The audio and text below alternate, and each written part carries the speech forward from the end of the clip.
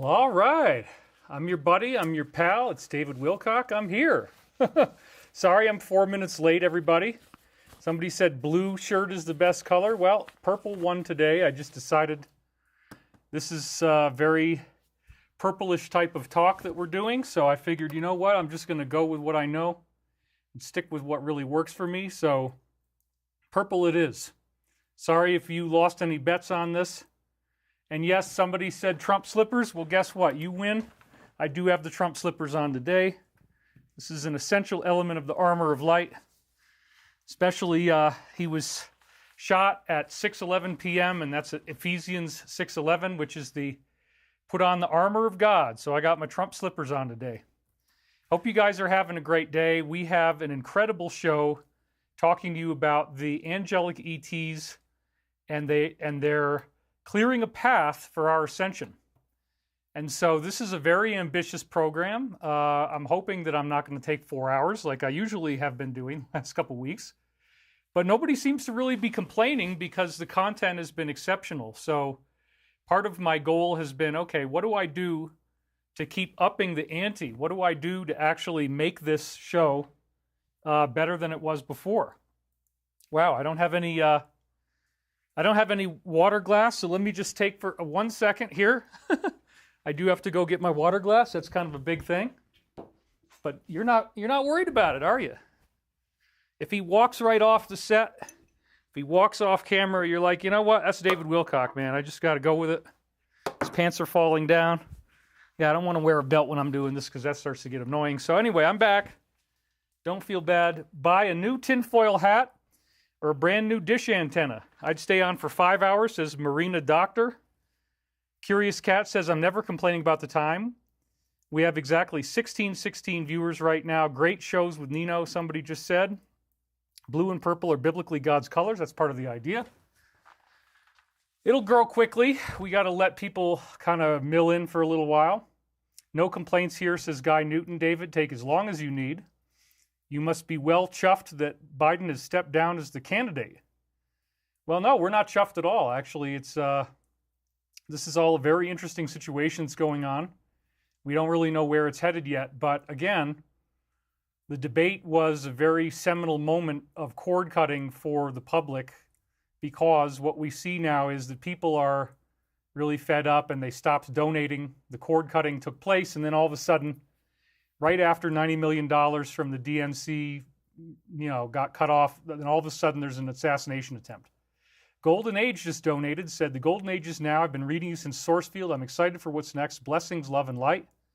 We're already up to 2,049 people. Somebody says, volume up, please. No, you have to turn your volume up. If I go higher than this, it's going to actually cause distortion. I'm not going to let that happen. So all the people that say volume, volume, volume, you just got to turn up your speakers. I'm sorry. This is live streaming, and if I was going to, try to mess with the volume and get it higher, it's going to actually cause tremendous, tremendous problems. It's just part of the artifact of having to do this live. Most of the stuff that you listen to is going through compression, where all the levels are jacked up really high, but I have to have enough room that I can actually talk louder and not blow out the speakers. Plus, if I do too much compression and I try to level it all out in real-time compression, I get S's that are very, very aspirant. There's way too much S sound. So you just have to turn up your speed. Everybody says the volume is fine, volume is fine, volume is fine. Audio sounds great, loud enough, perfect. I can't even name all you guys, but there's so many of you saying it's fine. It's called volume trolling. Woo, that's funny. So look, I'm very excited because as a result of what we saw with this whole situation involving the debate and then the cord cutting, and everybody's saying he needs to step down. All of a sudden, then they tried to do this assassination. Lo and behold, it did not work, and there was divine intervention involved. And I had a dream prophecy about this that I had talked about. It came in on June 14th, and then the actual, or June 13th, June 14th, and then the actual shooting was on the 13th of July. So we are going to read a little bit of that dream again because it was fascinating. I had mentioned part of the dream that in my dream in June, a month before this happened, that Trump had gotten cut on the arm, and I actually do have scars on both of my arms. There's one right here that goes across here that was in, and this was what was in the dream. There's another one right here. Both of these came from the fireplace when I was in my first winter here, and I was trying to heat with oak and pine, and I burned both of my arms at different times on the metal on the sides of the fireplace. And I kind of looked at them as like scars of war, you know, that these are my stripes, if you will, of what I've been through and where this is all going to ultimately take us. So I just had accepted that these were there, but then in the dream, he got cut in the same place. And in that dream, I was being trained on how to bend or stop bullets in midair, like Neo in the Matrix. And lo and behold, it's a dream in which I'm bending bullets in the air, and then he is nearly assassinated, but it stops, and I helped to stop it. So does this mean that I was responsible personally for those bullets changing trajectory? It kind of sounds like it. We all have the ability to go into the astral body, but apparently because of all the lifetimes I've had, which we'll get into a little bit today, I'm a little bit ahead of the game of everybody else in terms of spiritual ability, telekinesis. I was asleep when this happened, when the shooting occurred. And so it's a pretty interesting thing that this all kind of converged like this. I don't really know what it means. I mean, it could have been somebody else, but the implication from the dream was that I somehow, on an astral level, in my higher aspect, was at least partially responsible for making sure that the bullet didn't hit him. And if so, that's amazing. It just started raining outside. It's been like, the weather up here has been really crazy, you guys. We have rain like every single day. It just never stops. It makes my dog nervous. She's pacing around upstairs. They don't like thunder in general. And actually, I had a really nasty accident with her 2 nights ago. She left black diarrhea all over the carpet, about 35 different spots. A huge, huge 12-foot area of this stuff.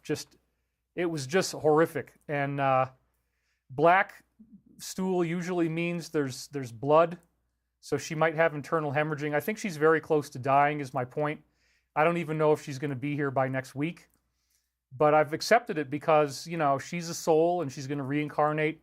In the spiritual teachings I use, the Law of One, it says that souls that are animals are mind, body, spirits. And then if they become, well, first of all, animals are normally just called mind bodies. And that means they have kind of a cloud consciousness with the forest. But if they become a pet, and then the pet starts to have individuation, the pet has an individual sense of, I want you to feed me, I am hungry. That concept of I, apparently they call that investment when a human does this to an animal, when the animal becomes their pet. The animal can then come back as human in its next incarnation. And yes, I believe that reincarnation is a standard fact of spirituality. It's in Judaism, it's in Hinduism, it's in Buddhism, and it still survives in certain places in the Bible, even though Constantine, when he wrote the New Testament and compiled it at the Council of Nicaea in 325 AD, he tried to take all the reincarnation references out, but there are still some left behind, such as, who has sinned, this man or his parents, that he was born blind? So how could a man have sinned, which would imply that he had a life of some degree of unpleasant behavior, and then he's born blind? And then some say that Jesus was Elijah the prophet. Some say, you know, he was, I forget who the other one was. But anyway, there's several different references to reincarnation that survived in the New Testament. It is a part of Jesus' secret teachings, according to Origen, who wrote a book called De Principiis. And he had gotten these briefings directly handed down from St. Peter. So reincarnation is a big part of the story. We don't really ever die. We live forever, and we keep incarnating in new bodies. And with my dog, it's like, okay, I get it. She's going to reincarnate. And if the Law of One is correct, then she'll come back as a human. And so this is her graduation. But yeah, the black diarrhea thing was very upsetting. I've never seen that color before. It's usually indicating clotted blood. And it was all mucousy, and it's created such a disaster on the carpet that the room stinks, and I have to sleep downstairs. I'm going to need... Oh, there goes some thunder. It's really, really storming here. Professional carpet cleaners are going to have to come in. So anyway, thank you for your support. I'm sure we got lots of supportive comments rolling in. Allison Postel says, whose spirit does Girly host now besides Girly?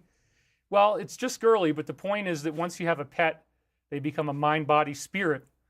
And then that's the last stage before apparently they can graduate. So if you have a dog or a cat or even other animals, when they become invested by a human, when you take them on as a pet and you start feeding them, they may actually reincarnate as a human. And that happened with our other cat, Mandy, where she came back looking human in my dream after my mother had to put her down because she was in such bad shape. Also, on the same day that Girly crapped all over the carpet, she fell while she was walking. She's just walking and she just collapsed on herself. And that's another sign that it's very, very close. Somebody says B just dropped out of the presidential race. B is out. Is that really true?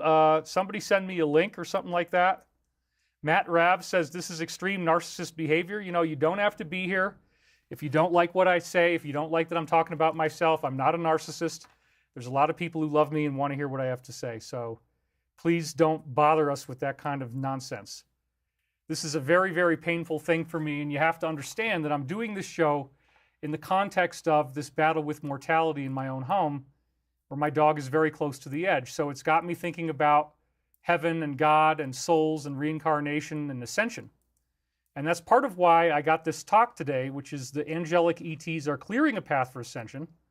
But as you guys know, there are some people who really don't want to listen to the show. They're just here to try to create as much misery and pain as possible. They don't really believe any of this, and they look at it as like a laughing stock. Yes, he did on Newsbreak app. He dropped out. Holy crap. So Shadow of Ezra just posted about him dropping out. Wow. Okay, well, there you go. Talk about timing, huh? We're now up to 3,000 people. This is very exciting. I'm not at all worried about him dropping out because honestly, you know, we already had the Hillary switcheroo slide in there. She's probably going to be considered the most capable candidate, but you know, there's a lot of stuff about her out there. And so if she starts running again, it's only going to accelerate the awakening. They're probably going to try to do some kind of convention, but this is very exciting. Yeah, he is out. Okay, wow. Everybody is saying that. Alex Soros is going to replace him. I don't know. So anyway, thank you guys. Yes, please hit subscribe. Subscribe to this. We're at like almost 500,000 subscribers. It's like only 1,500 away. And hit the like button. And we have got pouring rain outside. So anyway, I've already burned 12 minutes and I've got a very, very intense show for you guys. So I don't want to spend a whole lot of time stuck in this preliminary talking. And if anybody thinks I'm a narcissist, I mean, there's just always a few trolls. But it's way below 1%. I mean, honestly, we got Alicia Muniz donated $20 right here. Love you. We finally got a live show. Wolf Husky sending divine love and prayers and Christ light for your dog and you to get better. Yeah, I mean, she's going to get better by, you know, transitioning. I'm not expecting her to live very much longer. It is painful, but whatever. You know, I wanted to share with you my process because somebody has a wild synchronicity.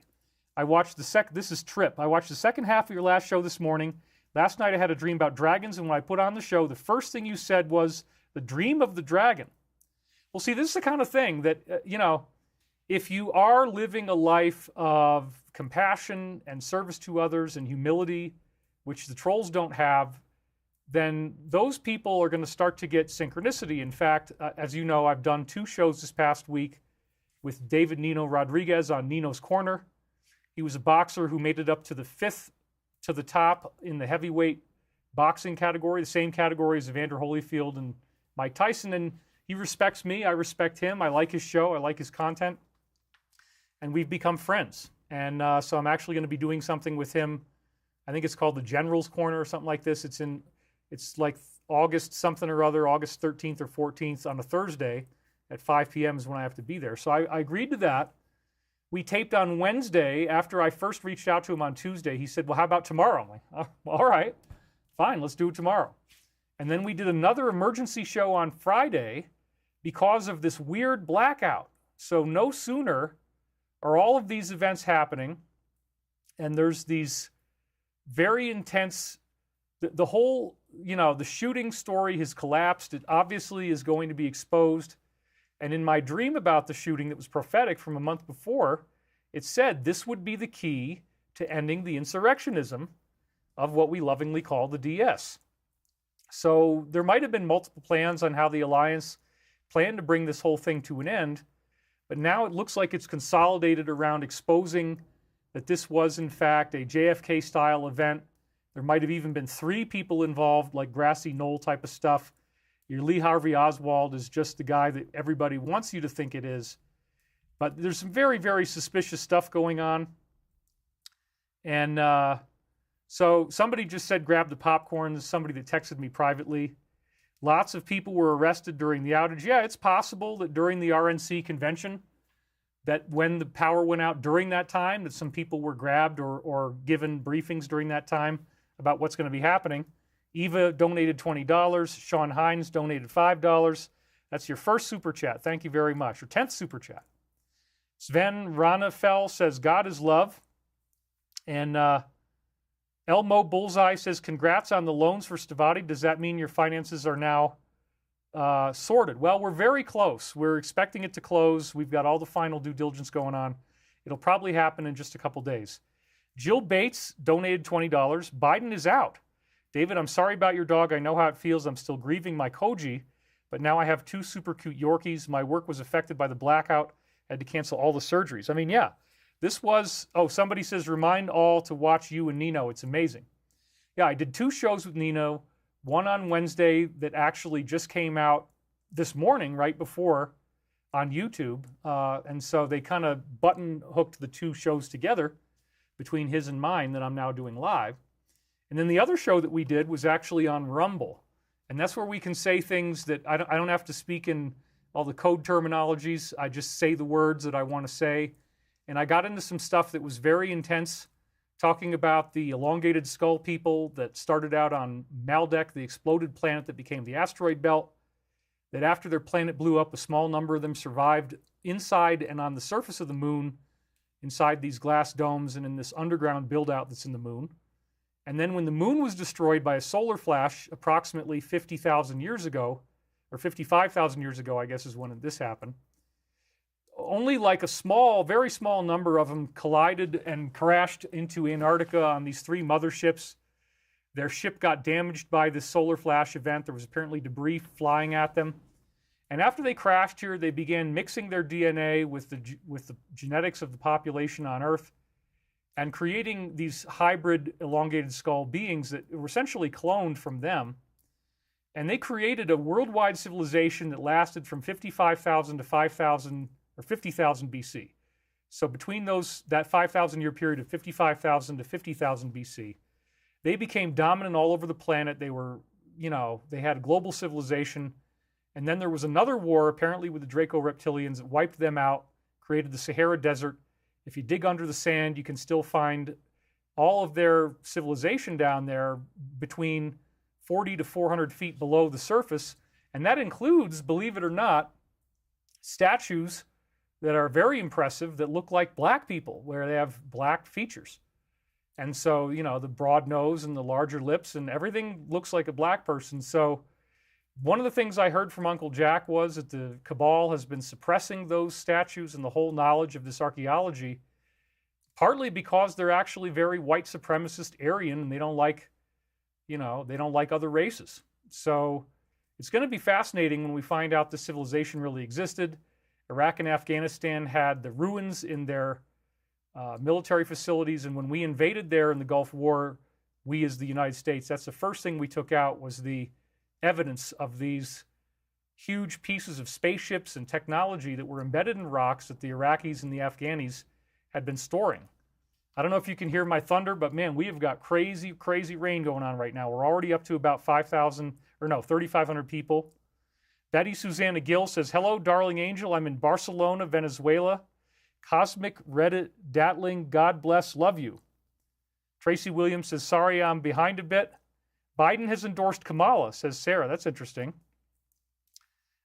Chris G says, I have a piece of clear glass-like rock from the desert in Africa. Yeah, that's part of what happened. There was some type of nuclear exchange. There are places where there's nuclear glass in the Sahara Desert from this war that I was talking about. But again, in Libya and in Egypt is two places I was specifically briefed on. There are massive archaeological digs that have been kept secret from us. Carl Moffat donated $10 from New Zealand. I'm a transmission lineman. I still can't wait for free energy. So somebody was asking, how can we invest in Savati? We haven't actually ever done that. So anybody who's trying to call me a con artist, well, who am I conning? We haven't even made it possible for people to invest in our company. And most of our investors are actually governments. We're talking to a number of governments. I'm not at liberty to disclose. But these are very, very major players. NATO allies, we're not going to go with anybody who's not a NATO ally. We have to follow the rules of the State Department. But the point is, we have people on our board we have a naval admiral, we have an army general, and we have actually 2 naval admirals now I'm thinking of it. So we're really very capable and professional. We have, in the last 30 years, the company has developed at least 35 different patents for different types of aircraft, many of which are game changers.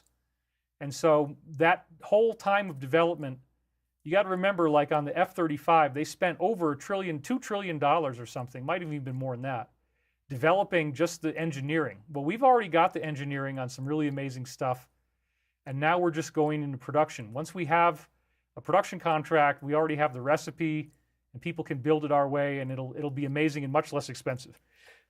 Janet Lee Warwizniak just said, do you have anything to share about spiritual DNA regarding humans? And then Tarotina just donated 5,000 ARS, which we thank you, Tarotina, for being here again. People don't freak out. It's not $5,000. It's about $4 Argentinian money.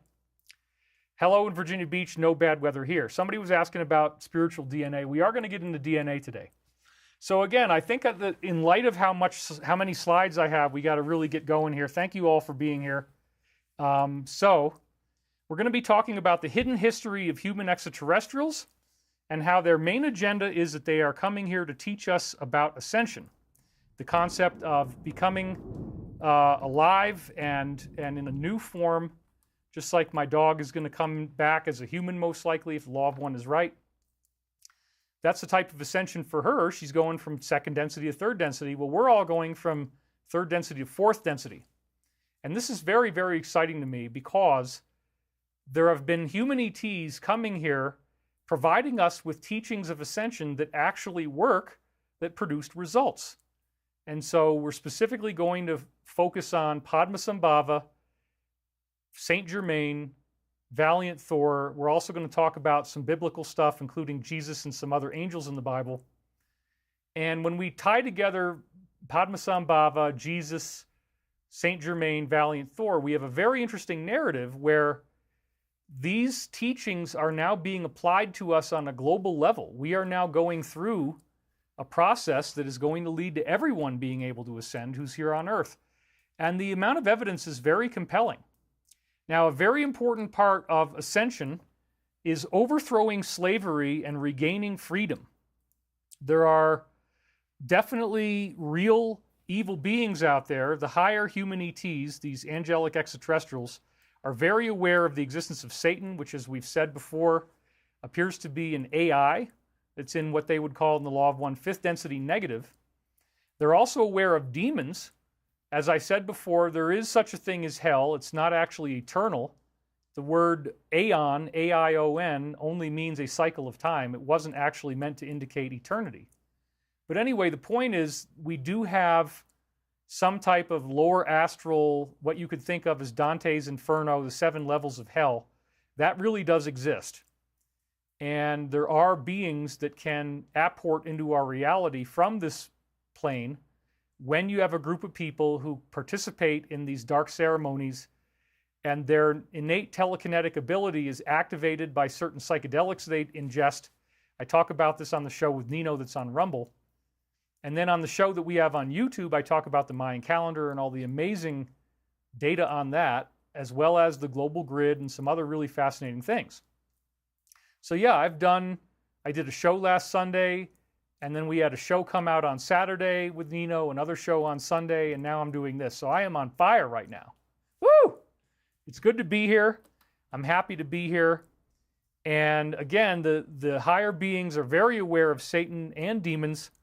And then interestingly enough, because of the laws of cosmic free will, these beings, like this AI and like the lower astrals and like negative extraterrestrials, like you have grays, you have reptilians, you have insectoids that are all negative, but there are also many positive ETs, and they're either they look just like us or they look very human-like, sometimes with larger eyes, and some types that look sort of like grays are positive too. It's not like you can categorize and say, oh my God, that's a gray, it's evil. Well, some of them are, but the point is there are good reptilians, although most of them are evil. There are good insectoids. It goes with the spectrum. We have a very, very populous galaxy, but everybody here is subject to the rules of this galaxy, which are collectively known as the 21 or 22 archetypes described in the Law of One, and they all manifest in a story, and that story is the hero's journey, a flawed being who then seeks a quest, and by going up against a villain, the hero has to drop his or her flaws, and this is where apotheosis is achieved, where the hero becomes more godlike, becomes an image of the creator. And this is the successful completion of the hero's quest, which then leads to the triumphant return to the normal world, not the magical kingdom, where the world is then transformed by the hero's journey and the blessings that it creates. And as we've said before, and as I discussed in quite some detail in the show with Nino that just came out an hour before this here on YouTube, there's 35 different ancient cultures on Earth identified by the historians Giorgio de Santillana and Hertha von der Schend. And those 35 cultures all have weird encoded mythology about this 25,000-year cycle that they claim is a wobble in the Earth's axis. The Mayan calendar, as I described with Nino, tracks these cycles very precisely. 5 Mayan calendar cycles of 5,125 years adds up to 25,625 years, which is very close to the cycle of the precession, especially when you account for light speed and what we actually measure it at. So every time the Mayan calendar comes to an end, we get a solar flash. This was discovered independently. Only 75 years apart, Dr. Lonnie Thompson, a glacier scientist, a glaciologist, discovered that when every 5,200 years there's a solar flash that causes catastrophic activity on Earth. Well, that's the Mayan calendar. It's only off by 75 years. He went 5,200 years into the past and he found out, yeah, look at all this stuff in the fossil record. Something happened catastrophic to the whole planet at that time. And there's evidence that this is going to be happening again. We have interplanetary climate change. I've talked about that. The sun and the planets are warming up dramatically. And I figured when I heard about Ascension that if it was real, like the Law of One said, that there would have to be some sort of energetic activation in our solar system. But when oh, there goes thunder. When I actually found the data, I was amazed because the data is incredibly, incredibly vast. And there's no question that something is going on. So when you look at this, it's superficially a warming. It's like everything is heating up. It's getting more magnetic. But in the Law of One model that I've delineated scientifically, consciousness is energy, energy is consciousness, so an increase in magnetic energy, an increase in heat, is a side effect of our solar system moving into a higher vibration. And that higher vibration, the side effect is the warming, but the main thing that really happens, it's of so great excitement, is the fact that it actually causes a soul expansion. It's causing evolution. It's causing a vibrational expansion in our level of consciousness. And apparently we can only last until 2025 before these angelic ETs have to allow the sun to burp out a higher level of energy in what we are now calling the first wave of ascension. So we had the Virgin Mary prophecy at Garabandal, 1961 to 65, where Archangel Michael actually appeared. I didn't know about this till I was at the Loveland conference. And it said there's going to be a warning. There's going to be basically the exact same thing that was described in my books as the first wave of ascension, the Michael books. I have 7 Michael prophecies books, which I brought through intuitively using remote viewing protocols from 1996 to 2000. There's now 7 of these books. They're available at thedisclosure.com. And if you want 7 books for $70, the discount code is Revelation. And I've also made an incredible discount today for the full Sacred Science of Michael Prophecies video course. We're slashing the price by $156 down to $177 from the normal $333. And I'll show you that code a little later. So what is happening in Sacred Science of Michael Prophecies, I do hope you'll help support me by buying that course. 177 is so much lower. It's a flash sale because we are about to get funded. But until we do, it's a nail biter. I'm coming up towards the end of the month, and I barely have enough money to pay my mortgage, as usual. It's been this way for 3 years. I've been essentially bankrupt. I filed negative $180,000 on my tax return for 2022. So anybody trying to call me a con artist, I haven't been a very successful one, if you want to think that's what I am. And I don't have any group. There's nobody here. I don't affiliate with anybody. So anyway, it's really silly stuff. And we've now got our social media with, we've got a team. Customer service team is looking at it all the time. That's multiple individuals. And then I have 2 private individuals also, because the attacks that we have been suffering on my page are very, very intense. And it seems to all be from one person. And so now that we've got the team involved, we got 3 different people at least doing this all the time, scanning it all throughout the day. Nobody's going to be able to leave this stuff up there anymore, but we were getting very intensely attacked. So if you see anything online about me and it's just incredibly snide and evil and, very vicious, well, it's this one guy that we've had to deal with. And he loves it. I mean, he's very happy with himself, but the company is moving forward with a lawsuit. It's out of my hands now, so even if he begged me not to do it, it wouldn't make a difference at this point. Anyway, I just wanted you to know that because the stakes are so high. And I think that what we're really seeing here is the negative is going to lose everything once we ascend. This negative force is, again, it's an AI, and it works with and is worshipped by these Draco-reptilians, these greys and insectoids. And then in a very strange thing, because at that level of extraterrestrial life, they can see into our world and they can see into the afterlife, okay? They're aware of this lower astral plane. They're aware of these demonic entities, and they're aware that these demons really want to materialize into our reality. So it was extraterrestrials. It was a gray extraterrestrial that came to Aleister Crowley as the being known as Lam, looks just like a gray, but it was in 1914 or 1917, somewhere around 1914, I believe it was. And it said to him, here's what you have to do to be able to summon these demons. Here's the practice you have to follow. And sure enough, he began following this. They've been doing it before. Again, as I said in the previous show, John Dee, Queen Elizabeth's court astrologer, found these old Carthaginian and Roman books and Egyptian books and dark priests who were writing about how to do this stuff. And he essentially rediscovered it, and they began working directly with the Draco. And that's how they got stopped from being invaded by Spain twice. The Spanish Armada got attacked by what probably was anti-gravity from the ships these beings have. They churned the ocean and the entire Armada sank. And the beings had told the British, don't go sailing, just stay in there, and we're going to take care of this. So what has happened, it's very bizarre, but there is a higher intelligence involved in the deep state. There's a higher negative intelligence that coordinates with them. These demons can actually appear, extraterrestrials can appear in these various ceremonies, and they will telepathically communicate and instruct these people on how to become the elite, how to gain massive wealth, massive fame, massive power.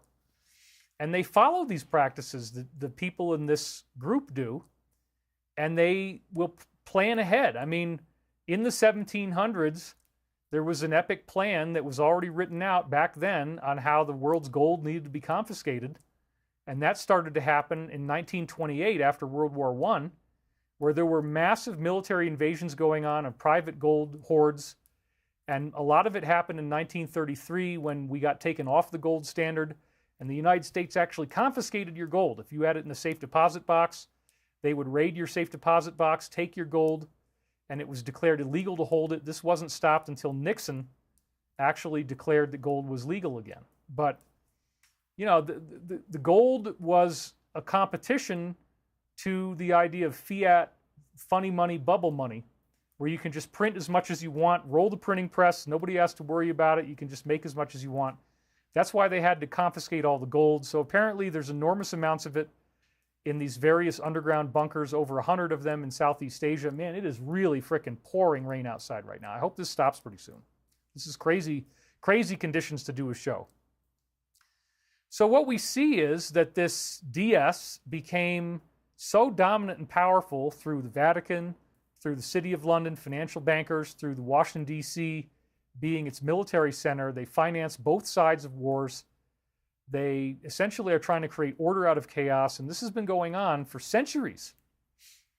They became so powerful that according to Dr. James Glatfelder, they had 80% of all the wealth in the world under their control of only 157 corporations. And these 157 corporations controlled 80% of the money in the world. And it was called a super entity in the Glatfelder paper.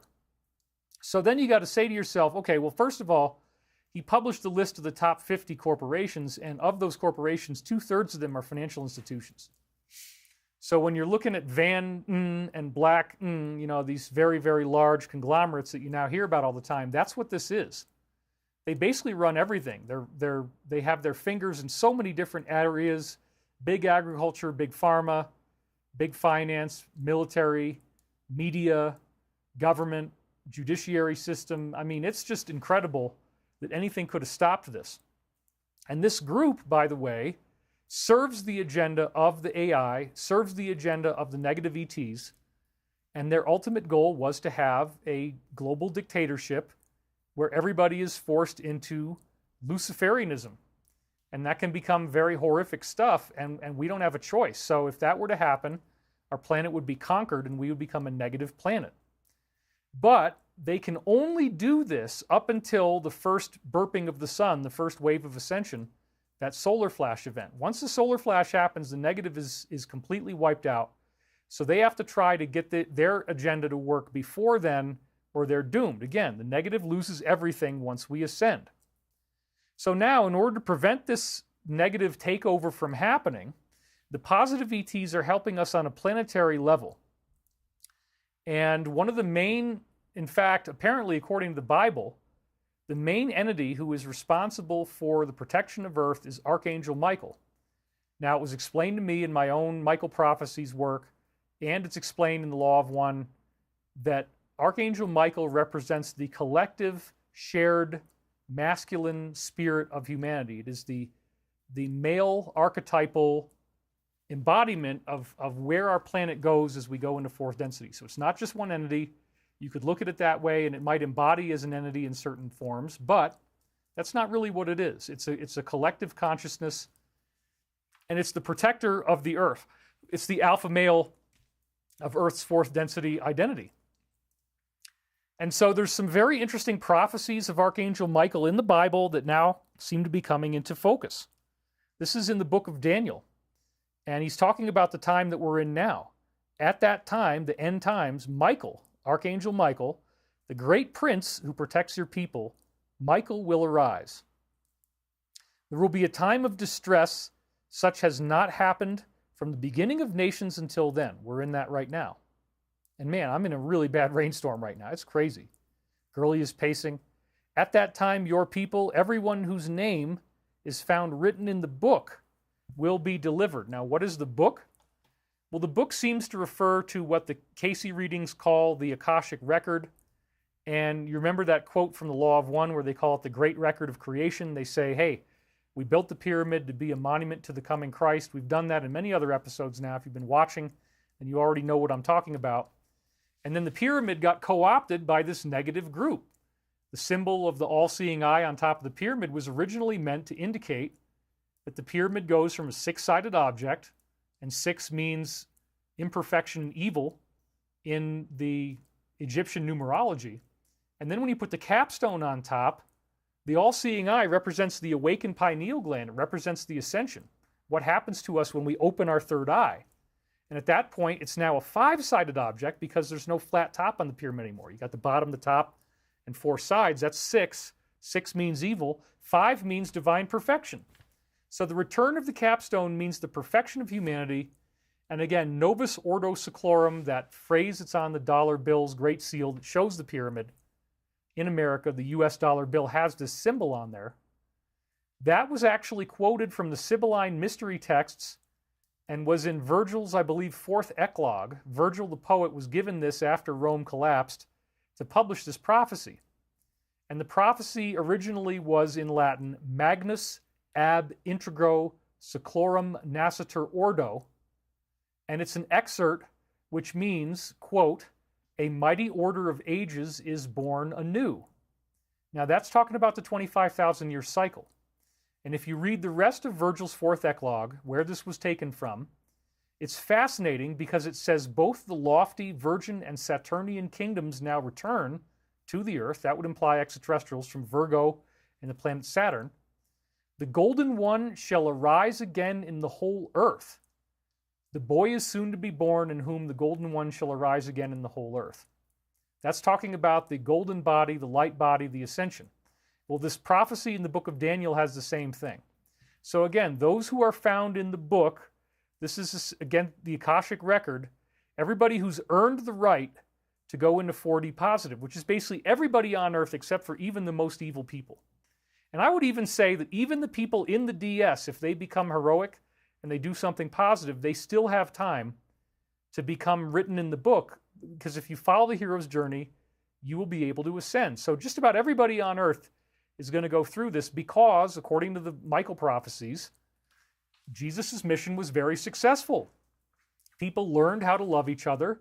They learned how to practice these teachings, and we've done it well enough on a global level that instead of authorizing a pole shift Armageddon where the solar flash would cook everybody on the surface of the Earth, we have tsunamis, and pretty much all life is wiped out. You have a Noah's Ark type of mass rescue scenario where only the people who can ascend are rescued in what appears to be some type of angelic crafts like spaceships.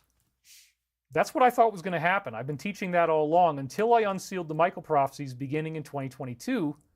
All this stuff that I had channeled with remote viewing protocols to maintain accuracy from 96 to 2000. I was really dazzled to go back into this work and find out, oh my God, wait a minute, everybody's going to be ascending, and it says it so plainly in so many places, and it specifically and redundantly said that there's going to be a first wave of ascension in the year 2025. This is described in books 2 and 3 of the Michael prophecies, a total of 7, as I said. You can get it at thedisclosure.com. This is very fascinating. So, getting back to the book of Daniel, there will be a time of distress such as not happened from the beginning until then, but at that time, everyone will be delivered if their name is in the book. Now, this distress is about COVID. It's about the inoculations. It's about the global economic collapse that we've had. I'm not the only one who's been so broke the last 3 years. It's everybody.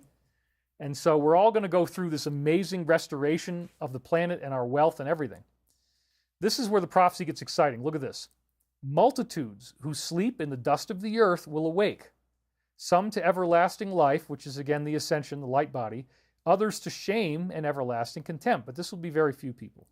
Only the darkest people are going to have to go through that part.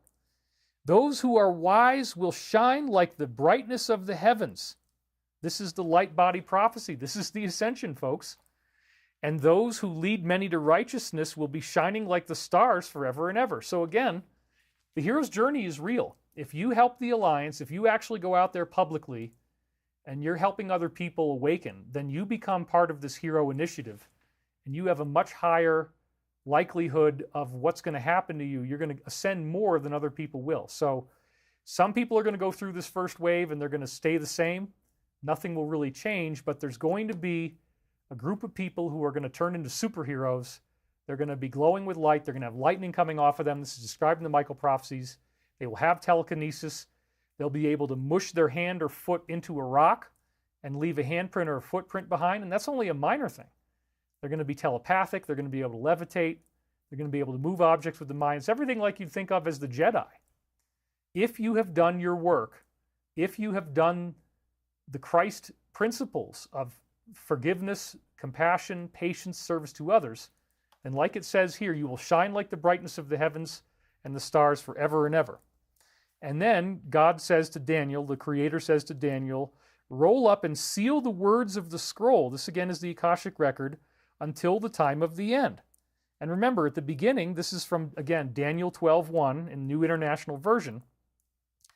It says that Michael, the great prince who protects your people, will arise once again. So that's the prophecy. Archangel Michael will return. Now, I want to give you some backstory so that you understand that what we see in the Bible is a record of angelic human ET contact, and that these angelic ETs do use spaceships to travel. And this is something that's been mostly ignored or overlooked. But when you look at the book of Ezekiel, we have the wheels within wheels. He's clearly seeing some type of craft that's like a disc. It's silvery looking. It projects holograms above it. And I have a really nice detailed examination of that in Michael Prophecies.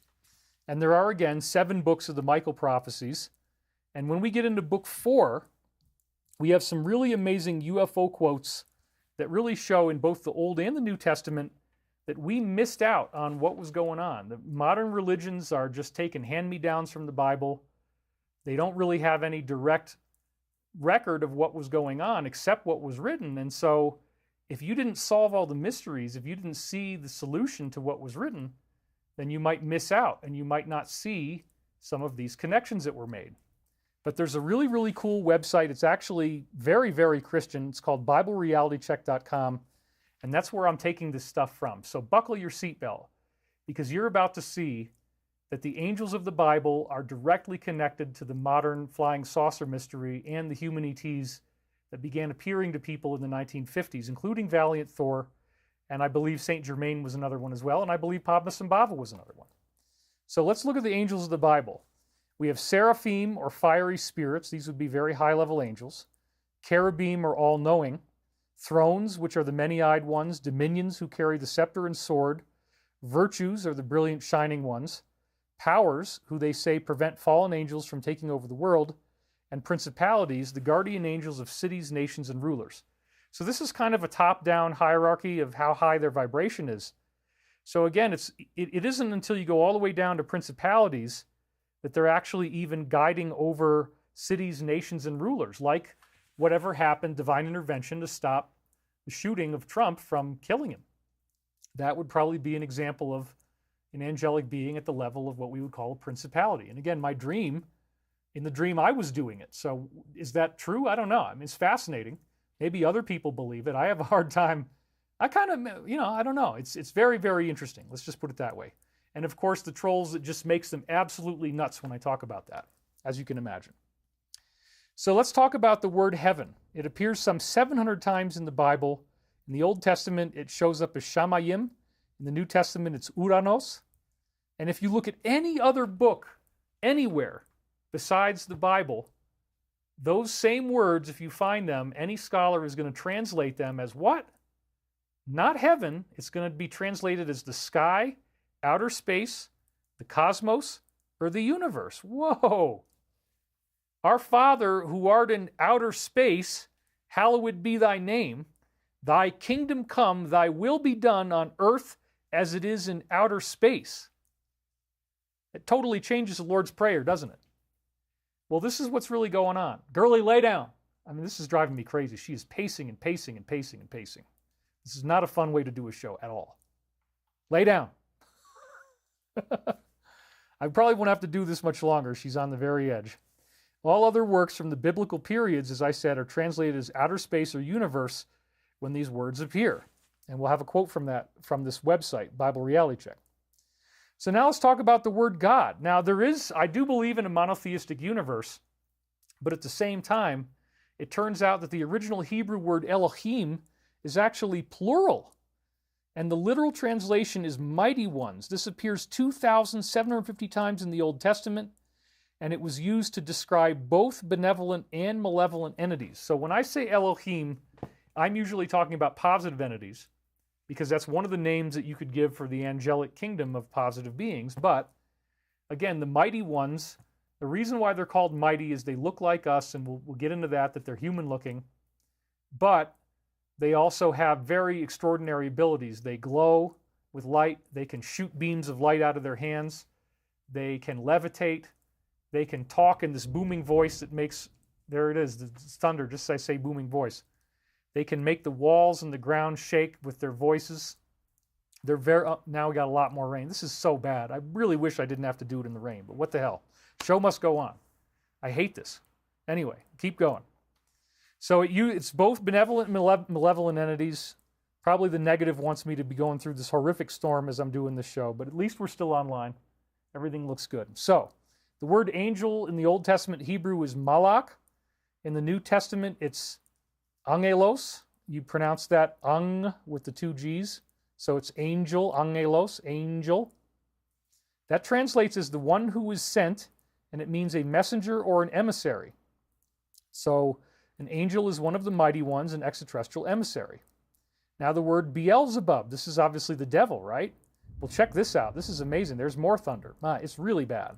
The storm is really bad. Baal-zebub is how you pronounce it in the Old Testament, or Beelzebub in the New Testament, or Baal-zebub, yeah. So Baal, yeah, that's the negative entity, right? Baal. The Chaldean Baal means ruler or overlord, and Zebub is actually literally translated as a fast-flying insect that stings you. The Lord of the Flies, right? You've heard that. You've heard oh yeah, Lord of the Flies, David, that's right. Lord of the flying insects that sting. Well, this is talking about their spaceships, according to Bible Reality Check. Again, Lord of the Flies, and it may indicate that this was a sky god who had flight capability and could sting people with his weapons. And when we actually start to look at the quotes from the Old Testament, you're absolutely, they talk about the chariots, and they talk about that his Yahweh's strength is in the skies. So this is an extraterrestrial lineage. The angels in the Old Testament had their chariots. The highest level negative evil extraterrestrial is Beelzebub, and this is a guy who's flying around in a stinging insect. Zebub is a stinging insect. Isn't that fascinating? Well, now we're going to talk about some positive ETs, Shadrach, Meshach, and Abednego. Again, in the book of Daniel, something very, very fascinating happens. This is 3:19:28. Now, what had happened here is that the king, man, it's just so bad. The rain is coming down like fucking, sorry, it's crazy. It's just pouring and pouring and pouring right now. I hate this. This is horrible, but I'm going to keep going. I'm not going to stop. Anyway, these three angels they looked like normal people, and the king got really mad. Nebuchadnezzar got really mad because he says, you guys aren't angels. This is nonsense. You expect me to believe you're something special. You look just like the rest of us. I don't believe you, and I'm mad about it. So I'm going to take you guys, and I'm going to throw you into a furnace. We're going to heat it up to 7 times hotter than the temperature it takes to roast human flesh. Throw them in there and leave them in there, and then we'll see if they're angels. We'll see if they're mighty ones. Ha, ha, ha. So he was trying to do the same thing that my trolls are trying to do. He doesn't want to believe. He's seeing it right in front of him. That's just a person. They're nothing special, okay? The king's high officials, after they were thrown into the furnace, they gathered around and saw that the fire had no effects on the bodies of these men, nor was a single hair singed on their heads. The king then responded and said, blessed be the mighty ones, which means angels, of Shadrach, Meshach, and Abednego, who sent their emissary, which again is angel, to deliver their servants.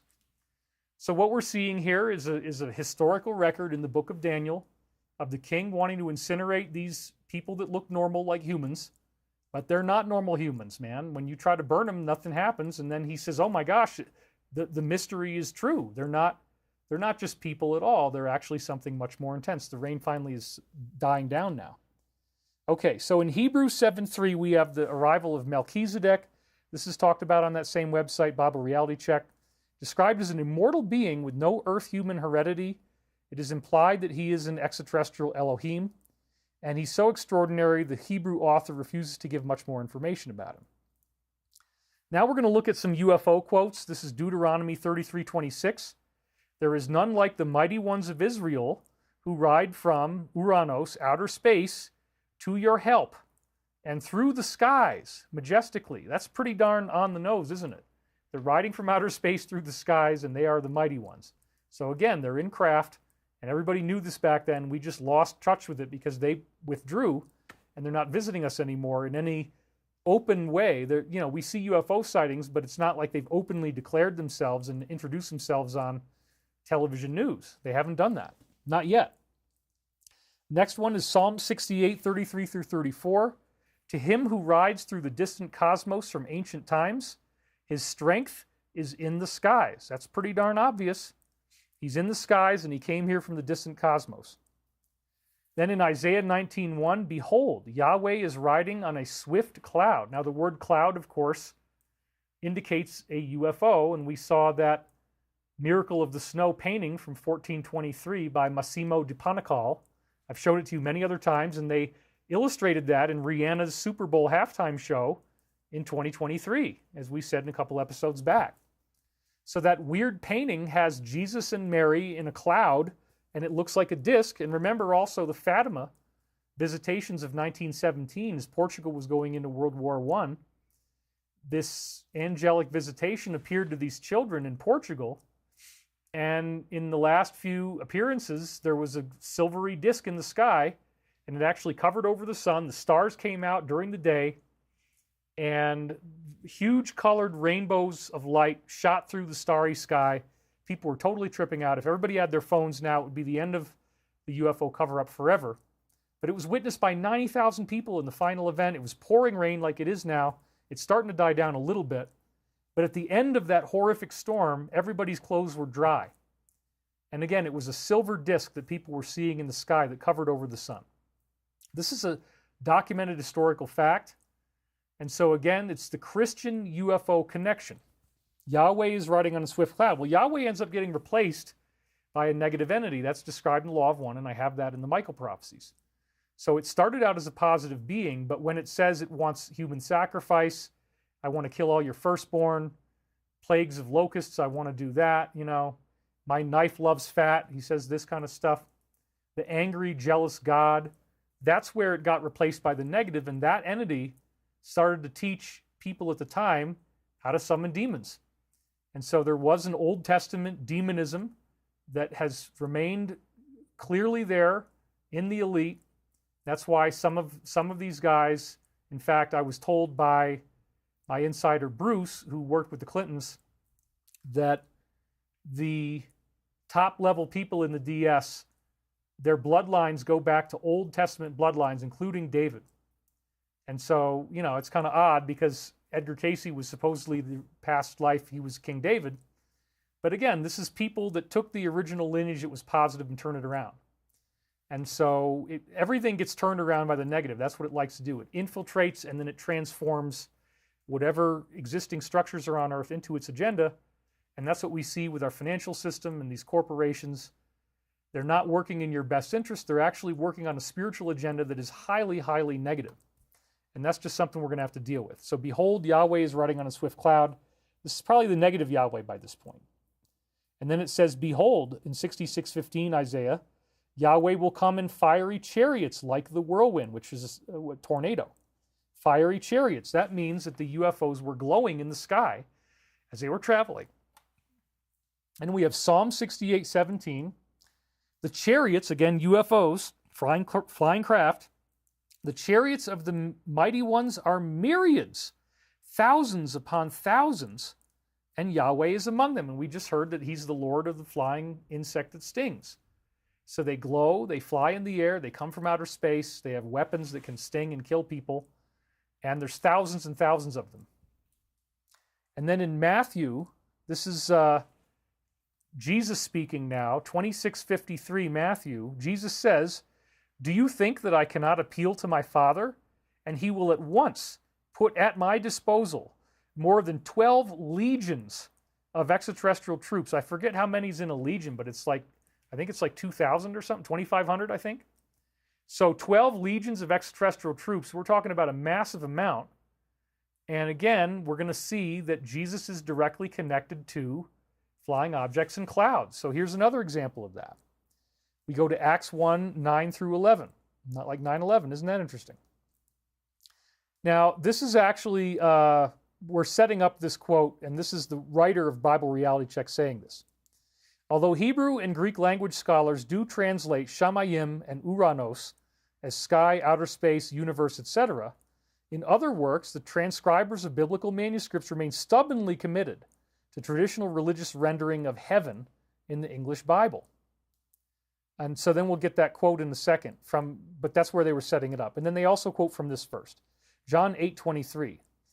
Jesus' origins. This is really, really trippy and weird. And like, whoa, okay, wow. Gosh. Okay, I get it. I surrender. This is the truth.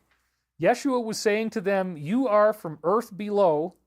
I am from Uranos, outer space above, which they would normally translate as the sky. You are of this world. I am not of this world. Sounds like an extraterrestrial human, doesn't it? Well, wait a minute. How did Jesus get here? Wasn't it that he was born immaculately, that Mary did not have sex with her husband, but God impregnated her, and then she has this child who's very extraordinary and has all these abilities and ultimately becomes the savior of humankind, the embodiment of the galactic logos. So yeah, everybody is ultimately going to have to go back to Christ consciousness because that's the mind of our galaxy. That's what the law of one calls the logos. I explained this in the Michael Prophecies. So you can't get around that.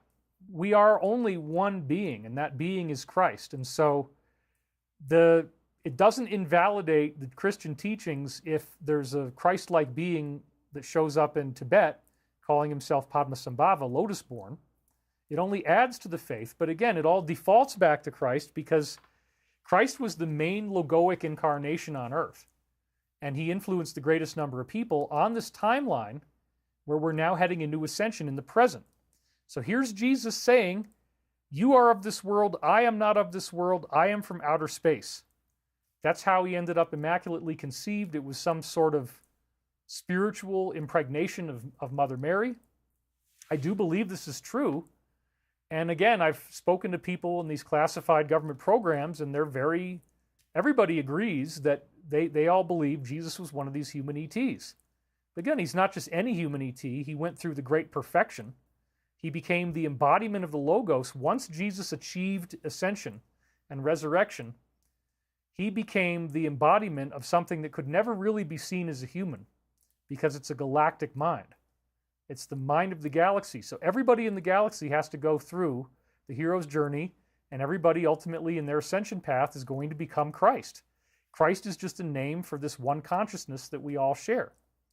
So that's why you can allow other things in, and they might have been distorted here and there. The religions might have gotten screwed up here and there. But it's very fascinating with Padmasambhava that we have something that led to people actually having rainbow body ascension and being able to leave handprints and footprints in the rocks, which we'll see in just a minute. So Jesus is from outer space. He's not of this world. Then 1836, again, he says in John, my kingdom is not of this world. If my kingdom were of this world, my servants would be fighting that I might not be delivered up to the Jews. But as it is, my kingdom is not from here.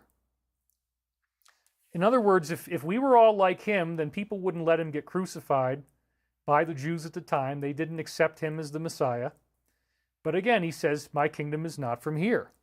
So now finally, she does these two quotes, and then she goes into Acts 1, 9, 11, which again brings in the cloud thing, as we were saying. And she talked about that with Uranos and Shamayim. After Jesus had said these things to the disciples, he was lifted up while they were looking on, and a cloud received Jesus out of their sight. And as they were gazing intently into the sky, Uranos, outer space, while Jesus was departing, behold, two angelic human men in white clothing stood beside them. So you have Jesus gets picked up in a cloud, which we now understand that the original word might not have even been cloud, but that's how it got edited by Constantine to obscure the fact that Jesus, when he left the earth, he said, do you not think that I could summon 12 legions of extraterrestrial troops right now to defend me? Yeah, when they show up in these flying craft like we saw in Fatima. They show up in clouds. And he was borne away from them in a cloud, and it received him out of their sight. He was lifted up into the air.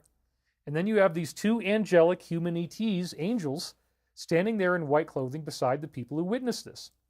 And the angels then said, men of Galilee, why do you stand looking into Uranos, the sky?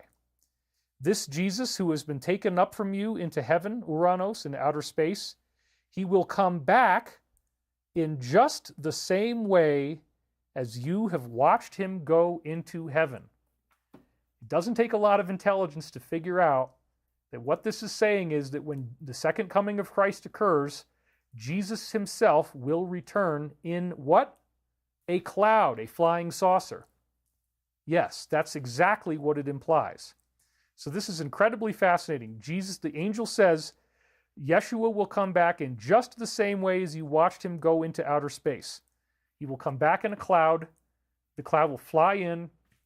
And now we have an anticipated timeline of 2025 in the Michael prophecies for when this is supposed to happen. And I mean, there's so many accurate prophecies in these Michael books. I couldn't believe it. I spent 2 years. I wasn't online with you guys. I wasn't doing these videos. It was sad for a lot of people because where's David? Where's David? Well, I was very busy, and every day that I'm unsealing the Michael prophecies, which was pretty much the whole year of 2022, and it continued through 2023 as well. Every day I'm working on these books, like 16 hours a day pretty much. I did nothing else. I didn't watch any TV, never listened to music, never had any friends over, never was on the phone. I didn't talk to anybody. I only was working on the books, and every day there was accurate prophecies coming in based on the time that I was doing the unsealing and then the original writing referring to something that was happening in the present. And it's the Israel war, the Ukraine war, the weird thing with the Chinese balloon. So many examples. There's many examples of Trump, many examples of Joe Biden, who I guess just dropped out now, which is a stunning way to start the show. I wish I could read about it, but I got to do this show first. This is a time of times, folks. This is end times. I mean, we're in it. If you don't think that this is all building up to something huge, if you don't think that Jesus is going to return the way he left, as it says in Acts 1, 9 through 11, he will return in just the same way you watched him go into outer space, in these so-called clouds. And we know what they are. We saw them in Fatima. A disk of dull silver that blotted out the sun, lit up the sky. And there's going to be many, many, many of these when these beings come back. This is very, very exciting. And Archangel Michael is very strongly related to these prophecies as well. When you go to Revelations 12.7, there was war in outer space. This is again from Bible Reality Check. Michael and his angels, which she calls Elohim Squad. I believe it's a female, just based on the tone of the writing. She doesn't give her name, but it's just first initial. Michael and his angels, which she calls squadrons of Elohim, again, we saw that they have clouds, waging war with the dragon, which she put it into Satan, and I include Draco reptilians. So yes, Michael and his angels having war in outer space with Draco reptilians. Whoa. And it's finally stopped raining, thank God. I mean, maybe it'll be over now.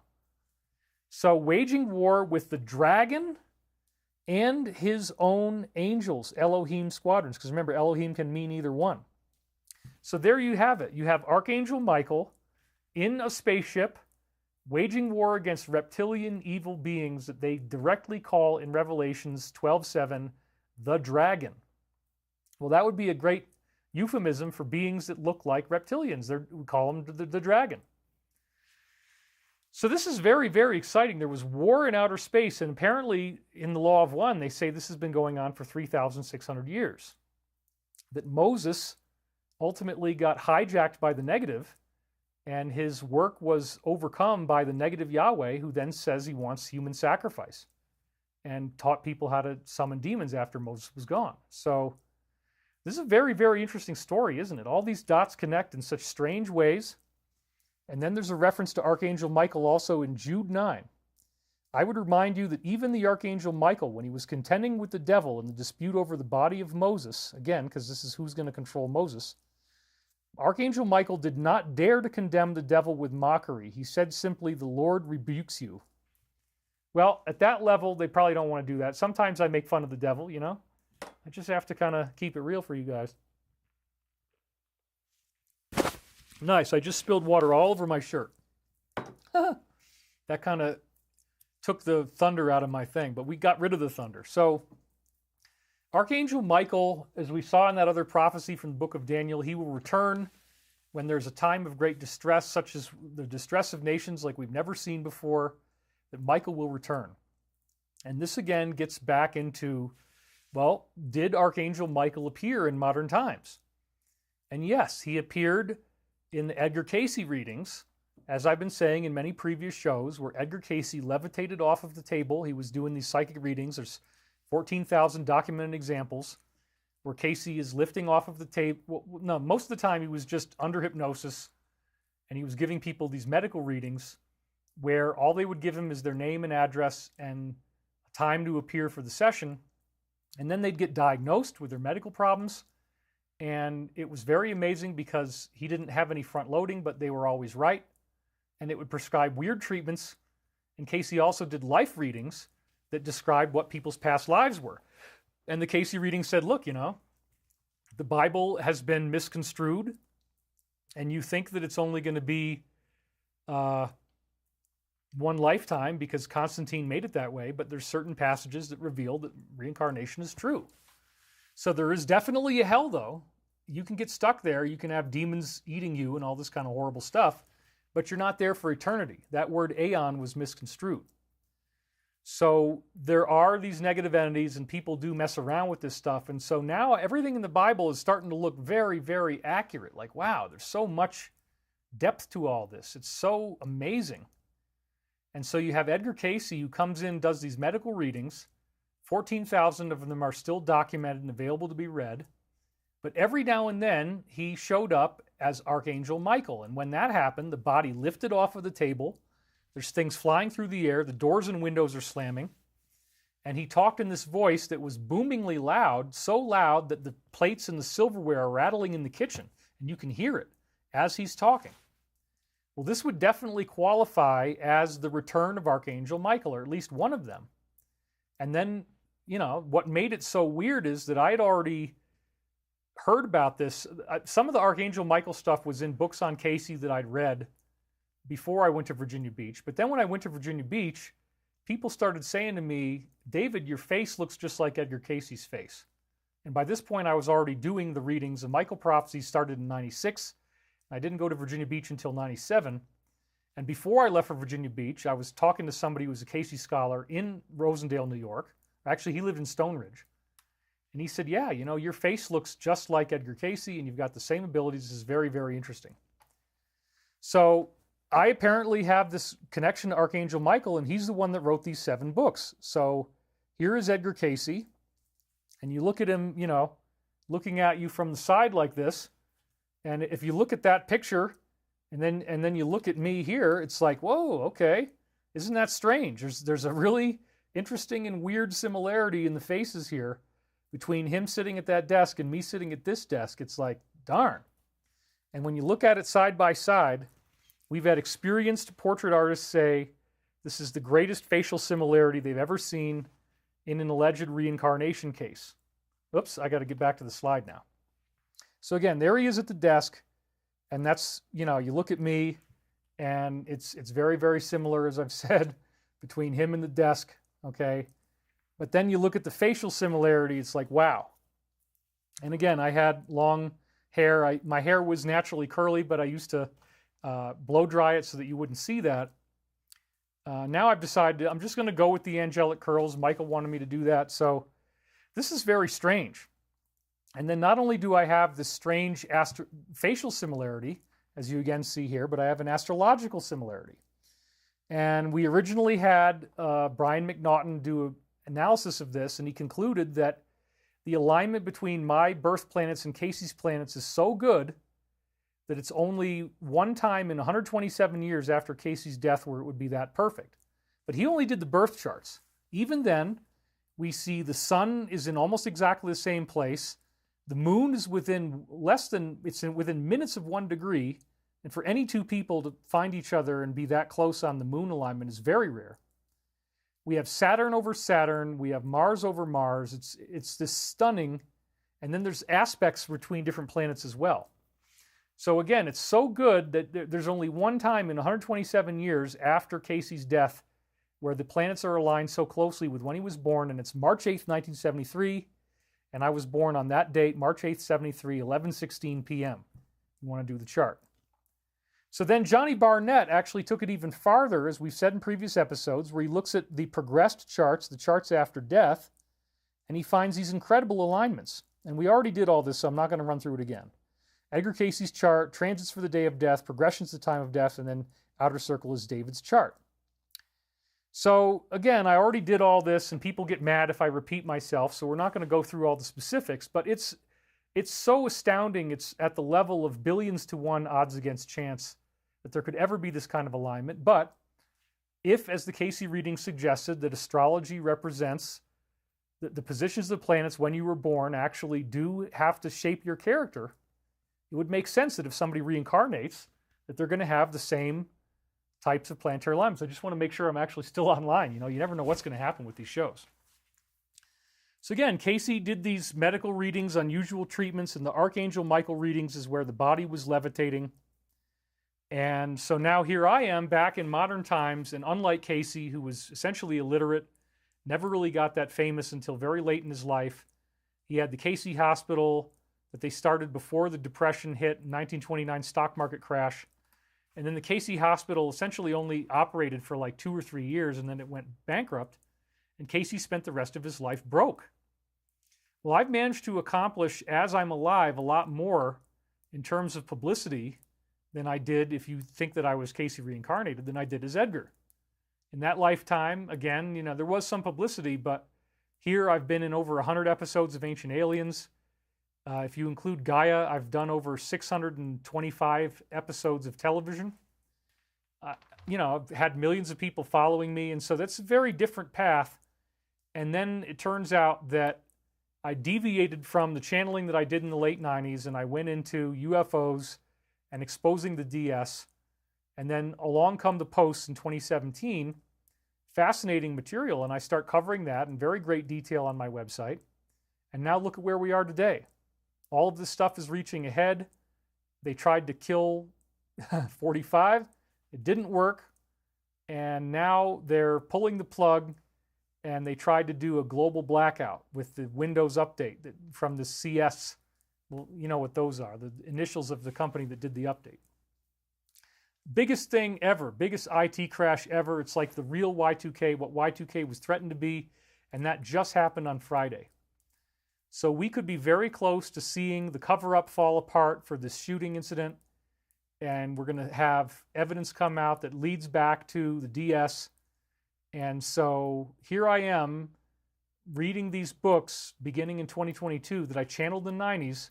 It identifies as Archangel Michael, and it's predicting that we're going to have a global non-catastrophic ascension.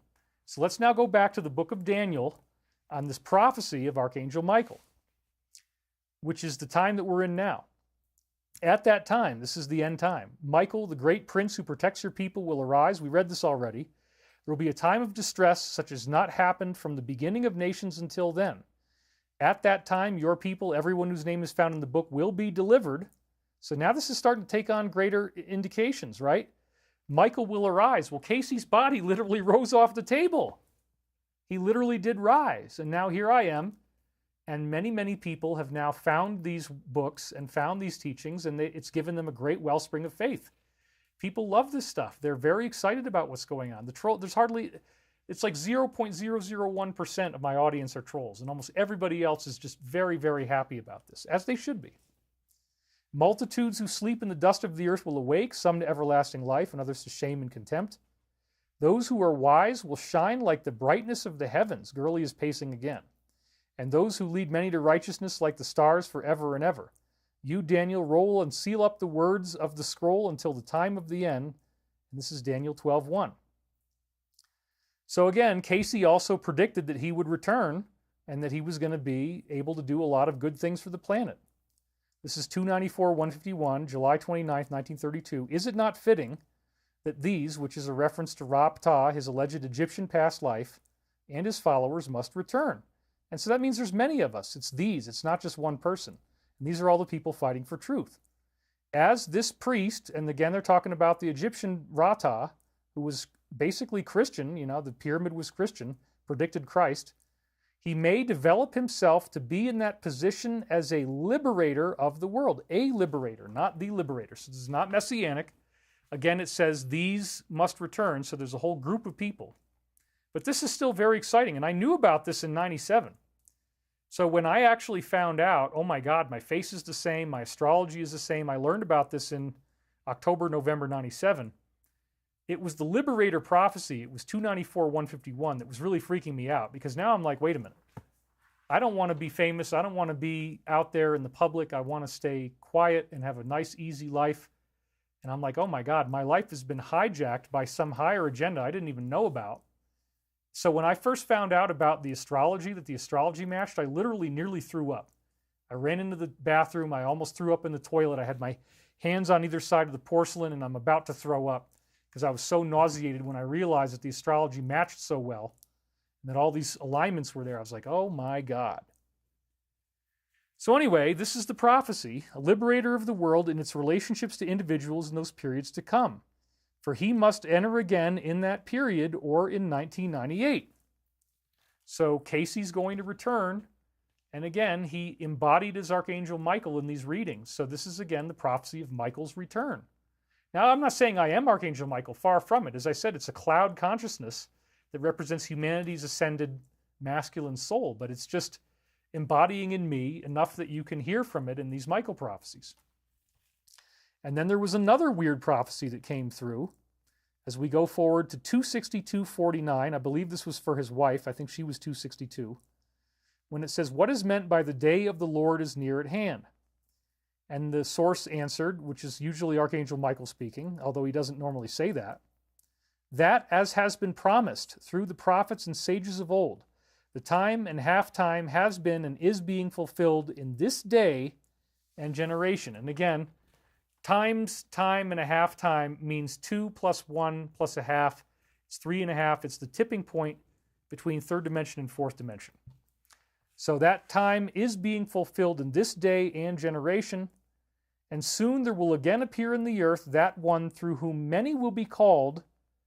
So this would appear to be Cayce's future incarnation, to meet those who are preparing the way for his day on earth. So if you're preparing the way, his day on earth is something that happens after the way is prepared. So those who are preparing the way are the human ETs we're talking about again today. That's who they're talking about. Archangel Michael being one of them. That the Michael prophecies indicate that we will be meeting with these beings in person. They will be appearing in front of us. This is very, very exciting. I'm certainly looking forward to it. I can't even tell you.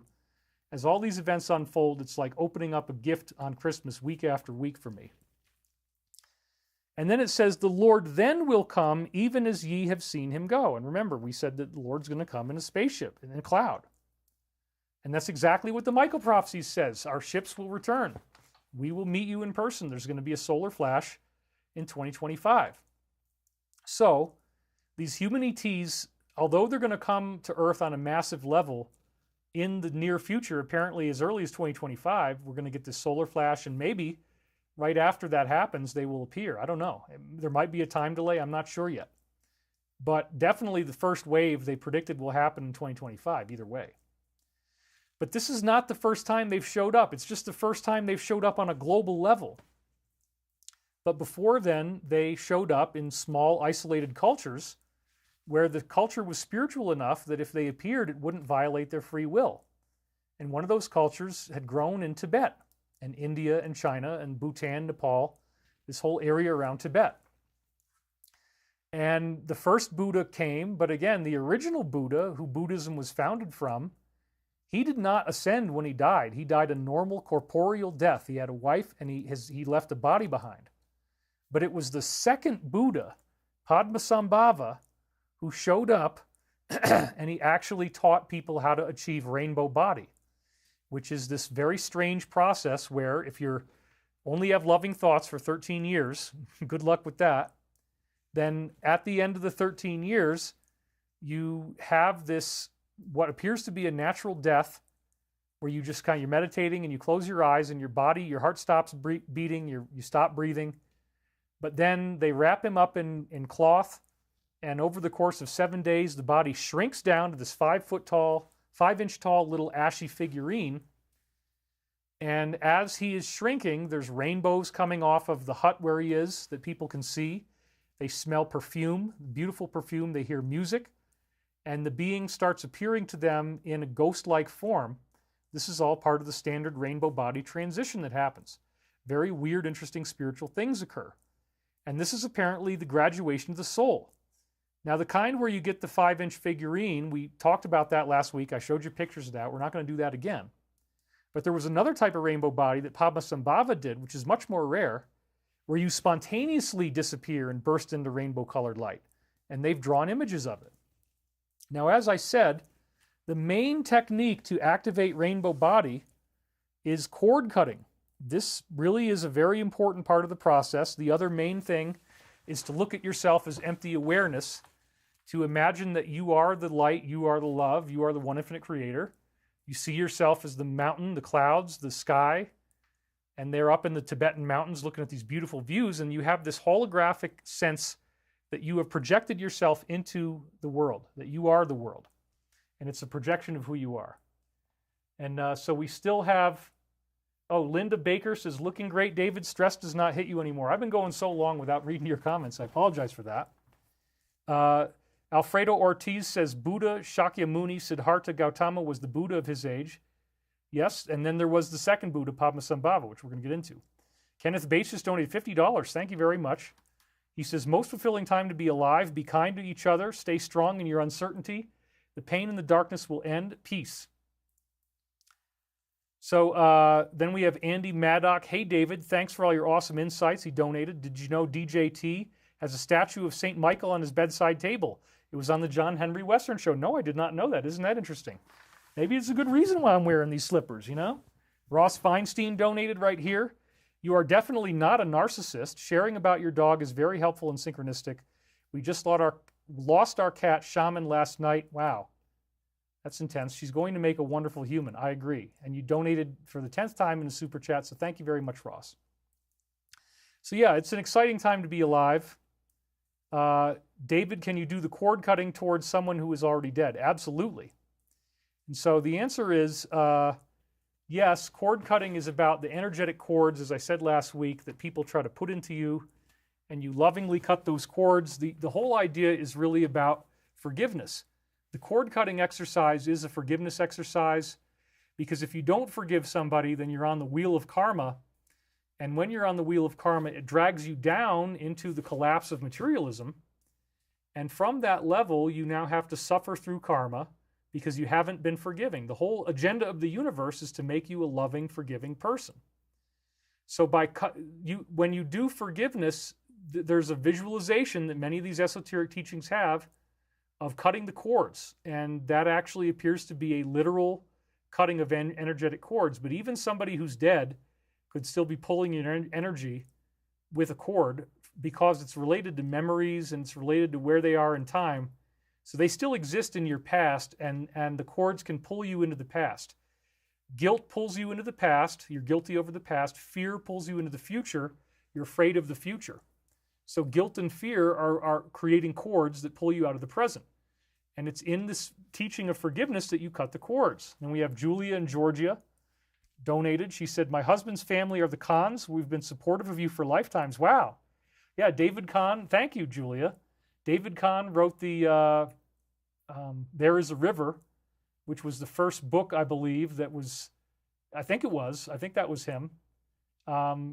Anyway, the Khans are very important in Cayce's lineage, so wow, that's really amazing that you guys are here today. Linda Catone says, you were chosen to be a messenger and teacher during these times. Yeah, it's not fun, it's not easy. I don't enjoy getting hated, but that's why we now have built this huge team. Leslie Lamar just donated again. Thank you, Leslie, very much. She says, thanks for being you. And cut the cords with care, says Scientific Mystic. It's peculiar metaphysical practice. Seriously. Mary Ramsey says, Joe Biden just dropped out. Gay Ann Johnson says, angels are watching over America and over Trump. I would agree with that. Chris G says, destroy karma in the blue flame. Zavuya says, the rainbow happened to me on the top of Machu Picchu. I went through a rainbow portal tube of light with many colors. I could control the speed by thinking about it. I asked, where does it go? And a voice said, Alcyone, which is in the Pleiades. Well, isn't that amazing? The haters will hate, it's all they have, says Kenneth Bates. David, can you do cord cutting to someone you feel is possessed by a demon? Willow Soul says that. Absolutely, yes. Cord cutting is what you need to do. So anyway, I want to keep going. I have so many slides. We're never going to make it if I don't keep going. So you visualize seeing the energetic cords from others being cut, paired with the seeing yourself as empty awareness. And as I said, there's two books that I read back in the 90s that really, well, one of them I read in the 90s, this one from Namkhai Norbu, Dream Yoga and the Practice of Natural Light. And here he is. And here is the rainbow body illustration of what apparently happened to Padmasambhava when he ascended. And here's another illustration of the rainbow body, as I said last time. Then this book by Tulku Urgyen Rinpoche, Rainbow Painting, is very amazing. It's very technical and deep, but here he is.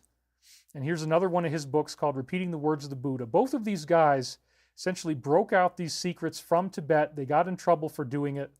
And it all revolves around the teachings of Padmasambhava, the second Buddha. So, this is what he looks like. Notice the weird penciled-in mustache and eyebrows. And we'll get to that in a minute, as I said last time. He did not have a mother or father, so again, it's a human ET. He arrived in an egg that came from out of the sky. He told them in Tibet that he came from the cosmos. So Padmasambhava means lotus-born. He had clearly remarkable abilities as soon as he arrived. The name translates as lotus-born, so this is a human ET. He's also known as Guru Rinpoche, or the second Buddha. Translates as precious guru. And by the way, I've been doing this stuff for a long time, and then I had a friend who was a big fan of my work, and he was a big-time Tibetan Buddhist fan. And he was actually bringing them over, and they were having symposiums and stuff. He said, David, you've got to get into Padmasambhava. He had these disciples, and they were literally flying. There was 35 people flying through the air with Padmasambhava. They were actually able to levitate and fly.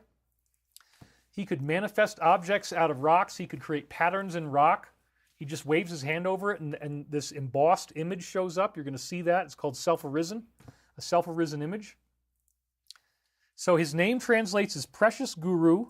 He studied the indigenous Vajrayana Buddhism. He traveled through Nepal, Bhutan, India, Tibet, and surrounding lands. And again, as I was implying, he probably was a hairless being similar to the ones of Roswell, and there's many that are good like that. So he had to paint on his eyebrows and mustache. So that's why we see this really funny looking, looks like he did it with makeup. And that could very well be because he wouldn't have had anything in his normal state. Maybe the hat was to hide the elongated skull. He might have had an elongated skull or a larger head of some kind. As you go into the next level of human evolution, your head gets larger. So here he is on his lotus. This is the flying craft illustration. And here he's got very large eyes, and the third eye is open on the top. So he might have had larger eyes than everybody else. And apparently he had 6 fingers. As I showed you last time, he left a handprint in the shrine where he was. And then at the end of his life, he again achieved rainbow body. So I've read these slides before, but I'm setting them up again so you can see the handprints and really understand this if you're watching it new. He brought Buddhism from India to Tibet in the 8th century. The indigenous Himalayan religion was called the Bon. He had extraordinary abilities, including flying, including with 35 other people. His disciples were able to do it too. Telekinesis, apports, which is manifesting solid objects out of thin air. He could read people's minds. He could communicate with you telepathically. You'd hear his voice in your mind. He melded Buddhism with the indigenous Bon teachings, and he founded Nyingma Tibetan Buddhism as we now know it. At the end of his life, he spontaneously burst into light, which was a great surprise, an inspiration, the rainbow body. And as I've documented in Michael Prophecies, if you look at all the different ashrams and so forth, they have elaborate record keeping, they have scrolls, and there's a total of 160,000 documented cases of people actually ascending into rainbow body directly because of Padmasambhava's teachings. So he was sort of like the Christ figure for Tibet. But again, most of us are not able to follow this stuff. We can't live that way. We can't live happy with no negative thoughts for 13 years. And again, you don't have to go into rainbow body. That's like the touchdown ascension. You go right to the 7th density. You go right back to the source energy. What we're going through with the first wave is something that's much, much, much easier to achieve. And the Bible often talks about the analogy of a tree that has fruit on it, and the fruits all ripen at the same time because the tree itself has to ripen in the right season. So the earth itself is in that season where now all the fruits on the tree are going to ripen. And it's the Christ teachings that came through Jesus that give us the keys, not to the rainbow body 7 density thing, but to what we could call the field goal ascension that just about everybody on earth is going to go through. But once again, as that book of Daniel prophecy says, when Michael the great prince will return to protect your people, it's going to be the people who have done the most work to help other people, who have stepped out there and have been fearless and dedicated warriors of light. Those are the ones who are going to shine with the righteousness, and they will shine as brightly as the stars forever and ever. It's a phenomenal prophecy. So if you are doing your homework and you're really a spiritual adept, then you will probably get superhero activation in 2025. And when we get into Saint Germain, wait till you see that. That's going to blow your mind, that prophecy. I won't give it away yet. The central practice in Tibetan Buddhism is called Dzogchen, and this is also known as the Great Perfection, which again is perfecting yourself so you return to the oneness. Now here's where we're going to deviate from what we did last week, and we're going to do some new stuff for you, where Padmasambhava was leaving behind these physical miracles in stone. This includes handprints, footprints. We saw the handprint last week. Now we're going to do more of them. And he also could do these self-arisen images where he could actually create a pattern in stone. He just waves his hand over it, and all of a sudden it just kind of mushes up, and there's this pattern that forms that looks like something, and then you can see it. And these still exist. You can still go look at them. And one of them is called the Self-Arisen Terra Temple in, I believe, Tibet.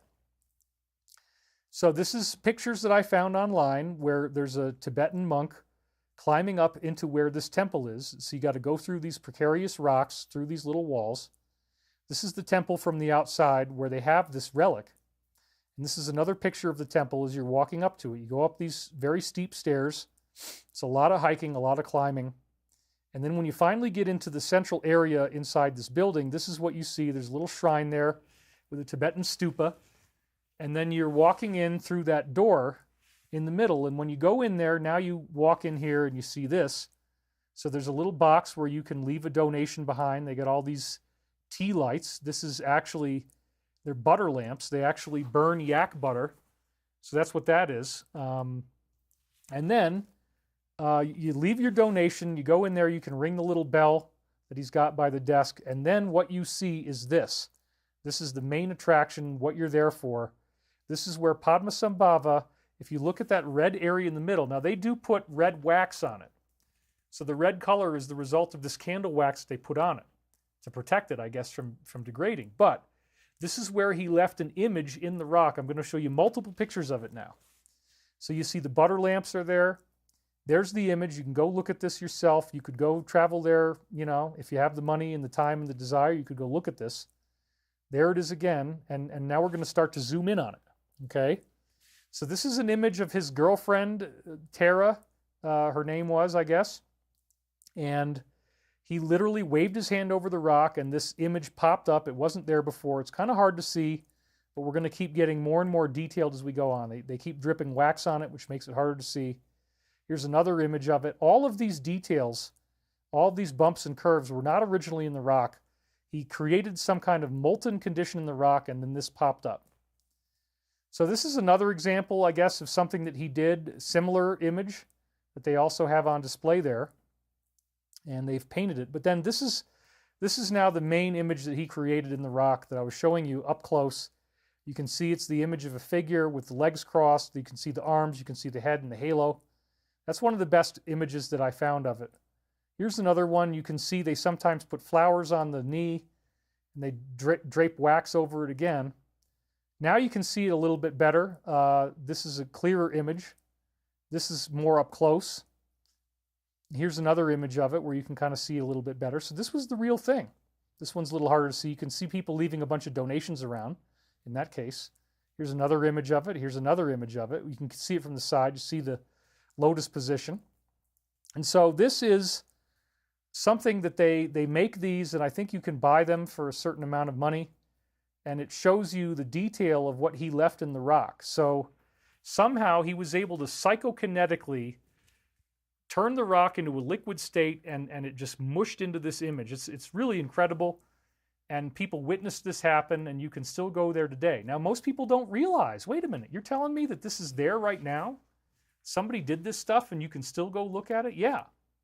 And the most common thing that Padmasambhava and then others of his disciples did was to leave footprints in the rocks.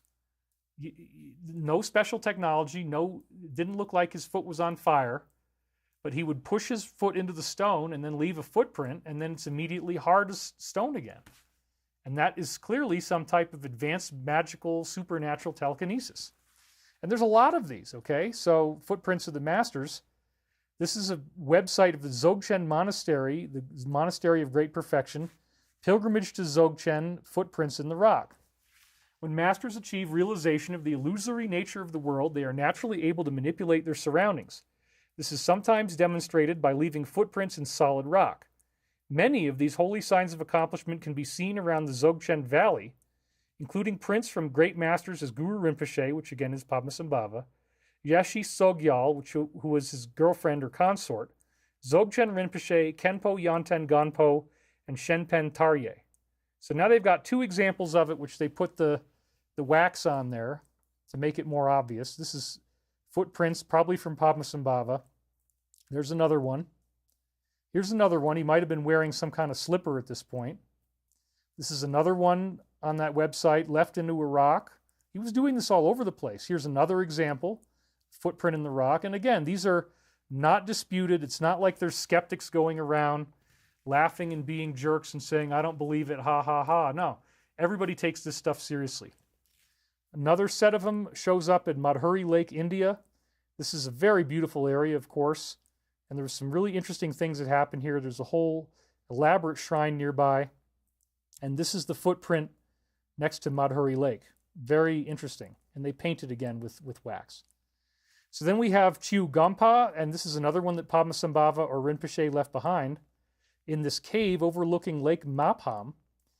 And Buddha Sakyamuni flew there with 500 arhats from the Venuvana Monastery. Imagine that, 500 people who are able to fly through the air and traveled to this cave. Isn't that stunning?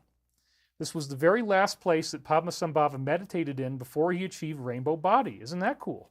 Yeah. He believed that he was flown off to the land of the giants after his departure. That's what they thought was happening. And it established a pure land in this area, and he would watch over the giants, so he said, to make sure they did not harm other beings. Well, yeah, people used to have a lot of problems with giant humans, and so Padmasambhava was able to protect them. So now we're going to look at the area around this cave. So this is an overhead view. It's kind of a deserty climate. This is the shrine that's in that area where you can go in. And now we're going to go through this door here. You go inside. There's natural rock buildings and stuff like that. You can see that there's certain pieces of rock framed. And then what we have here is little statues that are based upon him and the stuff that he was doing. And apparently some of these images on the stone slabs in the front are the self-arisen images that he was creating with his own mind.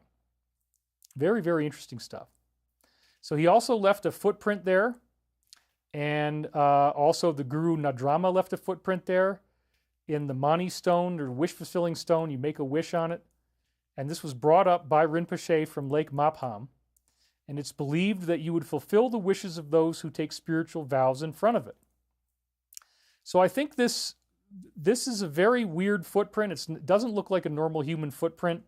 And again, you saw that he wears these weird wide, his footprint, when you see the slippers, it's like it's really wide at the front.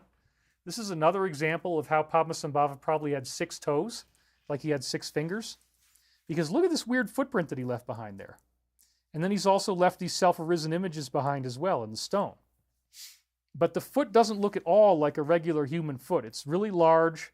The toes look bigger. It looks like there's 3 major segments to it. So this is another clue something is going on. And again, he left these self-arisen images there as well. So this is a very cool example of this. And it, again, suggests that he might have been a human ET because his foot looks different. Then he left another one behind in Nako, India, which is here. And this is where you can go look at that, and people donate to it. They leave coins in there. And there's a self-arisen image off to the right again, as you can see. And so that's a very cool one. And again, you notice that the foot is really wide at the top, which suggests, again, 6 toes, although you can't really make it out. But he does have 6 fingers in the image by the temple. Here's another footprint he left behind at Sopima, or Rawalsar. It means lake and lotus, so it means lotus lake. And again, he arrived in a lotus. once again, just like King Nebuchadnezzar with Shadrach and Meshach and Abednego, he wanted to burn Padmasambhava alive because he was having sex with his daughter and teaching her the Dharma. And then he emerged alive again after an entire week in the fire, and he looked like he was 16 years old. He got a lot younger. And he apparently came out of a lotus in the middle of the lake, which again might have been a spaceship. Very interesting possibility. So then the king repented and allowed them to get married to his daughter. Padmasambhava was forgiven. So this is remarkably similar to the story in the Bible. And again, these human ETs cannot be burned. Isn't that interesting? So here's the Lotus Lake, a beautiful, beautiful area in the top of the mountains where all this happened. And if you go to the shrine, it says right here, Guru Pima Simbi, which is Padmasambhava, footprint. So there it is. And there's butter lamps up there. You go in there, the butter is on fire. I don't know how good it smells. I've never smelled it. Hopefully it doesn't smell that much. But you go in there, and this one looks really, really cool. He really did a nice, deep, thick imprint there. And if you look over on the right, he left an imprint there. You see that round circle there? That was another self-arisen image where he just sculpted it into the rock out of nowhere with his mind. But he took his foot and he mushed it into the rock, and then they kind of paint it gold, and people throw coins on that. And so you can see both images, the self-arisen circle and the footprint right there. And then here it is up close. The self-arisen image is to the right. That is not something that anybody carved or sculpted. This was done psychokinetically by Padmasambhava. Isn't this amazing, you guys? I love this stuff. And then we're going to get a really nice up-close look at the footprint. And again, skeptics are going to want to cross their arms. They're going to say, oh man, I don't believe this stuff. This is nonsense. This is BS. Oh, that's not Christian. Only Jesus could do these kind of things. Well, yeah, Jesus did this too. And we'll see that a little later. But everybody is going to ascend. And once you go through the first wave of ascension, if you get these higher abilities, you'll be able to do this. You'll be able to leave your footprint behind in a rock. We're all going to be able to do this as time goes on. This one is just really, really nice and clean. So then we have the 5th Karmapa Rinpoche, left a footprint behind at Chodorok, and again, they painted around it. In this case, you've got really nice definition on the toes, and this was witnessed by people. It's obviously real. So then we have Ban Tan Men, and I had to kind of screw with the font a little bit to get these Vietnamese characters in there. So it looks a little different, but bear with me. It's called the Mountain of the Way. It's in Vietnam. It's located on a tourist route, including Long Xuyen and Nui Sap. There's a huge Buddha statue, 18 meters tall, of Avalokiteshvara. And there's a museum relic there of Ak Eo, and there's 2 deep footprints that have been pressed into the stone of the mountain in Vietnam, on the Mountain of the Way. So here's where you go for that, Ban Tan Chien. And you go up there. This is one of the footprints that you see. Again, notice it's very broad. And here's the other one. Another place that we see for the Zen tradition that has a footprint in it, Dien Diong. It's pronounced Zen for Westerners. Dien is Zen. Thich Nhat Hanh, the most well-known Zen practitioner, studied here. Started in Vietnam in 580 AD. An Indian monk named Vini Taruchi traveled there after he completed his studies, and he studied with Seng Khan, the 3rd Chinese Chan. He only had one disciple, but he had a huge effect on Vietnam. In Zen Buddhism, they actually wear yellow robes and they shave their heads, which is kind of an unfortunate look if you're a female, but they're not really that excited about any type of materiality. And probably the shaved head, again, is an emulation of these bald human ETs that were teaching them this stuff. So in this area, they have footprints, and this is one of them. I believe this is in the same area. Or maybe this is back in the Tibetan area now near Dzogchen. But anyway, here it is, and it's been weathered by rain, erosion over time. You can see that on the bottom. And there's where it is from the side if you want to know what you're looking for. There's another one of these footprints in Tibet at Mount Kailash. This is an incredibly beautiful area. And it has footprints of both Padmasambhava and his girlfriend Yeshit Sogyal. They both did it together side by side. And you can see that his is on the right. She has a smaller footprint. Hers is on the left. And it's been heavily worn down by devotees touching it with their fingers, so it looks very smooth. And people throw money at it. So, we're all going to be able to do this. Here's another one. Yupeng, a stunning Tibetan place. It's very beautiful. It's contained within the Meili Yushan National Park in Yunnan, China, which is also connected to Tibet. It's pronounced Weipong. you want to pronounce it properly. There are 2 Tibetan towns there. You don't have any roads. You can only get in by riding on a donkey. Imagine that. This would be a real pilgrimage to get there. They've only had electricity since about 2012. Before then, you couldn't even have any working electricity. But yet, I would love to go visit this place. It's so beautiful. It looks like Banff. There's temples there. You can see they got their brand new power lines strung through the community. And here's one of the temples. Look at those mountains. I mean, my God, I would love to go there. It's so beautiful. It looks like Moraine Lake. And that's one of my favorite places to go. If you hang out inside the cabin, you get a very humble little cabin made out of wood. This is where you would be sleeping. I'd love to do this trip sometime. I really would. And they have all kinds of cool stuff there, including self-arisen images. You're seeing there stuff that Padma Sambhava did. Like you see right next to the column there, there's a self-arisen image. There's footprints there. It's an amazing place. So the Pima Wangyal footprint, I think it might be in this same area, or at least it's one of the ones that's out there that you can find. There's that one. Then we have Lama Dorje Sangwa's footprint. Here's these 2 guys posing in front of it. They look very Tibetan, don't they? And once again, you know, they just mush their foot right into the rock. Here's one from Milarepa, and they paint it gold in order to make it more prominent. Here's the last footprint I think we got, Zingten Sumgan at Drikung Gompa. This one looks really, really sharp and clean, actually, compared to most of the others. It's almost like soft clay that he pushed his foot into. But then what we're also going to see is that they show up in France. Isn't that interesting? And here's the website where you can find this stuff. So this is looking at one of them in France from far away. You can see it kind of right in the middle there. There's a little depressed oval that's gray, a little darker gray. Here it is up close. Here's another one in France. These are saints now. These are Christian saints.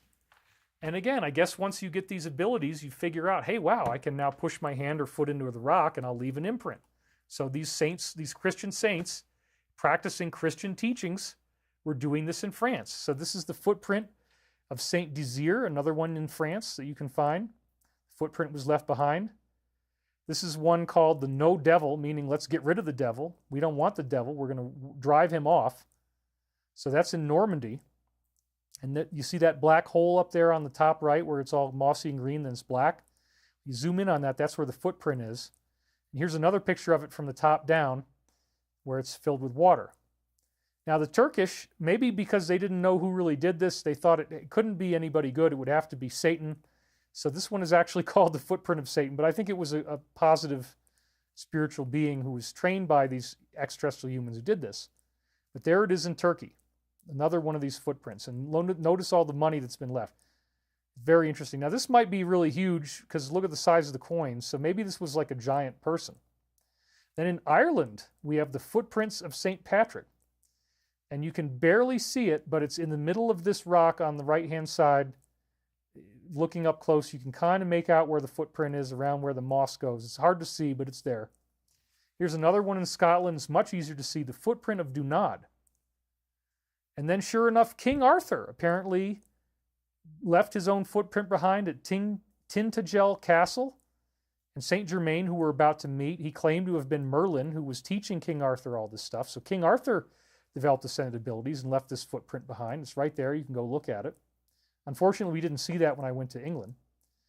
But then in Damascus, in Syria, Moses apparently left these footprints behind. He was kind of spread-eagled. He left a wide stance.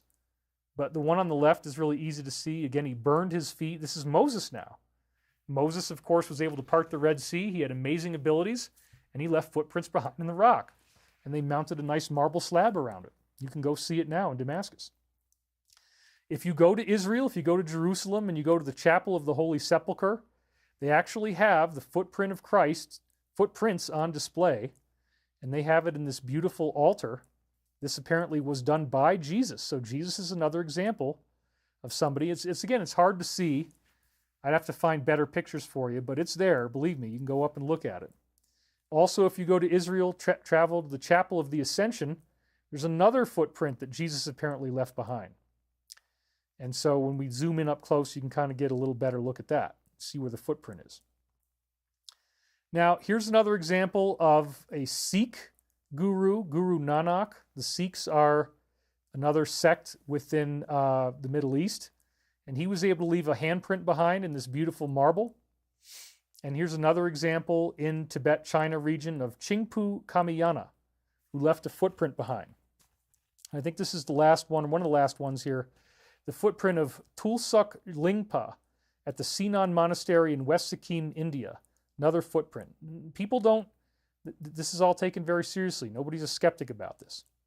And we got a couple Buddhist handprints.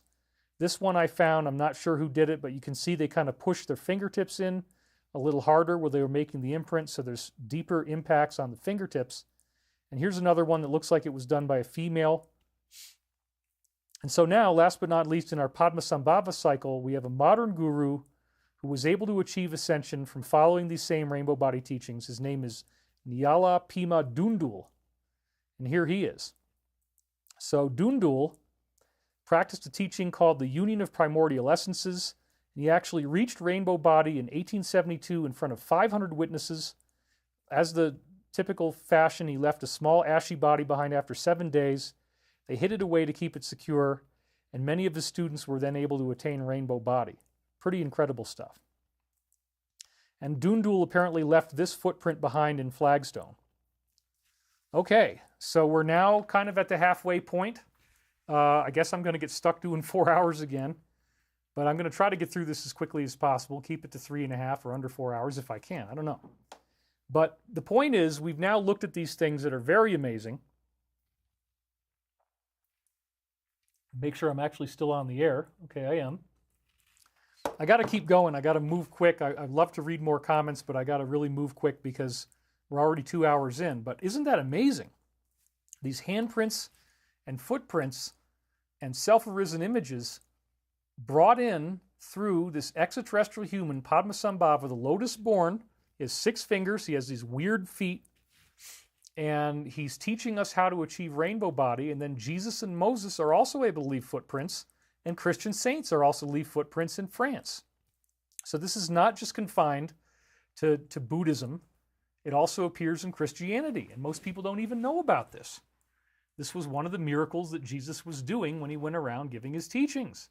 It's just that the Tibetans were way more dedicated to preserving these and keeping them free from being damaged or otherwise lost. So human ETs have been coming here and paving the way for ascension. And in Tibet they did this, and people were actually able to follow the practices and get into rainbow body. But now we have other human ETs that set up America, set up the Declaration of Independence, and paved the way for this global ascension that we're getting ready to happen now. And there's a very critical figure in this who is Saint Germain from the 1700s. This is a being who never seemed to age. He was around for, many years, and he never seemed to get any older looking. And he had a number of phenomenal abilities. He was walking around in these clothes that had gemstones on them, like diamonds and rubies and sapphires that were very large. And he apparently could manifest these with his own mind. And so people assumed that he was dazzlingly rich. And Saint Germain became a favorite of the deep state or so-called Loom group because they thought that this is an embodiment of what they wanted to become. And they wanted to believe that it was only through their teachings that you would become like this. And he did meet with some of the people who founded America, like Ben Franklin, and he was there at the Declaration of Independence, and they called him the unknown stranger. But we have a direct lineage of Benjamin Franklin meeting with Saint Germain in these Masonic coffee houses in France, believe it or not. It's very interesting. One of the things that he was known to do was to take a silver coin and turn it into a gold coin. You could hand him silver and he turned it into gold. You could also hand him a bunch of small diamonds and he would hold it in his hand and close his eyes over the course of several minutes. And then when he opened up his hand, it was one beautiful large diamond that was worth much more money. People witnessed him being able to write 2 different things at the same time, ambidextrously. All the details on this are in the Michael Prophecies, by the way. I'm just blowing through it right now. We're probably going to do more on Saint Germain later. I just wanted to get through an overview. So he could write ambidextrously in addition to manifesting gold and gemstones. He was a composer and a violinist. He could play as well as Paganini, so they said. He wrote music, which you can still listen to. He wore expensive gemstones on his clothing that he apparently made himself, as I said, and he would talk about various epochs in history as if he had lived there in person, and one of them was King Arthur. We just saw King Arthur's footprint. Well, Saint Germain claimed that he actually named himself Merlin at that time, and he was there. He was there in many different epochs. So Germain met with Benjamin Franklin in these French Masonic lodge bars, like the Masonic coffee house. And they made a deal, and secretly, according to many insiders I've spoken to, Saint Germain was brought in to inspire people to sign the Declaration of Independence. And he did this amazing speech as the unknown stranger.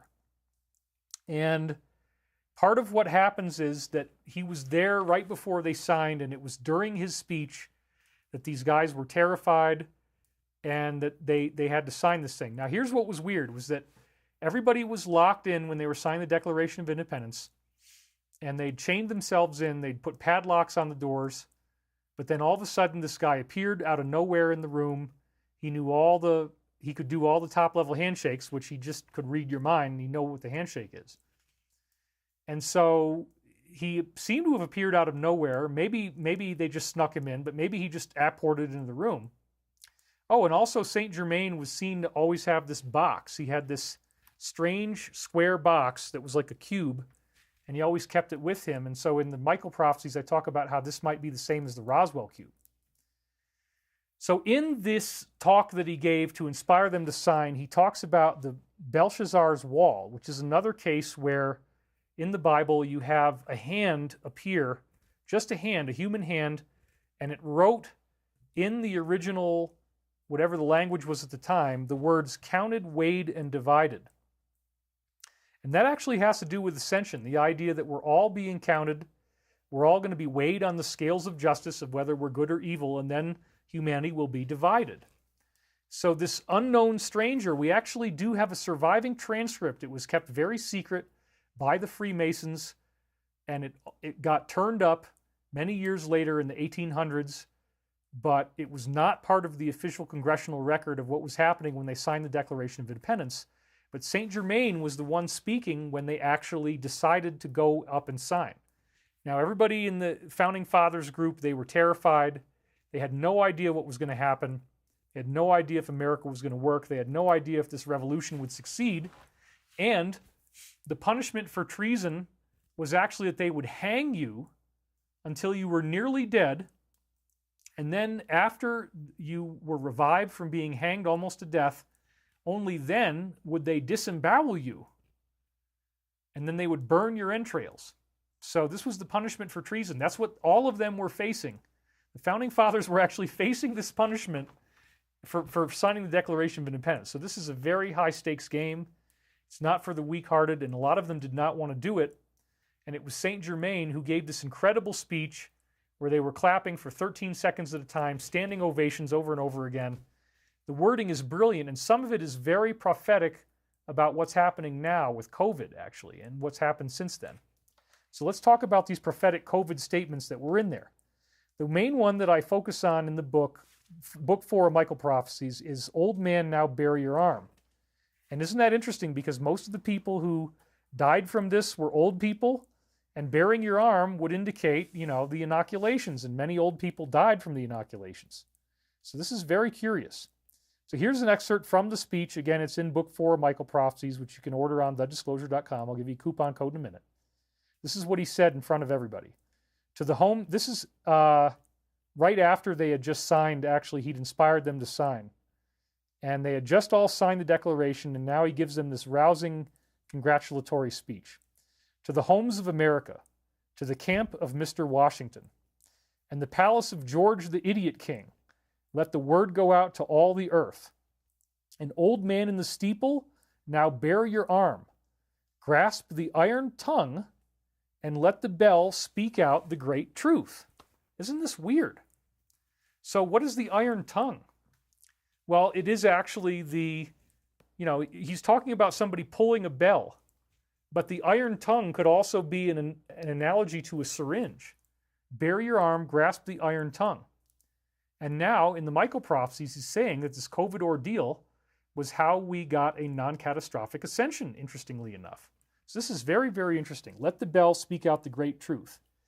56 traders, lawyers, farmers, and mechanics have this day shook the shackles of the world. Hark, hark to the toll of that bell. Methinks I stand among the awful clouds which veil the brightness of Jehovah's throne. He's in the clouds. That's the angelic spaceship. That's the ET.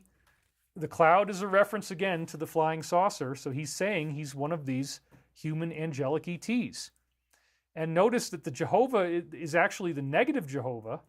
So his clouds are veiling that. He doesn't want the brightness of Jehovah's throne, which is Luciferian light, to be that which is seen. He wants to veil that brightness, which the negative would see it as awful. So that's very interesting. And the ringing of the bell is an analogy also of the solar flash, the vibrational shift. It's a tone. The bell makes a tone. Grasp the iron tongue. Old man, now bare your arm. It's the COVID thing.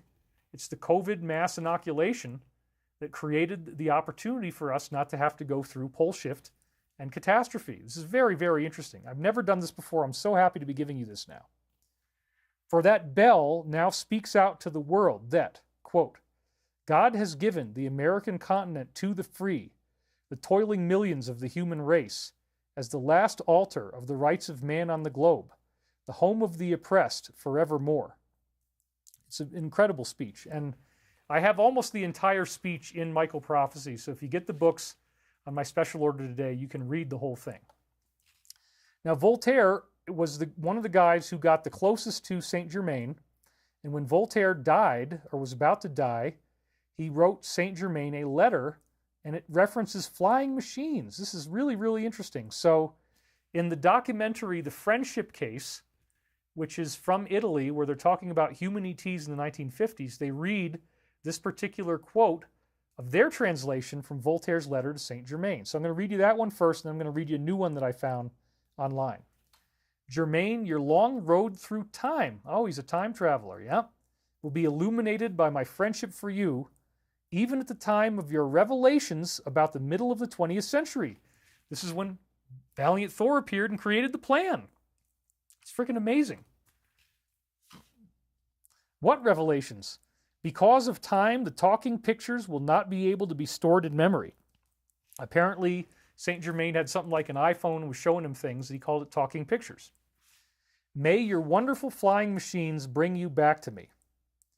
Okay, so that's all we had. And then when I was doing the books, it turns out that if you look up in Google Books, you can do this now, Voltaire 6 Juin 1761 Germain, then this particular individual who was Jan Helsing, similar to Von Helsing, the vampire hunter, interestingly enough, he does his own translation, and I have the link to this in the books. And it's a little bit different, but I want to read you both of them because they're both pretty amazing. We get a little bit earlier in the letter as well. This is what Voltaire said.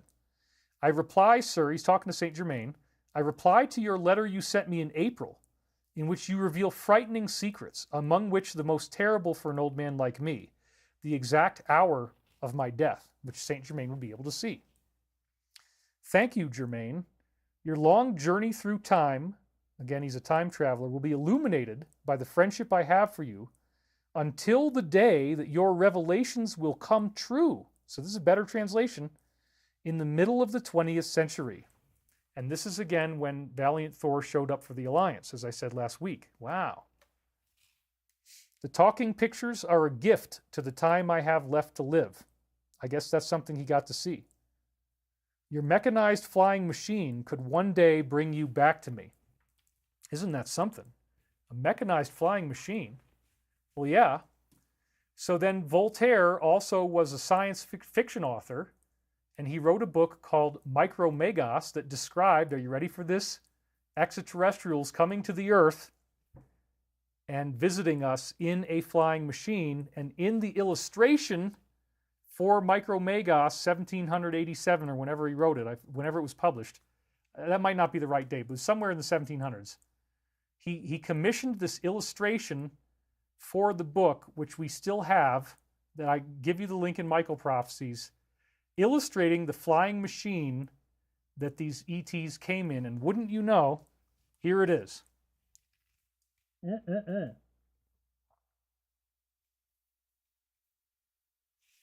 I got to drink some water. I'm getting dehydrated. It is a traditional flying saucer, folks. There's no doubt about it. That is what it looks like.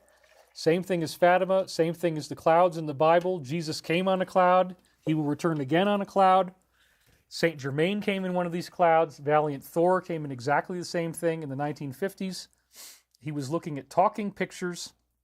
But there's one more thing that's really amazing, and that is that Saint Germain also gave a prophecy of when he and others would return. So the first wave was what Voltaire talked about in the 1950s. But then they do a massive return, and this was considered a secret of the deep state. They kept it very secret in Masonic lodges, this kind of stuff. They didn't want anybody knowing about this. And wouldn't you know that Alice Bailey ended up inheriting this. Now, Alice Bailey isn't that evil. She's evil, David. I don't know why you'd want to bring in Alice Bailey. Somebody just donated. Was the real Joe Biden executed by the military? No, I don't think so. Alfredo Ortiz is saying, David did. In the Law of One, Yahweh usurped the teachings that Moses got. These teachings were a distortion of the Law of One. Yeah, this is a basic part of the Law of One. When you read Michael Prophecies, we get into all that there was two Yahwehs. There was original Yahweh that was the Elohim, and that was good. And then the negative entity was the usurper, and he's the one that wanted human sacrifice. We must kill your firstborn. I want the plague of locusts. I'm an angry and jealous God. And so the Law of One goes to great pains to explain this and to actually apologize for the fact that the original Yahweh got replaced by this other entity.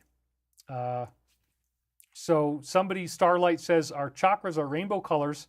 I wonder how that goes together with the rainbow body. Well, yeah, the rainbow body activation is when you've got all of it working in your soul at the same time, and you give off these colors instead of you having to go through one color at a time in the chakras. It's a whole new process.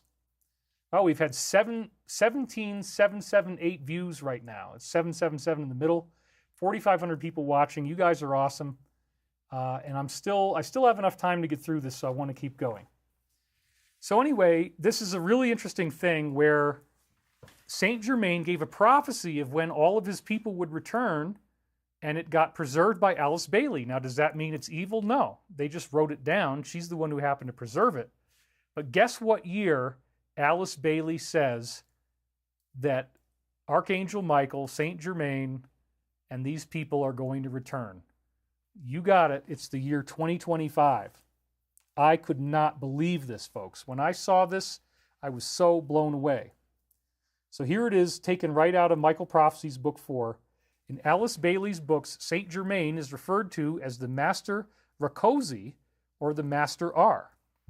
And it was so funny because when I ended up going to the Theosophical library, that's where I thought that our taping for Levitation was. At first, I went to the wrong place, and I knew it was Alice Bailey's organization. And it was, very old building right in the middle of a busy intersection in LA. I went in there. It didn't seem like it was the right place, and it wasn't. But then I joked around with them. I said, have you guys seen Master Rakosi around? Figuring if they're really into it, they would know what I was talking about. They didn't know what I was talking about. They're like, huh? Well, you didn't get the joke. Okay. But anyway, I was hoping they'd laugh from that, but they didn't. In Alice Bailey's book, Saint Germain is referred to as Master Rakosi, or the Master R. His title is said to be the Lord of Civilization. And again, I think this is the same as Archangel Michael, the same as Valiant Thor. Telepathically influencing people who are seen by him as being instrumental in bringing about the new civilization of the Age of Aquarius. Wow, the Lord of Civilization? And yeah, that's what happened to Edgar Cayce, who actually levitated from it. And he is in the process of creating the Age of Aquarius without catastrophe. But wait for it. This is where it gets so amazing, folks. This is just mind-blowing. Bailey got the transcripts from Saint Germain where he told them that sometime after AD 2025, the exact same year in the Michael Prophecies, I could not believe it. Jesus, Master Rakosi, and the others in the spiritual hierarchy, except Gautama Buddha, would externalize, i.e., they would descend from the spiritual worlds and live physically on earth in ashrams surrounded by their disciples. And this is the link where you can go see that. New World Encyclopedia account of Saint Germain. So this is a profound confirmation of the Michael prophecies. And I wanted to show you that there's actually a whole lineage around this 2025 date. And again, Alice Bailey. Ugh. Well, no, they're the ones that just preserve the prophecy from people who were meeting with Saint Germain. So he was going around telling people, yeah, we're all coming back in 2025. And I did not discover this until after I was into book 4. And when I started to research Saint Germain and I saw this, I was like, you've got to be kidding. It was one of the most psychedelic, trippy, incredible moments of my entire life. I could not frickin' believe it. We still got 4,500 of you guys here with me. So it's a very exciting time. And Kathleen McFarland says, Dear David, we cannot say Jehovah veiling the ship from his brightness is a bad thing. Well, the whole point is, again, it was the negative Yahweh, and he wanted to veil that negative influence on earth by putting his cloud, his ship in front of it. That's all that means. So anyway, now I want to get back to Voltaire's letter, because it predicted that he was going to return in the 20th century, mid-20th century, as we just said, and that it would be this amazing thing, talking pictures, all this stuff. Well, Valiant Thor fulfilled the prophecy. So as we said, he visited the Pentagon in 1957. I'm not going to do all that material again, but we will pick up from where we left off in the slides. So Valiant Thor had arrived at the Pentagon, and he was talking to Eisenhower. He was talking Nixon, and they were all discussing, like, well, what are you here for? And he said, well, if you don't believe that I'm really an extraterrestrial, do you want to come see my ship? So this is very interesting. So now I want to pick up on these slides. This is from Stranger at the Pentagon, the book by Frank Stranges, that according to my insiders, this is all real. One of the things that happened was that Valiant Thor left the U.S. government somewhere in 1957, this miracle garment that he was wearing. This is from the book. In his apartment at the Pentagon, he was able to maintain communications with the ship. He was kept informed of the growing world tensions. And his uniform underwent rigid testing, which by today's standards would now be obsolete. They attempted to penetrate the uniform with a diamond drill bit, but it snapped under pressure. Acid would roll off of his uniform and burned a hole in the floor. They fired a high-velocity rifle at the uniform, but it failed to pierce it. And this is like a super tenacity material. So the report to the president read as follows. Physical appearance. It is soft, silvery gold color and lustrous. The fabric is unknown. It's some sort of super material we can't build today. It'd be great to have this for body armor, wouldn't it? The weight is 6 ounces total, including the boots, so it's very, very light. The cut was that it was close-fitting like a tunic. It had no cuffs, pockets, buttons, zippers, clips, or hooks. And modernities at crop circles and things have been seen in these same kind of outfits. RXT2 tests described it as indestructible. So then on page 44, Stranges says, Valiant's last meeting with the president did not reap any lasting results. Eisenhower wanted to let the world know of Val's proposed plan. But the Secretary of Defense, the head of the CIA, and the military chiefs of staff were opposed to that suggestion. So as I said last week, Valiant Thor, Saint Germain, created this plan following up on the work of Howard Hughes, as we've been saying, who funded this to defeat the deep state. That's a very intrinsic part of what he was here to do. And so it says right here, Eisenhower wanted to let people know about the plan, but it was all shot down. They don't want anybody defeating them, and they didn't like what Valiant Thor was saying. So this is a very interesting story. The president attempted to effect a joint meeting before the General Assembly of the UN, but this plan too was rejected.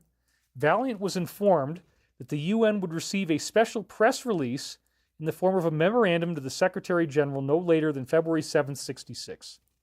These leaders of the U.S. government argued long into the night, fearing that if the people of this nation learned of the plan that Val was offering them, they might choose to follow him instead of them. But wouldn't... Is that any surprise, really? People trying to cling to power? But there you go. That's what they do. And we know what the plan is now because it's being fulfilled. We're at the very final stages of it now. When a man feels that his personal peace and tranquility may be threatened, the human reaction is always that of swift self-preservation. At one point, the VP insisted that the pressure boys allow the president to make the choice. He was vetoed without even a chance to complete his statements. Okay, so now I'm showing you, I just took this picture today, Amazon's link to the book. I don't know if this is the very first edition of it, but one of the early editions of it is December 15th, 1967. And the reason why this is so important is the prophecies that are in the book. These are amazing, amazing prophecies that describe what is happening now that Valiant Thor told them back then. And not all of them are right, and I'm sure there's some distortion. They added, Frank Stranges might have added some of his own stuff, but again, this was written and published in 1967. I think the addendum in this part of the book might have been in like 81. It wasn't the first edition, but it's still way before the present, okay, when this part is in the book. Here is the order of events that Valiant said would transpire in the last days. Millions will vanish from the face of the earth. Well, there's your COVID and inoculations. Children will be reported missing, and this, again, is probably metaphor of COVID. Remember the prediction that the Space Brothers will take our youngsters first. So he's thinking about it as a rapture, but that's not really what it was. Loved ones gone, graves open. This is probably his read-in of what he thought it was. Distress of nations such as never before transpired on this planet, just like the prophecy in the book of Daniel. Transportation will be a major problem. Look at what they're doing with electric vehicles, and that fuel is so expensive and there's not enough gas, right? So there you go. From this point on, a series of, this is what the deep state wanted to do. It's not going to happen. A series of presidential orders will be issued to the authorities on this planet, placing every living person in the U.S. under a complete dictatorship. That's what they wanted to do. Now it's obvious. Now, again, the chosen have been removed, but that's not what we thought was COVID. After this happens, the president will take over all communications media. Well, this was, again, a long time ago he wrote this, and look at what's happening now. Take over all petroleum, gas, fuel, electric power, etc. Take over all food resources, farms, etc. Wow, isn't that prophetic? Oh my God. Take over all modes of transportation, highways and airports. That was part of their evil plan.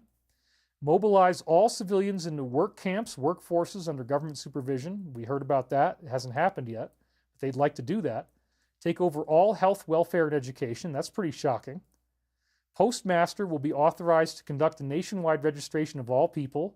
That's like your passports they wanted to do. Take over all airplanes and aircraft, including private planes.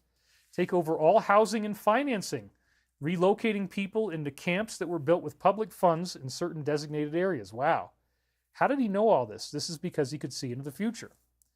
Furthermore, scientists agree there will be drastic weather changes, fierce, changing winds, rapidly accelerating solar activity connected with an outward gravitational pull that may cause the Earth to become exceedingly hot for several days. It's happening right now. There's a heat wave on the West Coast. The ice caps may melt and earthquakes occur all over the Earth. Now, apparently, the day the Earth stood still from 1951 was, insiders told me that this was something the ETs ordered us to make this film. And it was 1951, but it predicted the coming of Valiant Thor 6 years later in 57. So here's a poster from that, from out of space, a warning and an ultimatum. You have the classic flying saucer. You have this guy who comes out in the same kind of suit as Valiant Thor. There's no seams, there's no pockets. It's made of a silvery color. He's in a classic flying saucer. He takes off the helmet and he's human. And then there's this robot behind him, Gort, and the robot won't let anybody make war with each other. And so they end up shooting Thor in this story. They hurt him, and Gort, the robot, heals him. Now, the main thing that's interesting about this movie is that Gort won't allow us, these beings, including Gort the robot, will not allow us to make war anymore. War is going to be stopped. And that was Valiant Thor's message. The warning that I just read you in Stranger at the Pentagon was a warning of what would happen if Valiant Thor's plan wasn't actually followed. If we didn't get a defeat of these evil folks, this is what they wanted to do. This is where they wanted to take us as a planet. We still got 4,500 people watching, so thank you guys for hanging in there with me. We're about to get into the crop circle part. This is very, very amazing stuff. So in 2012, the crop circles had a prophecy of something just like the idea of Gort. They actually showed us something that looks like Gort, and it seems to be predictive of ET intervention to defeat the Cabal. So this appeared at August 4th, 2012 at Bridge in Wiltshire, and we have these ET-looking heads inside a tetrahedron, and they look like Gort. It looks like Gort with the visor and everything. This was mind-blowing. When I saw this, I'm like, isn't that interesting? This is the prophecy of exactly what we see in The Day the Earth Stood Still, Valiant Thor, the flying saucer, and Gort actually, as you see in this final scene, when they try to shoot at him with these tanks, as he comes out of the saucer, his visor opens up and he shoots out a laser beam and it melts all these troops and they all disappear. This was why Valiant Thor, the guy in the movie, says, you're not going to be able to make war. We're going to stop you. The planet has to move into peace. That's what these ETs are trying to do for us now. Perfectly depicted in this crop circle from 2012. Unbelievable. And then here's another image that has the same kind of weird ET head showing us the South American pyramids and the crown of light. There's a crown of light, which is like the ascended light body. And there's also the spider web around there. That's a very interesting American Indian, Native American symbol. They like to be called American Indians if you actually hang out with them. They don't like Native American, believe it or not. And you got these weird Mayan step pyramids illustrated along the rings on the outside. So what is going on with these? Oh, and there's a pineal gland in the middle of the head. You can barely see it there, but it is there. What's going on with these crop circles? Are they just simply hoaxes? Well, no. They go back way in history, and this is another manifestation of the human ETs. So let's talk about that. The Archbishop of Lyon in France in 815 AD, where you saw those footprints. Here he is in his summer home. It's very cheerful and bright. I'm joking. This guy was really corrupt. And he passed this law where you cannot take crops out of crop circles because too many people were doing it. And so he was a typical skeptic. The title of the paper is Against the Foolish Opinion of the Masses about Hail and Thunder. Now the people were believing that they were seeing these cloud ships. Imagine that. They called them cloud ships, just like in the Bible they're called clouds, from a place called Magonia. And we just had last week Passport to Macedonia.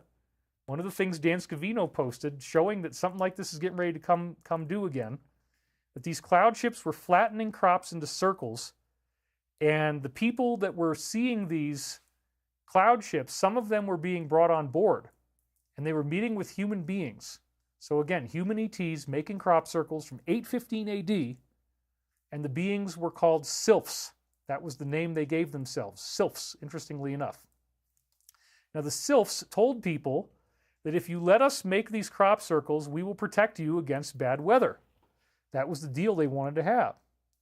So he had to actually issue this prohibition against the foolish opinion of the masses to stop people from taking the crops out of the crop circles because they wanted to have pagan fertility rituals in there, which is, again, sex rites. So isn't that interesting? 815 AD, you have on record a government cover-up of crop circles calling it that, it's just caused by hail and thunder. Well, then here's another thing people don't know. One of the founding fathers of modern science, Dr. Robert Plant, I messed up my joke. He looks like Robert Plant, but his name is Robert Plot. But he's got the long hair. So anyway, yeah, Dr. Robert Plot, he was one of the founding fathers of modern science. And all throughout southern England, he was seeing crop circles appear, and he started diagramming them because he wanted to know what this was. So he believed, it must be caused by a square piece of wind. There's a square piece of wind that blew a perfect square into the crops down there.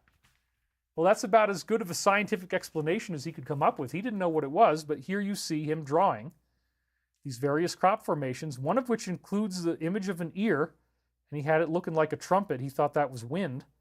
And then you have a square inside a circle.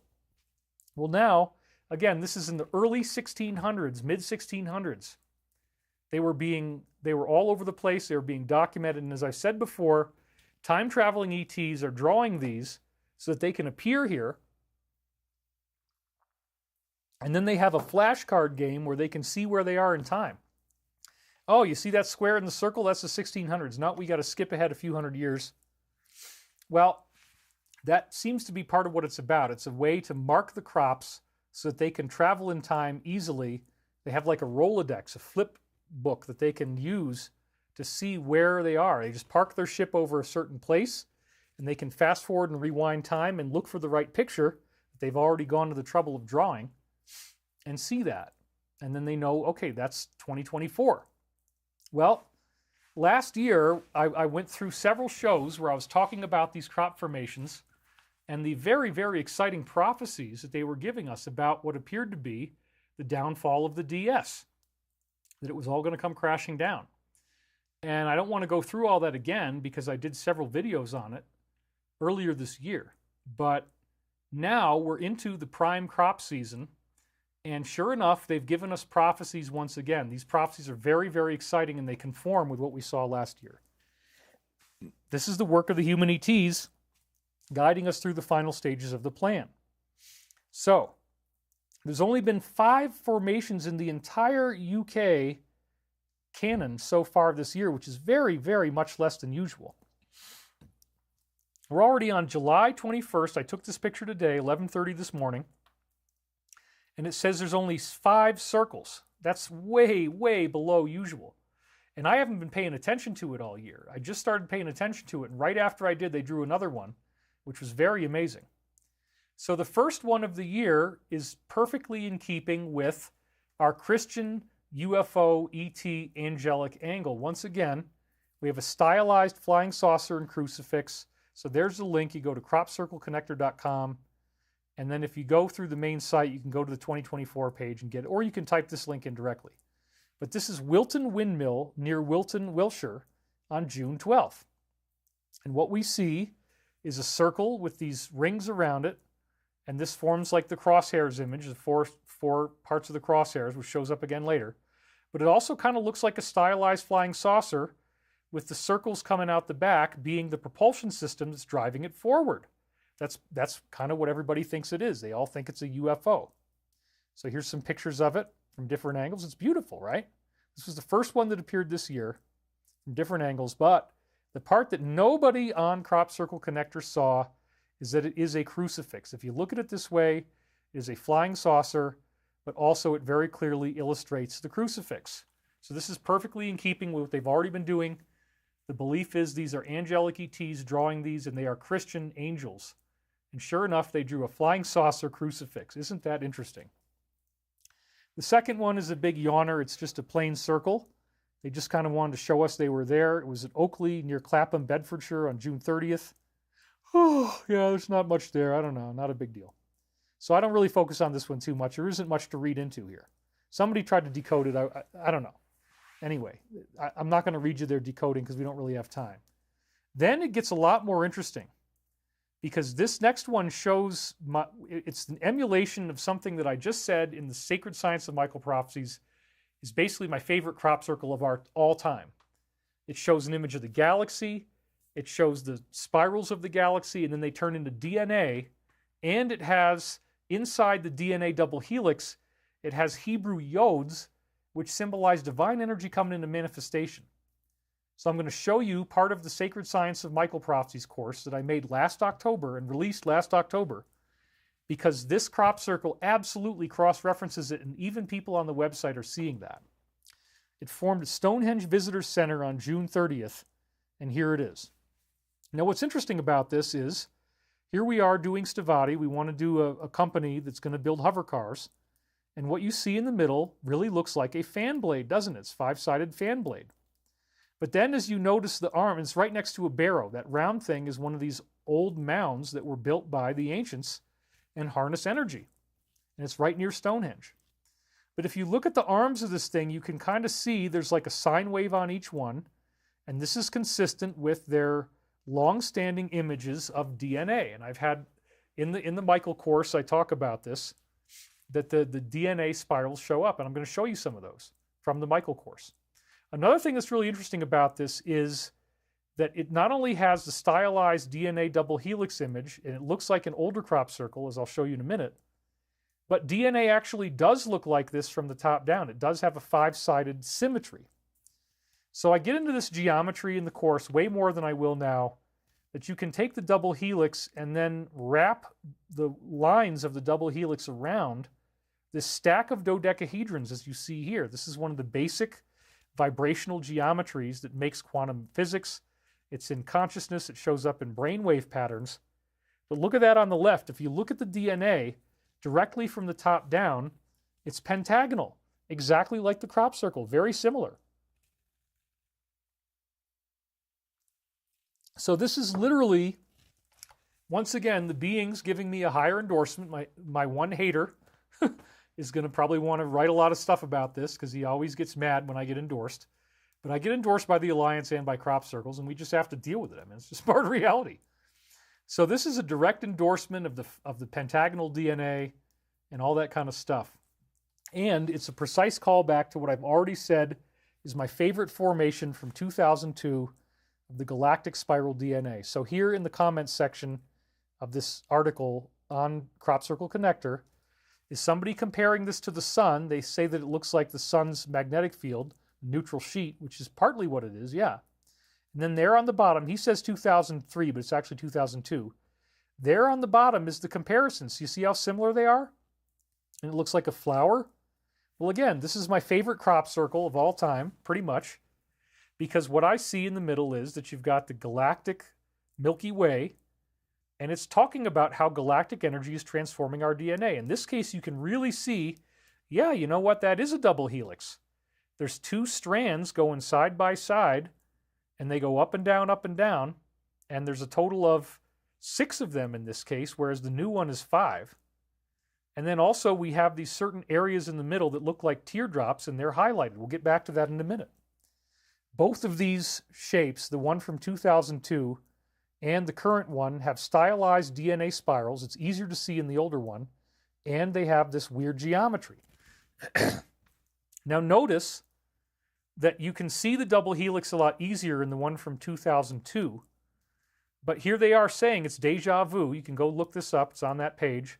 It's very, very similar. Now again, I highlighted this and said this is the best crop circle of all time, and they only made 5 of them this year so far, and that's one of them.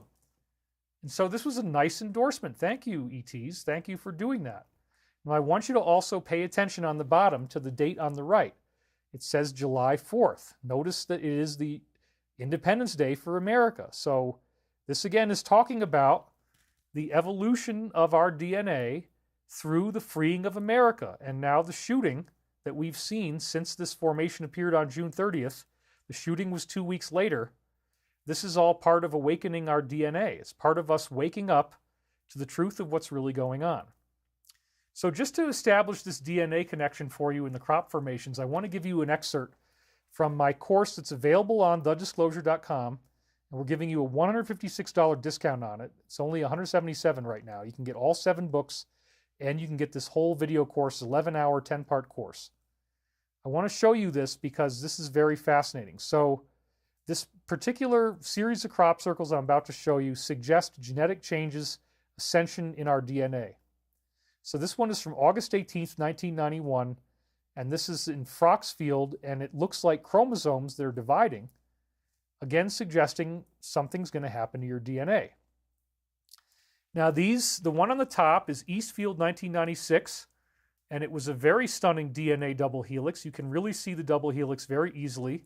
Eastfield 96, and then Allington Down, June 26, 99 is a triple helix DNA. And then look at that. On the bottom right, East Kennet, July 21st, 99, you have the blossoming triple DNA. So that shows, again, the idea that our DNA is evolving, that something is going on that's going to activate our DNA, and notice the tetrahedral geometry. I talk about the geometry extensively in the course. And I go through the planets and the DNA and quantum physics. It's so amazing. You really need to see it. Now here's another crop circle that shows you the DNA double helix with stylized checkerboards, but you can actually even see the ladders between the 2 helixes of DNA in this one, and it's toroidal as well. Now here again is the July 4th, 2002 image, and now I'm going to focus not just on the galaxy and the DNA, showing our DNA's changing, but those weird highlighted areas in the middle. This is exactly the same as a Hebrew symbol called the Yod, which indicates divine energy manifesting into our reality. And you can see it in the Tower of Destruction card. The Yods symbolize that lightning that hits the tower, and it crashes the regime of the evil, corrupt kings and queens. The crown falls off the tower, and they fall to their death. As these Yods that you can see look like little elbow pastas are showing up. So they showed you the same Yod in that July 4th, 2002 image. which suggests again that as our DNA evolves, that a very important part of that is the overthrow of these corrupt kings and queens. Isn't that fascinating? Now here's another one that they call the braided rope. It's one of these braided rope images. There were a whole series of them, but it looks like a DNA double helix again, and it also suggests hyperdimensional geometry. Here's another braided rope DNA formation, which has geometry in the square and the galaxy. Here's another interesting braided rope formation, which really is DNA. And here's another DNA where now we're getting into the yodes. The farmer cut everything around it but left it intact, and he wouldn't let anybody go in there. And then here's another example of the DNA and the yodes. And so this is a very big part of it. Again, the prophecies say that it is the exposure and the downfall of corruption on Earth that creates ascension. As we realize the world that we thought we knew was an illusion, that it's not what we thought, that we're actually living in a hologram, then that's what activates us realizing, whoa, maybe the UFOs are not so fake. Maybe this is real. Maybe the biblical angels are actually flying around in clouds. Maybe Jesus is going to return in a cloud. Maybe St. Germain is right and he's going to return in 2025, just like he said in the Michael prophecies. Archangel Michael said they're going to return. There's going to be a first wave of ascension. Okay, so here's the big pitch. I'm only going to do it once, but if you go to thedisclosure.com, you can order the entire Sacred Science course and all 7 of the Michael Prophecies books. This is a huge bundle. It's all included for only $177. This is the best offer I've ever made. So this is $156 off. In order to get it, don't use the quotation marks. Just type in the word actualization. So I'll leave it there for just a second so you can write that down. Thedisclosure.com, actualization. Okay. So now I want to return to this new Stonehenge DNA formation, which emulates the one from July 4th. It's a very important point. It's America's independence. We're seeing it now from all these different angles, and it's right next to the Stonehenge Visitor Center that you can see up there on the top. And we'll see that in a minute. So it's a beautiful formation. I was very happy they did this. It really seems to endorse everything I've been talking about again. Now you can see what it looks like as people start to mill around and stand in it. It's huge. And it's hard to, I mean, you know, this stuff's been going on for 1,200 years at least, from Agobard, the Archbishop of Lyon. And there it is again. It's really a stunning formation. These are all the different pictures that are out there about it.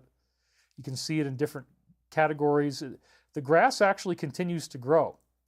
So now some people compared it to the movie The Arrival and believe it is a prophecy that ETs are going to return. So here we see the formation on June 20th, 24.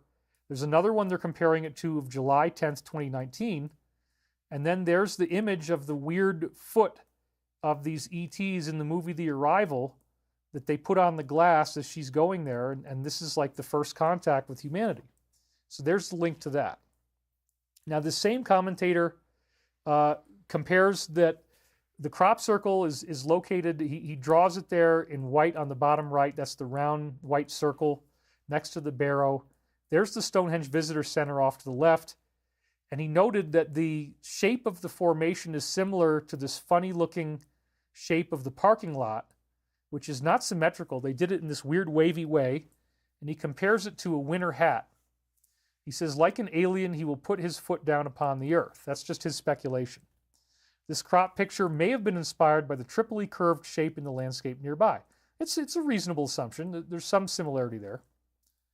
Now, what might they be trying to tell us? Well, the movie The Arrival was about first contact with ETs, and sure enough, this formation looks very similar to the only thing they saw when they first started talking to these ETs. And then he also points out that if you look at one of the limbs of the formation, it looks sort of like the moon orbiting the Earth. If the barrow is the Earth, then there's a nice circle orbiting that ring of the tractor lines around the barrow. So maybe they're coming to the Earth. Isn't that interesting? Okay, so the next formation only occurred the day after the shooting. So the shooting was on July 13th, and Trump miraculously survived, thank God.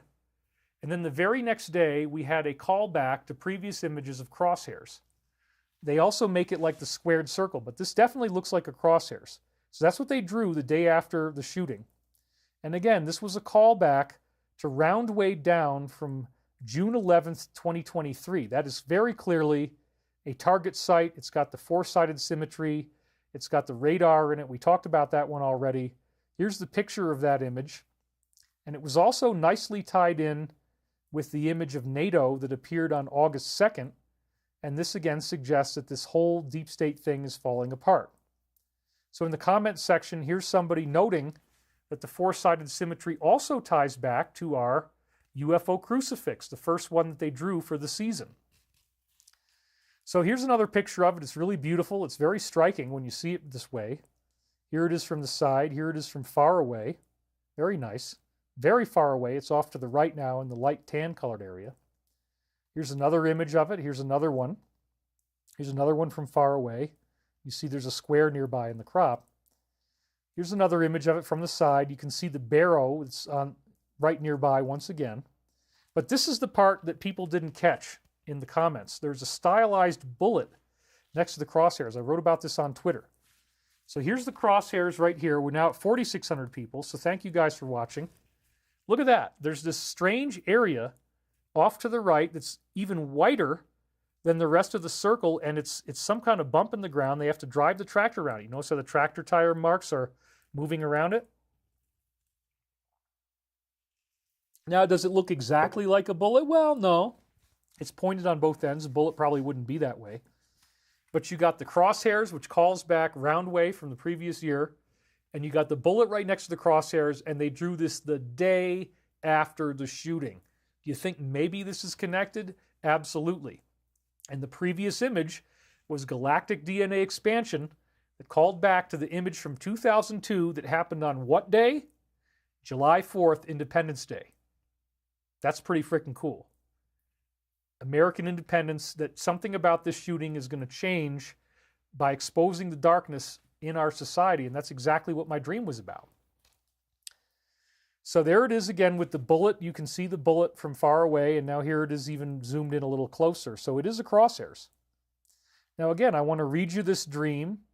It took place in a house. This is a dream I had on June 14th. It seemed to be upscale, had several individuals living in it. Felt like it was connected to military intelligence.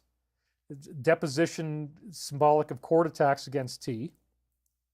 The outdoors was beautiful, including trees that were perfectly manicured and sculpted. One of the trees had a lime green color, was rounded off in shape. I was working in some governmental capacity with the team.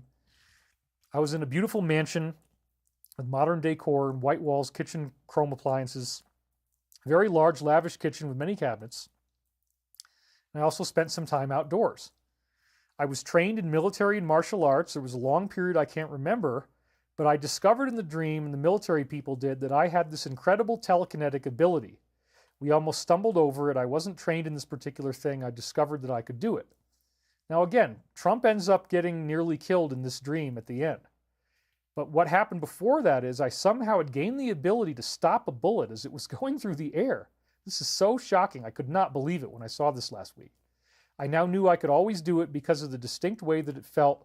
There was a certain pull the bullet had when it was airborne. I had to feel it in motion, and then I could just drain out the energy, the pull. In the dream, it was an absolute certainty. I had this direct knowing. And then Pete told me about practices in classified programs where they actually did get people to stop bullets wearing some type of thick glove. I also set it up like a program so that the bullet would be stopped automatically. I didn't even have to think about it. It would just work on its own. And look at what happened to Trump. It was totally fantastic. And this seems to reflect the angelic protection and how I have not authorized my own death, even though probably many people would like to see that happen in this ugly group. After I saw The Matrix, there was a reading where Michael kept telling me, "You are Neo," but I refused to write that part down. That's in book 6, I believe. The bullet ended up hanging there in space, just like in The Matrix. It was rotating on its own midline. It could not move forward. I was then able to pull it out of the air. It still had some rotation and gravity on it. I had to exert some force to pull it out of its stop position. So this is talking about redirecting the bullet that was flying towards his ear and hit him in the ear. It was spinning in one place. I pulled it out of there. I may have demonstrated this to Samuel Jackson, who indicates, again, Morpheus in The Matrix. And I saw the clip of him in that movie with John Travolta, but he didn't have the afro in the dream. Once I realized I could do this, there was tremendous excitement. I'm going through this fast because I already read it last week. And one of the people in the military team said, "You did it, David. I cannot believe it. This changes everything. And look at what's happened now. It only hit him within 1/4 of an inch. And I said, this is probably a metaphorical statement about the videos I'm already doing and the fact that I've been so profusely attacked, but I'm still going. The computer said that I hadn't been backed up in 28 days, which would be the end of T's second term, interestingly enough. That popped up right as I was writing that. Now that I had this ability, it was key to what we were going to do next. And then the very next thing is that there's this attempted killing of T. How about that? I didn't seem to be fully briefed on what was happening, but they knew my ability was critical. There were assailants who were going to have to be dealt with, and it felt as if perhaps 3 of them had snuck into this house, which appears to be, again, Mar-a-Lago. We were aware of them, but they were not aware that we knew what they were doing. We tracked them walking through the house. They thought they were sneaky. Suddenly, T was there, 45, even though he had not been there before. He was wearing, in this case, a light charcoal gray suit and a white dress shirt. Very sharp. He had no tie, just like in the talk he gave in Pennsylvania. He was standing there. I had no time to try to talk to him. As soon as he appeared, one of these assailants grabbed a knife and tried to kill him. Imagine that, right after I'm stopping a bullet. To my shock, he actually swiped at him and drew minimal but visible blood, just like we saw. He got one brief cut, T did, on the upper right forearm, and it bled. The blood was in about a 2-inch wide area, 3 inches tall on his forearm. The assailant may have shifted genders between male and female as this occurred. I noticed that I got knife cuts on both my forearms, what looks like it from the, from the fireplace. We already talked about this while heating the house with wood. So I was walking on splinters. There was oak firewood at the time, so I was always hurting my feet when I was doing these fires. I looked at these as subtle but symbolic tattoos on my arms of the ability to survive through the worst of the worst, because it's a very hard job. Immediately after T got swiped, there was a massive and jolting perspective shift. Now I was watching it as if it was all a movie, and CNN was televising this conference. The first time they televised one of his speeches live in a long time, did they know something was going to happen? It's starting to look that way. It seemed as if everyone was seeing it this way, not just them. And again, this was 45 being nearly assassinated. As soon as this perspective shift happened, his wife called out, "Oh no, T." This was my friend Artie. This seemed very odd, and this was like the whole world responding to this. Oh no, what happened? I was connected to them in a viewing area, but it felt like a movie theater. Audiences were watching this like it was a big show.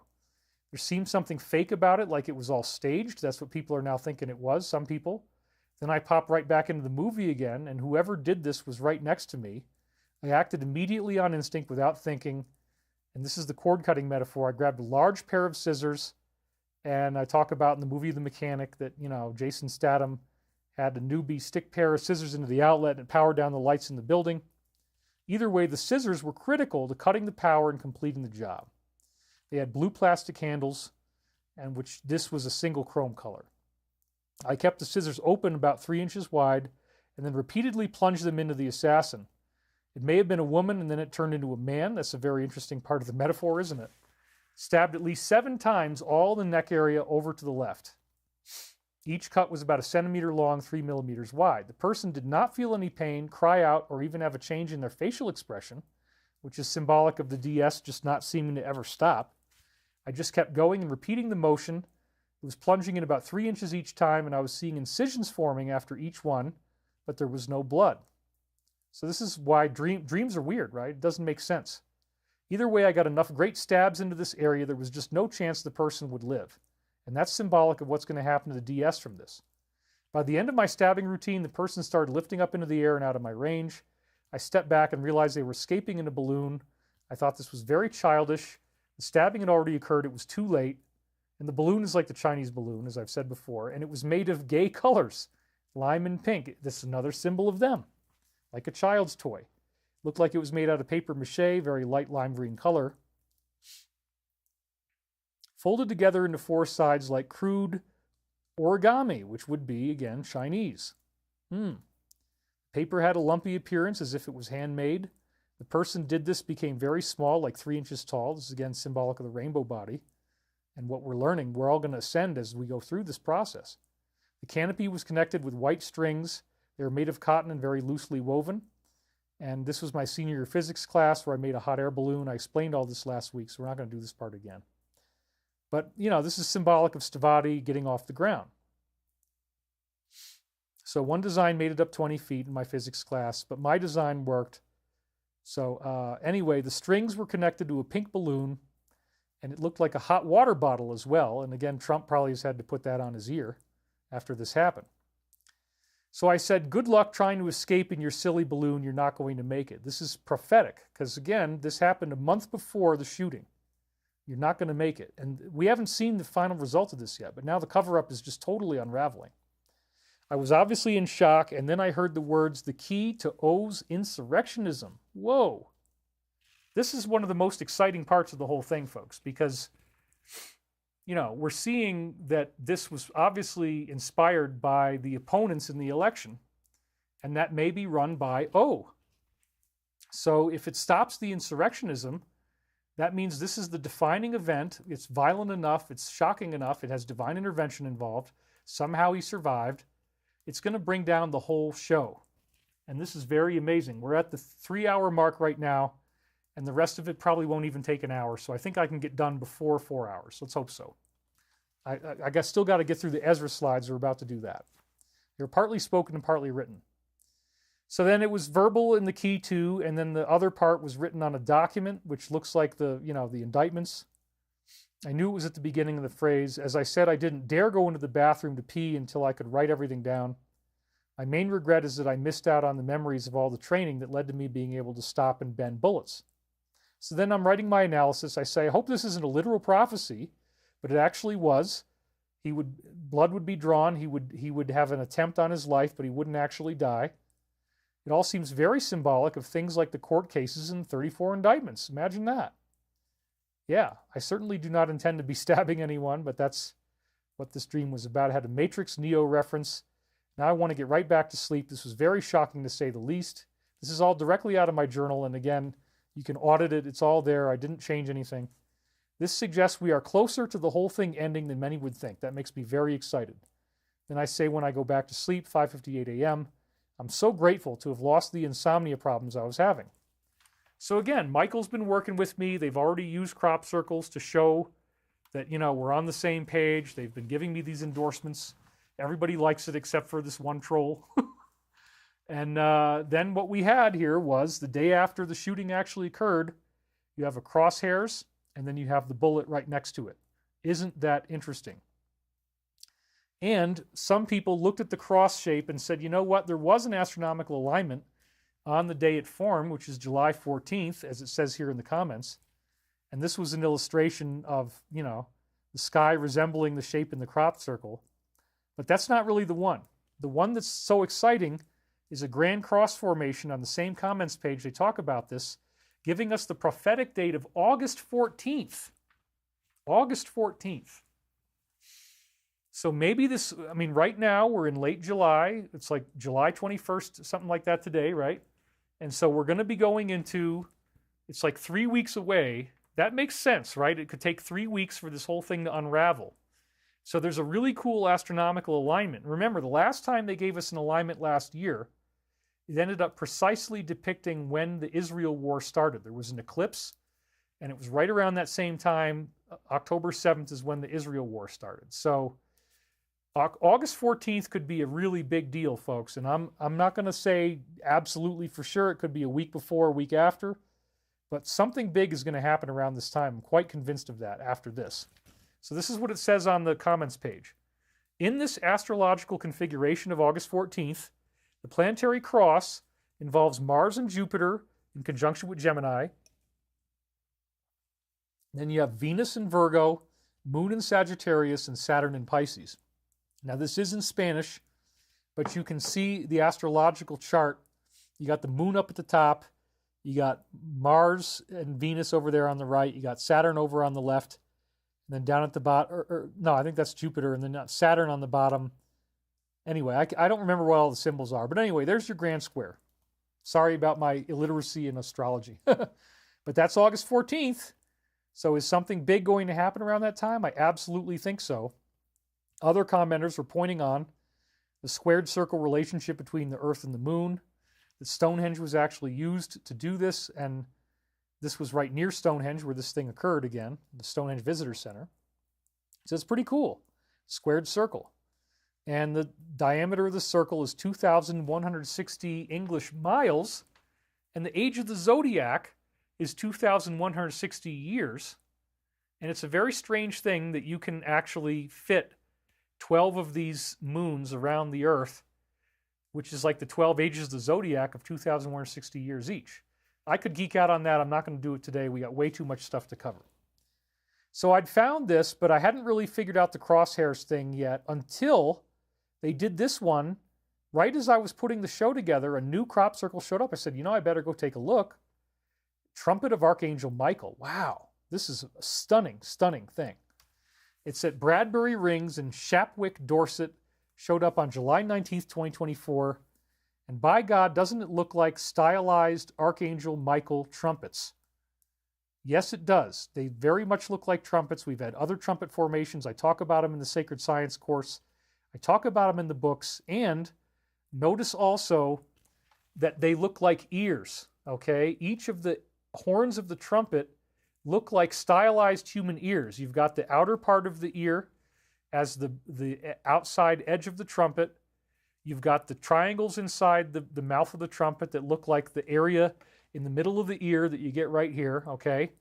And then notice that in addition to it looking like vibrations, you've got the same exact bullet formation. Bullets going towards the ears. This just showed up again on the 19th, just a couple days ago, and it is Archangel Michael. It's the ear, it's the bullet, and this is obviously talking about the Ascension, and so how this event, this divine intervention, is changing reality. They just showed us the crosshairs with the bullet. The bullet had this kind of football shape. You got the same football shape in the neck of each of these Archangel Michael trumpets. This is really mind-blowing.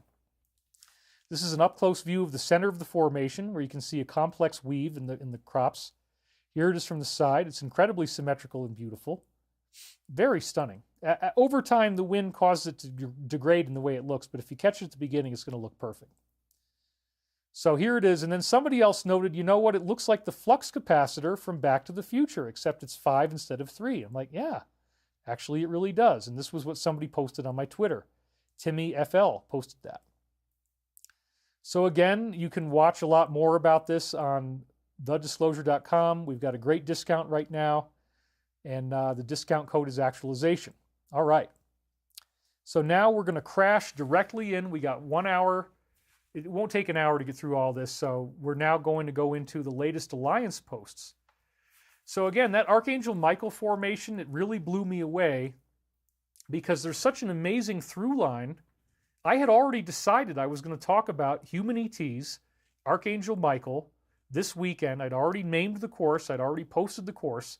And then they drew this crop formation of Archangel Michael's trumpets that look like an ear that has the bullet in it again after they saw the crosshairs, and they gave us the prophetic date of August 14th. So I am ready because my dream that I just read you said this is the key to O's insurrectionism. The whole thing is going to collapse. We're watching it in real time. And then on Friday, around the same day this crop formation came out, they literally brought all the Windows operating systems down around the world. It was one of the things that Ezra talks about. So in case you don't know what I'm about to go through here, this is the stuff from the Alliance. I believe this is the authoritative voice of the Alliance. They're telling us what they need to know. I'm not going to read all of it because we're running late on time. My eyeballs are burning from the lights. But I'm going to hang in there and get through the whole show because it's important that we do this. And you guys love, there's a lot of donations coming in. We have a design by Linda, $20. Thank you, David, for all your work through the years. And then Paige Newberry donated $1.99. Thank you very much. We still have 4,500 people watching. You guys are incredible. Thank you for being here. Tarotina says, pure angelic synchronicity. Chris Moore says, when the trumpets of the Lord will sound. Miami says, will there be an election or not? Well, I have an opinion on that. My opinion is probably not. Paige Newberry just donated again. Thank you very much. Yeah, I think that this is going to lead to the whole thing collapsing. And there's going to be some arrests, and we're going to need to learn a whole lot. There's a lot of people that have been deceived. They don't really know what's going on.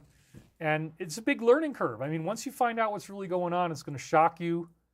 But then this angelic component is part of it. Isn't it nice to know that there are angelic human ETs, that they showed up in the past, They showed up as Padma Sambhava. They gave us rainbow body teachings. They showed up as Saint Germain. They gave us a prophecy of 2025 that they'll return. The same exact prophecy that came through the Michael prophecies. I didn't even know that until I was writing the books and I was in book 4. It blows my mind. And then we have the trumpet of Archangel Michael drawn in the crops. We have my favorite galactic DNA spiral that ties back into the one that showed up on Independence Day, 2002. I mean, it really shows American independence is right around the corner. The crosshairs, the bullet, and then we had, again, the most recent one, the trumpets, would also look like the ear. I have the same scar on my ear. As I've said, it's a weird round circle here that I got in 8th grade from a pole for a tent. It was a round little ring on the end of the pole, hit me in this freakish way. It happened to hit my ear just right. It left this horrible blood all over my shirt. And now it seems like it's some type of karmic linkage point between 45 and myself, which makes sense. You know, my life I was marked on my body for this event in the future that Michael already knew was going to happen. I mean, this stuff really, really trips me out. And I know you guys are with me because your comments are amazing. One Crazy Ray says, not to change the subject, but JB just dropped out of the race. Yes, we heard that this morning. Donations are flying in fast and furious. Gameplay donated $20. Thank you, David, for everything you're doing in this time and space. Cindy J donated $50. Thank you for your wisdom, light, and love. Your 3rd super chat. Thank you, Cindy. And then we have D, who donated $20. Thank you, David. Keep up the great work. Here's another one. LaDonya Hill Collins. The haters always get so mad. They think I'm making tons of money on this. I'm really not, but I love your donations. It's very helpful to me. Thank you guys so much for that. And Scott Opper says the attempt happened on my birthday. Tez Brooks says the Friday the 13th bug back in the 80s was a weird thing to see when I worked somewhere. It made computers go strange. LOL, weird stuff. David has only touched on his time in the secret space program. I'd like to hear more. Well, I did a lot of shows on that before, and I can only get so much done at one time. Here's another donation. Bobby Bujizik, who's been here before, $20. Thank you, David, for your energy and love. Renee Cruz says, this is mind-boggling. I was flabbergasted here in San Francisco, 1978, 12 years old. I saw an extraterrestrial alien metallic octagon-shaped UFO, and later that night a shooting star. WTF. Ah, geez, pickle Rick and Morty. Are you staying sober, says Nutrition Love 71. Yes, I am completely sober. It's been hard with my dog dying, but I'm hanging in there. I'm not going to relapse. Estelle Paradis, who's been here many times, says, merci, David. I enjoy your teaching a lot. Bonnie Demlong, who's been here before, donated $20. Thank you very much. There she is right there. And Sebastian Plante says they should have a course at school for kids to implant spirituality at a much younger age, give kids the power and knowledge. I totally agree. I mean, this stuff is very interesting, and we need more people to know about it. Gregory Leon Watson, the apparent assassination attempt really put the Dems in a bind. It is hella interesting. And then we have Shira Note says, I'm sorry about your dog. Well, thank you. Why are these crop circles always appearing across the pond? If it weren't for people like you and others taking aerial pictures, I would never know. For some reason, there's like a vortex area that is in the southern England that they really like to use. And I think it's also because people have been watching it for so... Oh, we got 22277 views right now. Another synchronicity. What would Colin McGeeza say about this, mate? Well, I'm not... I mean, there's so many slides to get through. I'm not in the most funny mood right now. My dog dying and whatnot. Watching Ancient Aliens, and I'm sorry to hear about your fur baby. Thank you very much. Much love for you and the dog. I know the feeling, says Yuka. Bradine Donnelly says, I had a life-changing event on 3/13. T was shot on 7/13. You said you were 13 when you got the ear injury. Well, there's a synchronicity for you. Barbara Michael Grover says, 6th ray, purple and gold ray, ministering to the Christ in others, and the peace ray of Jesus' incarnation. Peace and aloha, Maui, Hawaii. I don't know if I could live by myself, says Epic Phone Man. I feel bad for you because you don't know who to trust. I'm a Cancer man and an empath. It's hard to get close to me. I try to help people when I can. What about transforming into ascended masters by 2025, says Avatar. Yeah, that's a big part of what I think is going to happen. So there's a lot of cool things going on here. Thank you, David. Big love from England. Talent isn't enough, said that. So anyway, I love listening to you. I've listened to you since Ancient Aliens started. What is Tranma? Tranma is a character I did last time where I wore these pink glasses and I talk like an Italian grandmother.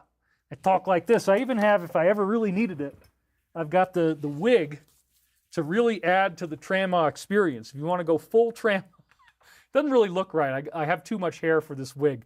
But I was thinking, like, how could I really make this character work for me? I got to have let's fix this thing up, right?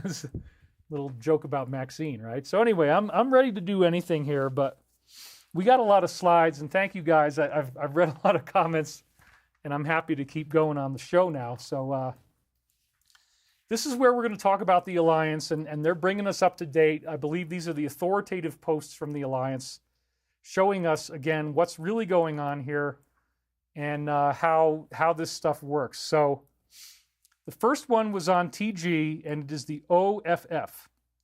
That's all I can really say there, but it says, please read my tweet from December 2023, and then if you look at it, let's go to that slide. Says, an event so sinister it must disrupt the ease. Oh my gosh, in 2024. So that's telling you right there, you're not going to have normal ease, folks, okay?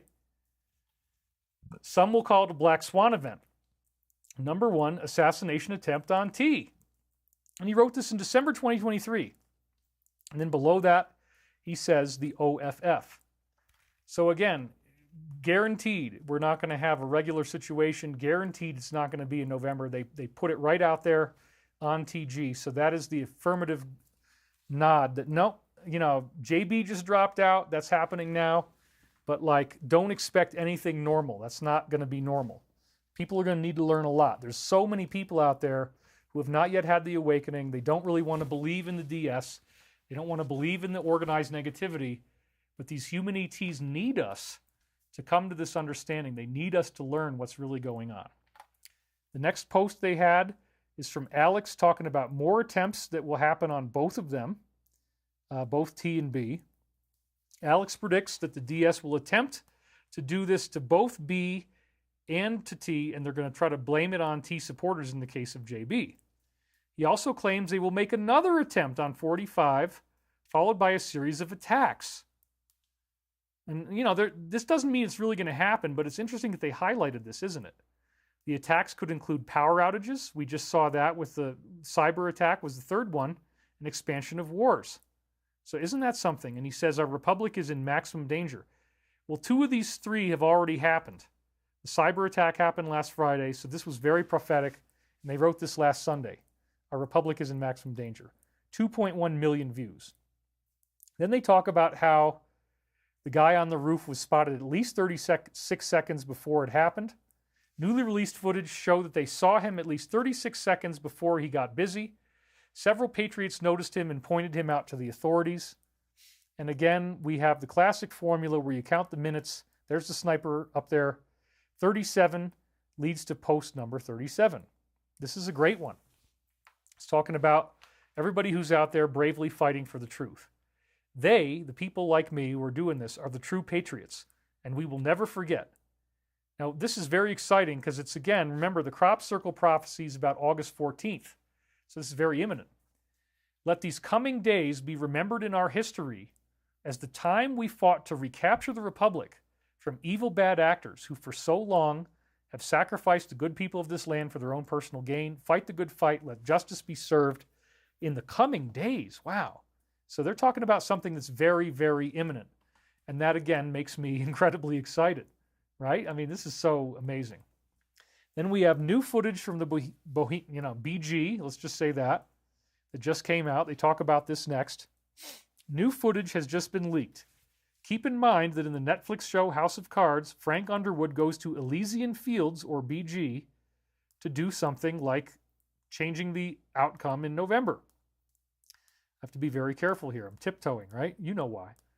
The timing of this leak couldn't have been more intriguing. And then we have almost 600,000 views. So there's one video here that's 45 seconds, and that leads us to 45. And we haven't seen this one before. Follow H, what just broke with her? What did HRC instruct her to do with classified markings? Why is the story just now coming out? That might be one of the key sentences, a story that will just be coming out, which is going to be about the event that we just saw that was diverted. Thank God he survived. What relevance does it have? Why is Donna running for cover? Was there a deal granted in exchange for something? In other words, were they trying to take him down? We know that. Who made the deal? Do we care about her or those who instructed her to violate the law? Why is this being leaked instead of simply prosecuted privately?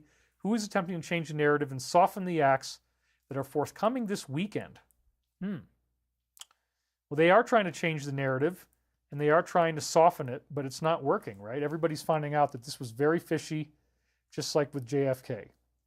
So then T promises the champion of the UFC that he's going to end all these conflicts that are going on. It says right here, T told the champion Khabib Nurmagomedov that he would stop the war.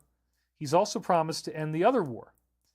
The BR recruiter Sergei Varley admitted on film that the war is very profitable. These entities are leading a $15 billion investment to rebuild this country, and BR is potentially profiting $1 trillion from reconstruction contracts. Experts in the UN warned asset managers like BR and Wall Street may be profiting from this other situation. This person, Thomas, was featured in a 2023 BR advertisement, and they've now deleted it. Connect the dots. Yeah, it's big money, and they probably had him as an asset. You know, he's under control. It's very, very likely that this was done with hypnosis. He wasn't even in his regular conscious mind when it was happening at all. We see that it's 10 seconds, which leads us to post number 10. We've read this many times before.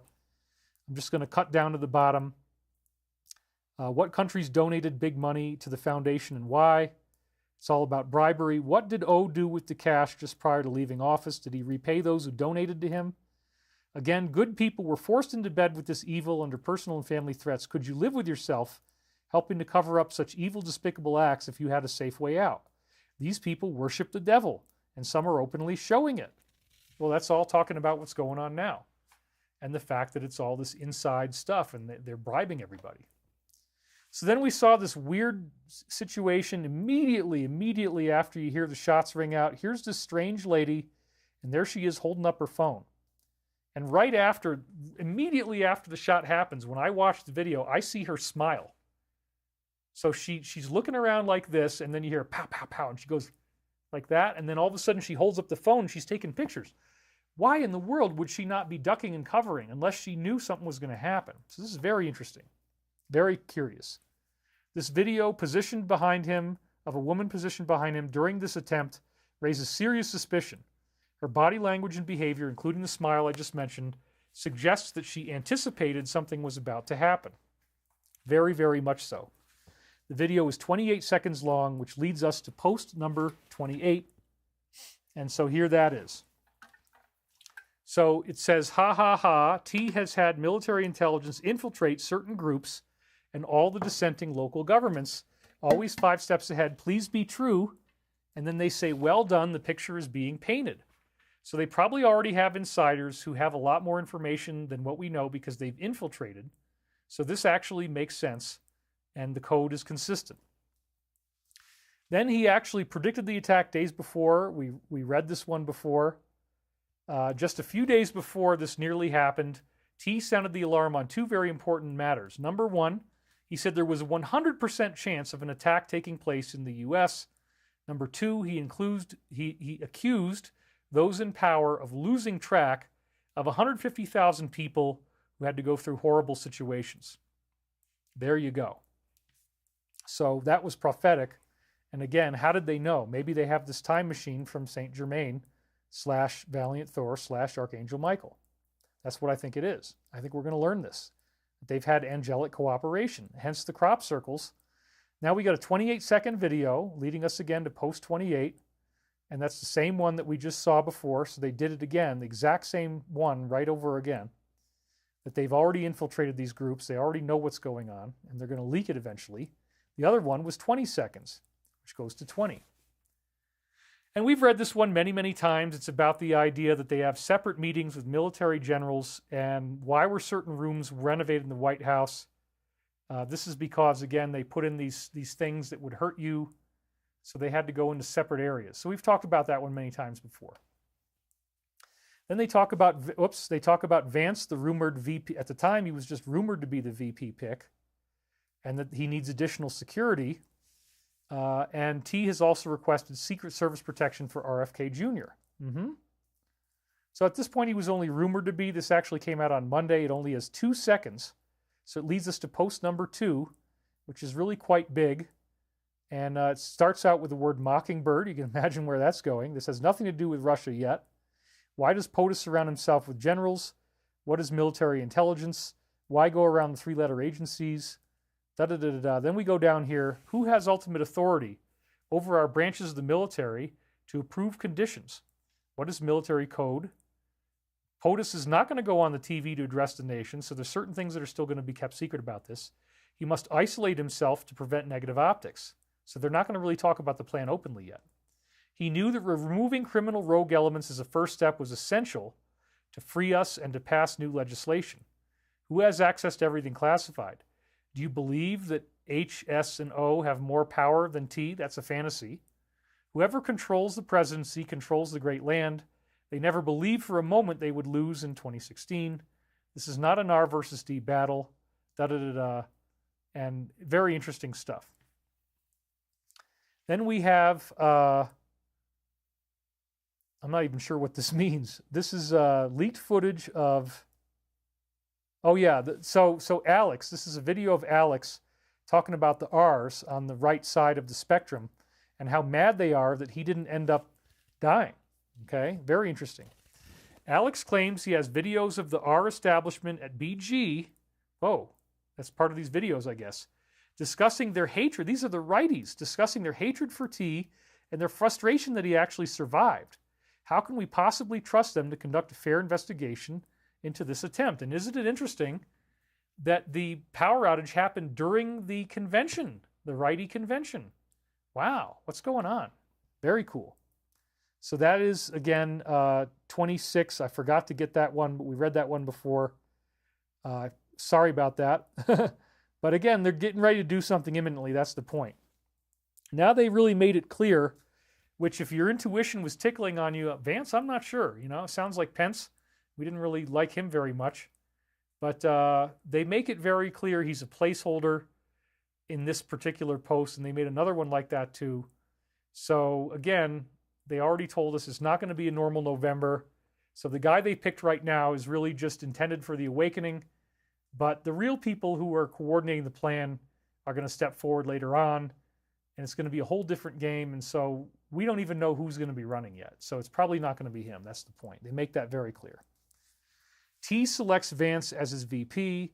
He took a trip to I in 2002. He does not represent America first. He says, incredible to walk around Jerusalem, the eternal capital, and trace the footsteps of Christ. Maybe he saw the actual footsteps, like I showed you, burned into the rock. And they have a picture of him wearing a yarmulke, putting his hand on this wall. So again, the basic bottom line here is they said he's not America first. Now this was the next thing that was weird. It's at the convention on the 15th, Novus Ordo Seclorum. And I had just explained to you guys on the video last week what this actually translates as.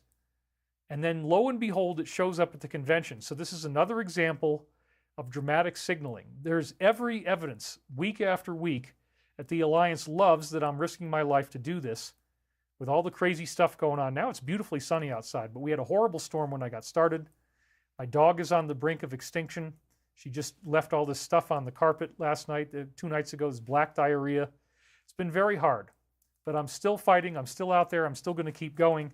I had mentioned to you that Novus Ordo Seclorum was this prophecy that means a mighty order of ages is born anew. And I had just explained that, and then they put it on the screen at the convention. I'm like, wow, you guys, thank you. Thank you for the endorsement. They're not going to say it directly because they don't want to hurt me. If I got endorsed directly, it would probably cause a lot of unwanted problems for me right now. But the convention is using the pyramid on the back of the dollar with the all-seeing eye as their backdrop during Tim Scott's speech. Novus Ordo Seclorum, just as I said, a new order of the ages. So thank you guys so much for that endorsement. I deeply appreciate your ongoing support, and I continue to take my job very seriously, and I will do the best I can. Then they make another interesting thing about darkness to light, that this saying transforms into the stars and stripes, which is symbolic of the transformation that we're about to undergo. T walked into the convention, making his first appearance since the attempt on his life. The crowd was chanting, "Fight, fight, fight," and "We love T." And then the backdrop changed from Novus Ordo Seclorum to the Stars and Stripes, dark to light. So this is a symbolic prophecy that they encoded. 39 seconds on the video leads us to post number 39. And we've read this one a bunch of times before. So again, it's talking about nukes in North Korea, miniaturized for payload delivery within the U.S. Ooh, I hope that doesn't happen. Why is all of this relevant, and what does it tell you? The big picture is rare. So again, this is very interesting dot connecting that you can do here. Then they have the Captain America trailer that predicted that something was going to happen. This is what they like to do. They like to signal it and then have plausible deniability. It's called predictive programming.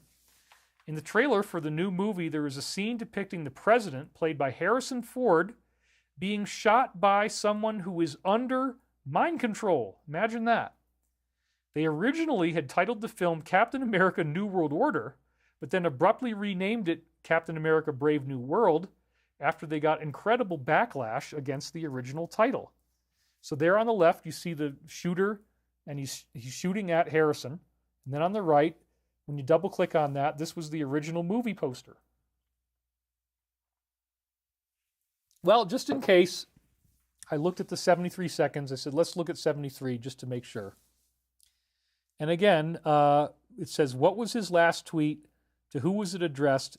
When was his Twitter account taken down? Well, they tried to take him down. Why is this relevant? What was his last tweet prior to, and who was it addressed to? When was his Twitter taken down? Has this ever happened before? Why now? How many times did the attack occur? Well, they're talking about attacks, right? So this threads pretty well. What is the purpose of tracking? The purpose of disruption? Why does he have military guards in uniform while he was in Hawaii? Do these guards typically assist the U.S. Secret Service? Well, there you go. Military guards, Secret Service is all starting to line up. Why is this relevant? And then look at this. What flying object was recently shot down? That might have been the whole reason they did this. Flying object. We might be getting a UFO disclosure pretty soon, you guys. Why is this relevant? Interesting. Then we had RFK talk about the idea that certain people could be singled out by something, as it says right here. The last time a video leaked involving him was when he suggested that this was designed to target and attack certain groups. During an off-the-record conversation, he claimed the U.S. and other governments are developing weapons which have very specific targets. And then he says, who are the people who are the most immune? Isn't that weird, huh? Ooh, I don't know. Anyway, 61,000 views. And then they try to blame everything on Iran. Well, this is a woman talking for a long time about how that's a lie. The news about Iran wanting to do this is obviously a lie. Listen to this witness from the Saturday rally exposing how the SS left him vulnerable. Lori Levy, who has sold merchandise at nearly every rally, was horrified by the glaring lapses in the setup and layout of the event. She sounded the alarm when she arrived the day before, immediately recognizing that something was drastically wrong. This is all going to come out in the investigation, folks, and August 14th is now a target date that was given to us in these crop formations with the Great Cross astronomical alignment. She revealed that unlike every other rally, they had deliberately failed to block an easy long-distance line of sight. Isn't that something? She said, quote, I had a terrible feeling. I knew something was wrong. I kept waiting for them to fix basic security problems since we had this direct line of sight, and they didn't. 1.4 million views. And then the next question is, did Iran do all these things? And this is pretty funny. Did they direct the SS to stand down several minutes? Did they bring the ladder for him to climb? Did they tell the police inside the building to close their eyes when he got in position? No. Did they take the picture 25 minutes beforehand? No. Did they direct the police officer to confront him beforehand? No. Did they tell the police to ignore people who warned them? No. Did they station an incompetent agent or agents? No. And did they tell the SS to downsize because Jill needed security the same day? No. Did they make the decision not to place anyone on the roof because it was sloped? No. Did they make the decision not to remove him from the podium when it was detected? No.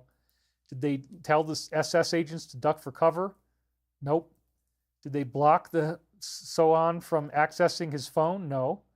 The attached image is from March of this year in an article saying this particular group in Miami warned of this certain person who was wanted in connection with a plot against the older administration.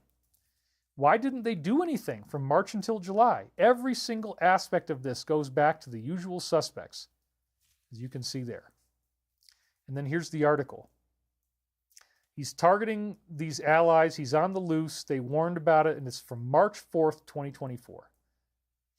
So then they have something about Amber Rose, and again, Vance funded the company Ambrosia, which is a company that gets stem cells out of blood. And so, you know, this is a really, really hard way to want to look at a nice set of boobies, but they got a nice bar over that. But oh my God, how gross. Marina is bad. Amber is good. Am I doing it right? Well, she had just spoken. Amber had just spoken. But again, it sounds a lot like Ambrosia, which when you read about Vance, he funded a company called Ambrosia. And so that's probably one of the things that, you know, maybe they put him out there specifically to trigger the awakening. Because this is what, it's a bad sign, let's put it that way. So yeah, it's a hard picture to look at. It's slimy, weird basement. She's got devil fingers and all this stuff. So again, I have nothing against her, but there's no way I would ever pose for some weird picture like that, clothed or unclothed. So then we have the Xi Jinping. He might have suffered a stroke. This is very weird.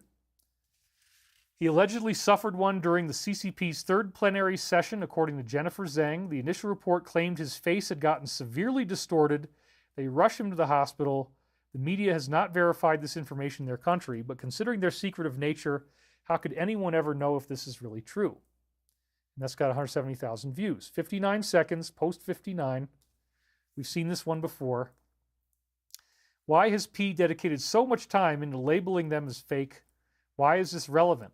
Look at this. Whoa, this is like shocking. And it happened on Friday, right? Just a couple days later. We are fully, well, they tried to do it. They tried to crash everything. We are fully prepared that all social media will be shut down to prevent the spread of this information, Twitter, and or mass censoring. Sealed federal orders pre-submitted as prevention and masked as in general, though it does not account for rogue agents and programmers within.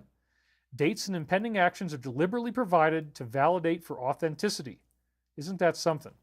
So this is a big warning that they are fully prepared that everything could be shut down, and it was correlated with Xi Jinping having this weird stroke. So did somebody do that to him? Maybe they did. Maybe it's part of bringing this whole thing to an end worldwide. Coordinated activity as they're getting ready for the big reveal, and they know that the social media might get shut down when this happens. It's very exciting. Sad about Xi Jinping, but everything else is interesting. So we'll just say Fiddler on the Roof. That's my fun name for our friend up there who's no longer with us. If I had an audience, I know people would be dying with laughter right now. But anyway, yep, Fiddler on the Roof. Mainstream is now admitting that he bypassed the SS with this certain device, and he scouted everything out earlier in the day. They noticed him, but then only decided to keep an eye on him. They didn't arrest him or do anything. Dan Bongino reveals an unimpeachable source informed him that someone else was supposed to be up there, but then that person, they never showed up. Imagine that. He also claims the administration is pressuring the director to stay silent if she wants to keep her job. Well, she's already been fired now. So this is all going to come out, folks. Quote, according to my source, the roof was supposed to have cops there, and there was supposed to be someone there, but they actually didn't. So then again, very, very interesting. And then you got this 20-year-old who happens to have a detonator and other things as well. What's up with that? I mean, where did he get this stuff? It was found on the body after he tried to do this. A picture shows a rectangular gray device. Let me just show it to you real quick. So there's the rectangular gray device. This is really creepy, and we know what that is actually. Rectangular device with a keypad similar to a television remote control alongside his cell phone. They had previously reported finding certain materials inside connected to this other device. This suggests he may have been planning to set something off remotely.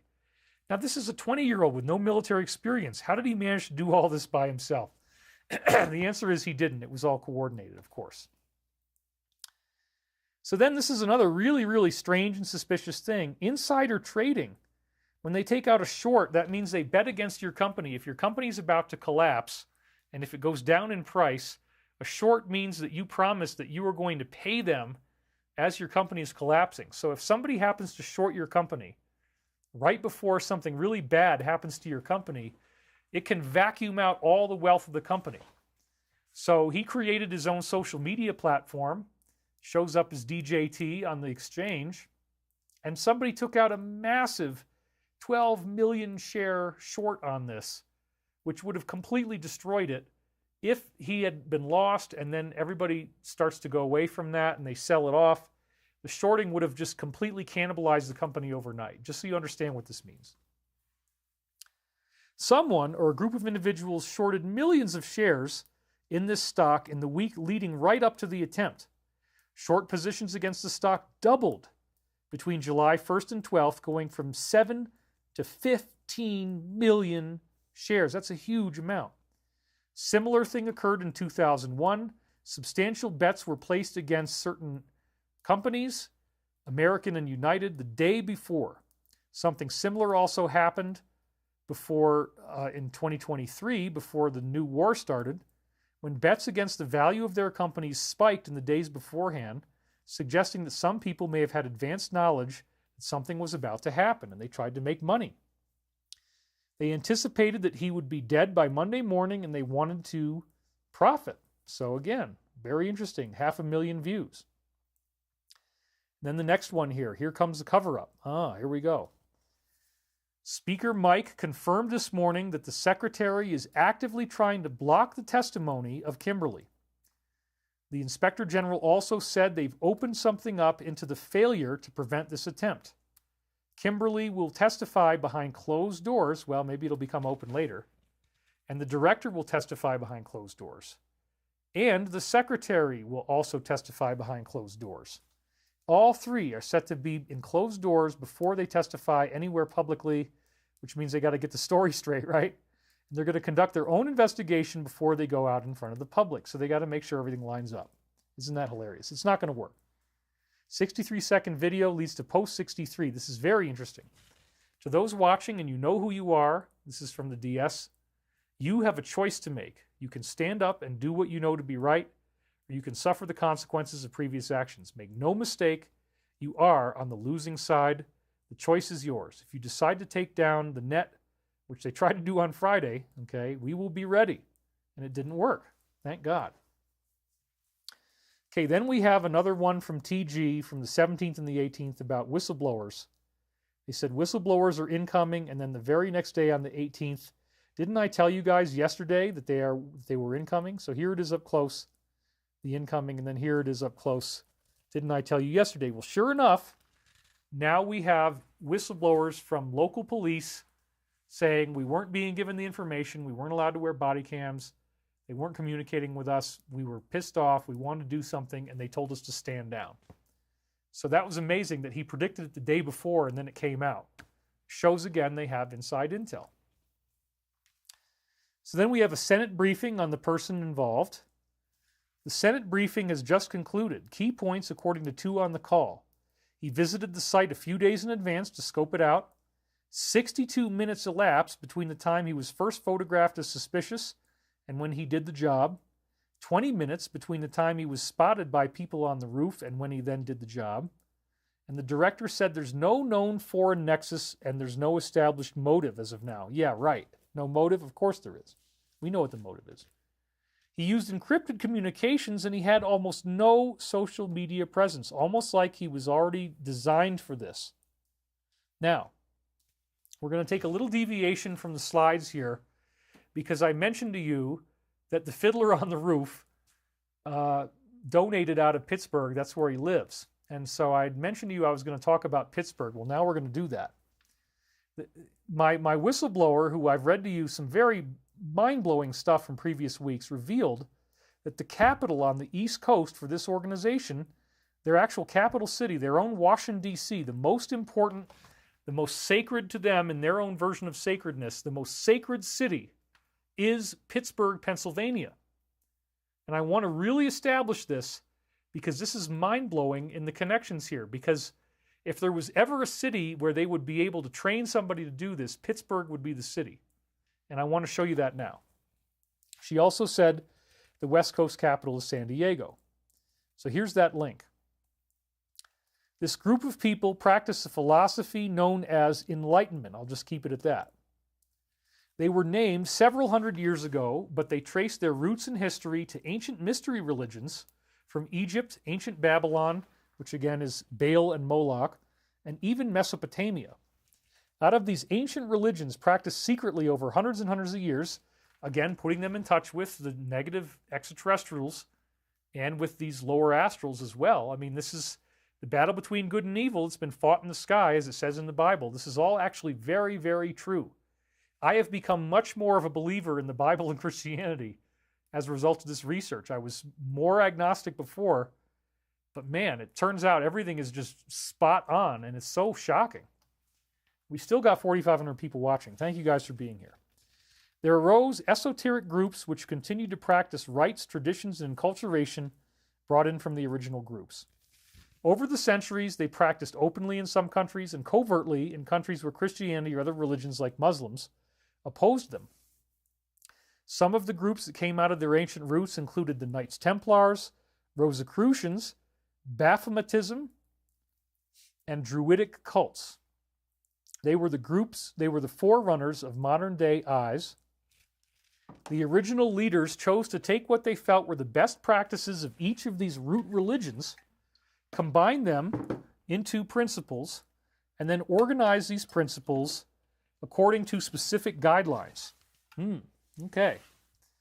Their modern-day society is a philosophy that is funded by the wealthy and practiced in all strata of our society. Their tenets have spread across the world. It started with German Rosicrucians, spread to England, and then they came to the U.S. with the very first continental settlers. They have three main branches. They have a Germanic branch, which oversees the others. The Brits handle finances, and then there's a branch that's French and Russian. All three of them are represented in both the U.S. and Canada, as well as every other country in the world. Of course, this is all very, very covert. How they are organized in the U.S. They have groups in every major city of the U.S. Are you ready for this? They originally entered the U.S. through Pittsburgh, Pennsylvania. And from there, they spread across the U.S. There are 18 cities across the U.S. that are considered major power centers for their power and influence. So, the main city in Pennsylvania is Philadelphia. I meant to say Philadelphia there, but I wrote Pennsylvania. So Pittsburgh is 3 hours away from Philadelphia. And I show that right here. This is the Google driving map. You got Pittsburgh on the left, Pennsylvania on the right. Now, this is important for several reasons because of what happens in Pennsylvania and the fact that I have stalkers in Pennsylvania, as it turns out. Then you got Scranton over there on the right, Pennsylvania on the left. And Scranton is where good old Sleepy Joe got started. And this is only 2 hours driving. So you see the connections here? How hard would it be for him to grow up, leave home, travel 2 hours, travel another 3 hours? Not hard at all. Isn't it interesting that he stored documents with the University of Pennsylvania in what's called the Center? And this was a dark money nightmare, as it says right here. Roughly 10 documents from his time in the WH were found in this one center. And there's a picture of it, and they're sitting there talking about it. How is that possible? It just so happens she talks about this, the Center for Diplomacy and Global Engagement, and that's where he was centered. Isn't that funny? And it's right there in Washington, D.C. This is the outside of the building. So now we're going to go back to her disclosure again. This includes Washington and surrounding areas. These are the main 13 cities. Albany, Pittsburgh, the Golden Triangle, Winston-Salem, Raleigh, North Carolina, Minneapolis, Ann Arbor, Wichita, Phoenix, Portland. There's a lot of weird stuff that's been happening in Phoenix, right? Flagstaff, Arizona. There's 2 of them in Arizona. Seattle, Houston, and L.A. Of course it would be L.A. L.A. surrounding areas, Atlanta, New Orleans, Springfield, Missouri. And then she says there's other cities that are important to them as well, but these are the main cities that funnel their money, conduct research, and often have regional councils sitting within them. Now, isn't it funny? Isn't it just so strange that on the very day that this tragic event that could have been much more tragic occurred, that here she is speaking in where? Pittsburgh, while they're simulcasting it live on CNN. She's actually speaking in their Mecca, their capital city. You can't make this stuff up, folks. And just to prove it to you, here it is on C-SPAN. I'm going to zoom in on this stuff, but you can actually see right there, it says Italian Sons and Daughters of America, Pittsburgh, PA. And we zoom in on the top, it says First Lady campaigns in Pittsburgh, July 13th. That's the day it happened, C-SPAN. And there's the sign up close. And then, just a few weeks ago, on June 1st, she showed up in the same city for the Pride Festival. So then, as I talked about last week, the guy who did this was actually donating while living in Pittsburgh. And there you can see it right there. So we read the top. It says, the individual who attempted to do this donated money on his inauguration day. And then when you zoom in on that over on the right, it says that he lives in Pittsburgh, PA, 15102, and he donated $15. So that was my little detour away from our normal programming, if you want to call it that. I still got 15 minutes to go. I think we're going to make it. We might have to go a little bit over 4 hours, but not very much. And I do have to pee. It's just, I'm a human being. What can I say? So then, lo and behold, he hints he's going to drop out, and then on the same day, he magically gets diagnosed, and now he has dropped out as of today. I haven't even had a chance to read about this because I'm on the air. He just tested positive. On the same day, he admitted in an interview that he would consider dropping out if he was diagnosed. He canceled a speaking engagement, and this is his third infection in 2 years. Well, now he has dropped out. Very, very interesting. So they knew that in advance. 350,000 views. Then it turns out that the people who did the short are connected to, you guessed it, the Bushes. Austin, LLC, 12 million shares, did the put. They filed it on the day before it happened. This company manages $1 billion in assets. This is the largest put option they've ever done by far. They made a huge, huge, huge bet, which costs a lot of money, and they lost that money. The next closest was only 16,770 shares versus 12 million. This is a financial service company connected to them through James Baker, the former Secretary of State and a close family associate. He served as senior policy director at their company in Austin. He's been with them since 2006 and advised on foreign policy and international relations. Senior was a client of this company, received advice from them. W was a speaker for this company, and he was involved in their charitable initiatives. Isn't that interesting? There you go. Now they're going to list some other organizations connected to this company. It just makes me laugh. You can't make this stuff up. They shorted 12 million shares, and then here's the organizations that received donations. And just read them for yourself. There's 8 of them, and they all have something in common, don't they? Oh my God. Let's not even read that. Okay. Then we see that sure enough, the investigation is being stonewalled by the director of this organization, who's now had to step down. Republican Senator Marcia aggressively confronted this person, Kimberly, and demanded answers on why she's been stonewalling the investigation. She did not provide any real answers. And one of the 2 videos, the one on the left, is 23 seconds long, which brings us to post 23. And we've read this one many times before. Military intelligence has the same special access programs as other organizations, which means they have access to all this secret stuff. Why is this relevant? Well, they're fighting for the positive. Who can be held hostage and controlled? Well, just about anybody. Military intelligence could have somebody on a secret trial you wouldn't even know. So they think their offshore assets are strong enough to defend against this, but they don't account for military use on domestic soil. Why did the Constitution explicitly grant this authority to the president? What are they trying to prevent? Well, they're preventing it right now. They knew these agencies would grow in so much power that they could actually hold the executive hostage and engage with bad actors. That's what's happened. He nominated someone new to direct every agency but one, and he controls the top. So this is all going to come out, folks. It's very exciting. You're not going to have to wait very long. On the same day, 34 million shares of a streaming platform also went through the same thing. Isn't that crazy? They not only did 12 on the one stock, they did 34 on this streamer at the same time. Holy crap. That would have completely destroyed it. Completely destroyed the company. It would have had to close down immediately.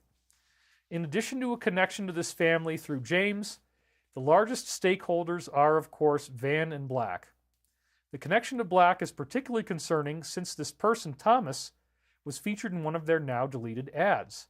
Is Congress going to investigate? Well, they already know they will. I mean, that's coming. So this is going to bring the whole thing down, folks. History is being made in real time, 700,000 views. And then they say right here that the director tried to do this. It says, yep, same statement that I just read. Then they're talking about how people were looking at him and pointing their fingers 40 minutes in advance. They were all freaked out. He rode his bicycle around the rally in Butler, Pennsylvania, ditching it in full view of the cops and a crowd before he climbed up. They show his bike in photos parked beneath a tree just yards away from the building.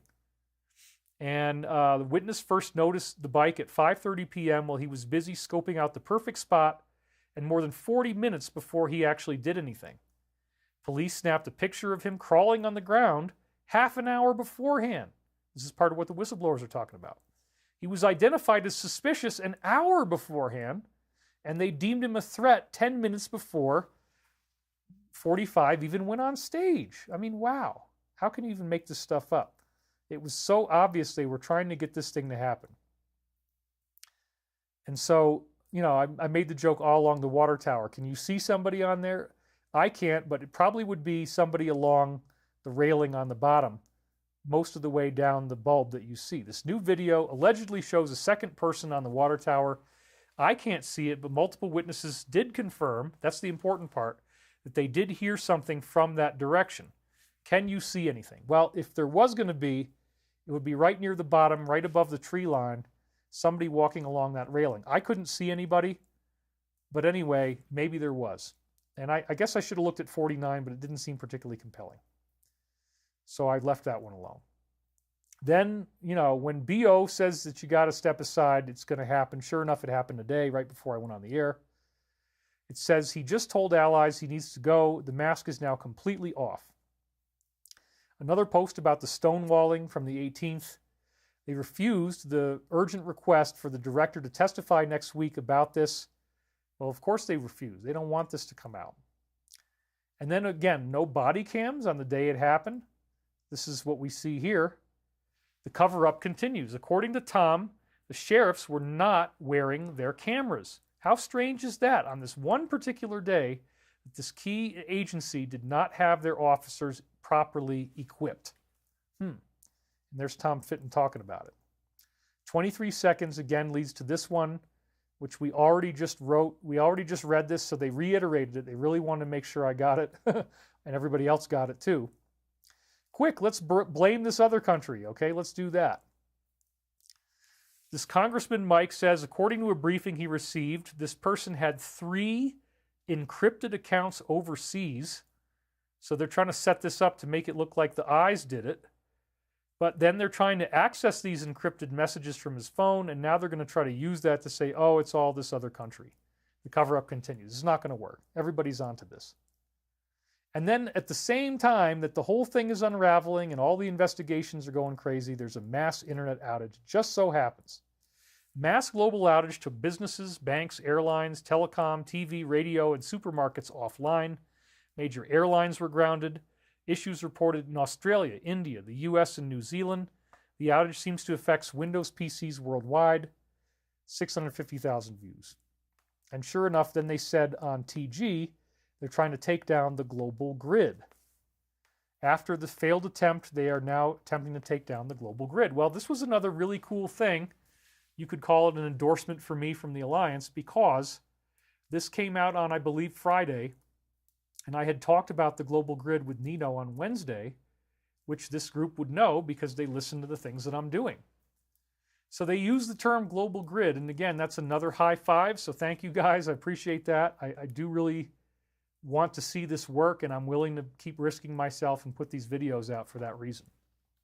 And they say, yes, it was the largest IT outage in known history, as many people have already said. This firm, CS, says that a defect in one of their software updates affected operating systems, causing worldwide outages. resulting in flight cancellations, disruptions to banking, healthcare, and retail. This CS issue might be the largest IT outage in history. Their holdings are an American cybersecurity technology company based again in wink wink, good old Austin. Coincidentally, this wealth firm that denied shorting the stock and said, oh, it's just a clerical error, they're also located in the same place. Imagine that. CS is the same company hired by you-know-who and the Ds to investigate good old RRR, the breach. CS blamed R for the hack, and it led to the M report claiming collusion. T even mentioned CS to Z when he was on one of the perfect phone calls, I guess. I would like to find out what happened with this whole situation. They say CS. I guess you have one of your wealthy people. The server, they say, has your country on it. And Black and Van are main shareholders. Oh my God. It all links up, and they put out this weird toxic update and almost nearly crashed the whole, as they called it, global grid. Now, both of these strange pictures, iconic pictures, were taken by the same photographer. Is he on the inside? Maybe he is. His name's Doug Mills. Back in September, Chief of Staff whispers into the ear of W to give him word of planes having horrible things happen. Back then, and now on the day of July 13th, the same guy, Doug, takes the now iconic shot of a bullet whizzing past during the rally. And who is this guy? He won a Pulitzer Prize for photography covering Bill in 1992. And then he won another Pulitzer Prize for AP's coverage of this other scandal. And then other people have said that in order for this to have been done, he had to use high-speed film with 1/8,000th of a second frame speed, not normal film at all. It's as if he knew, and he might have had the camera running really fast, and he just took thousands and thousands and thousands of shots so that he would catch it right on the mark, which he did right here, as you can see. Somebody just donated. Barbara Vadas, there's probably many of them. Thank you, David. Week after week, I sure do appreciate you. Wow, the crowd has actually gone up. We have 4,600 people now watching live, and we're almost at 4 hours, and we're nearly done. We're right at the very end, so I'm going to keep going, folks. Thank you for hanging in there with me. I'm so glad we still have so many people. So then we see that this CEO is panicking about, the CEO of CS is panicking about how this happened, and he doesn't want to take credit for it. He started to panic when asked about how this one little content update could actually shut down the whole world's systems. He was not initially able to answer the question properly. The software agent called Falcon shut down the majority of airlines, banks, and retailers in the world. Oh, but it's all an accident. Nancy also just so happened to buy 5,000 shares back in 2020, worth about $1 million. And in 2017, O purchased a home in Washington and had this same company install his private communications server. Imagine that. It's all lining up very nicely. The chief security officer, Sean, was an assistant director under that administration. Notice the video, 41 seconds. This is one that we haven't seen before. What a coincidence. The mountain that housed NK's so far collapsed. Unbelievable timing. I wonder if critically important materials as well as scientists, aka certain makers, and remember there were those things at this thing with the detonator, were inside when it happened. Shocking. No news agency suspects say we had nothing to do with it. Enjoy the crumbs. So again, it's very, very interesting how all these things connect. And then I just wanted to point this out. I just saw this today. The CEO warned about content updates shutting down the entire system. Their servers are in the UK, connected to the Ds, servers connected to ... And then they make that mention and they say all these other things. Are we about to see something 2.0 drop? Yes, we are. It sure looks like it. Then they have evidence that there was more than one individual. Forensic analysis indicates that up to 3 happened at the same time on Saturday. And they're confirming this with the Alliance post now. There had to be more than one. The first 3 came from A, the next 5 came from B, and then the final, a total of 9, was by C. 1 and 2 line up perfectly. 3 does not line up. 4 and 5 line up perfectly, and 6 does not line up. Wow. So grassy knoll, that's what it was. They tried to have another Lee Harvey. It's not going to work. Then they also say, don't rush any conclusions about the woman snapping pictures. People thought that it was Janine, but that theory is circulating. They're saying it's not true. The woman in the video is behaving suspiciously. I agree that we should find out who she is and question her, and we need to learn about the events of that day. But there are certain facts that are true about Janine. She's an Air Force veteran. She's worked since 1999. She's now assistant. She's promoted by Christopher, and her tasks do include surveillance. So just because somebody fits that profile doesn't mean we should rush to a conclusion. So it really wasn't her. And then they show here with the combination that the pictures don't really match. The real Janine is much older. So I believe that it wasn't her. It was somebody else. Then we find out that our Fiddler on the Roof was flying a drone that same day. Imagine that. He was able to fly a drone and get aerial footage of these fairgrounds shortly before the speech began. He flew it on a programmed flight path earlier in the day on July 13th to scour the grounds ahead of the rally. This predetermined path suggests he flew it more than once. He was researching and scoping everything out, and he researched other events as well. Somebody needs to get arrested. Yep, definitely. This was all inside stuff. And then we have the U.S. representative who has now died of cancer, and I wonder if it was given to her, as I've speculated before. She was the congressman who wore a very interesting ring that had a symbol on it. She also shamelessly defended GS and said he was a contributing American who jeopardizes his life because his name is always thrown out there. He doesn't deserve that. He's a patriot. But why did she wear this ring? Well, she might have been given a penalty by a secret tribunal. Let's just say that. Maybe that's why this happened to her.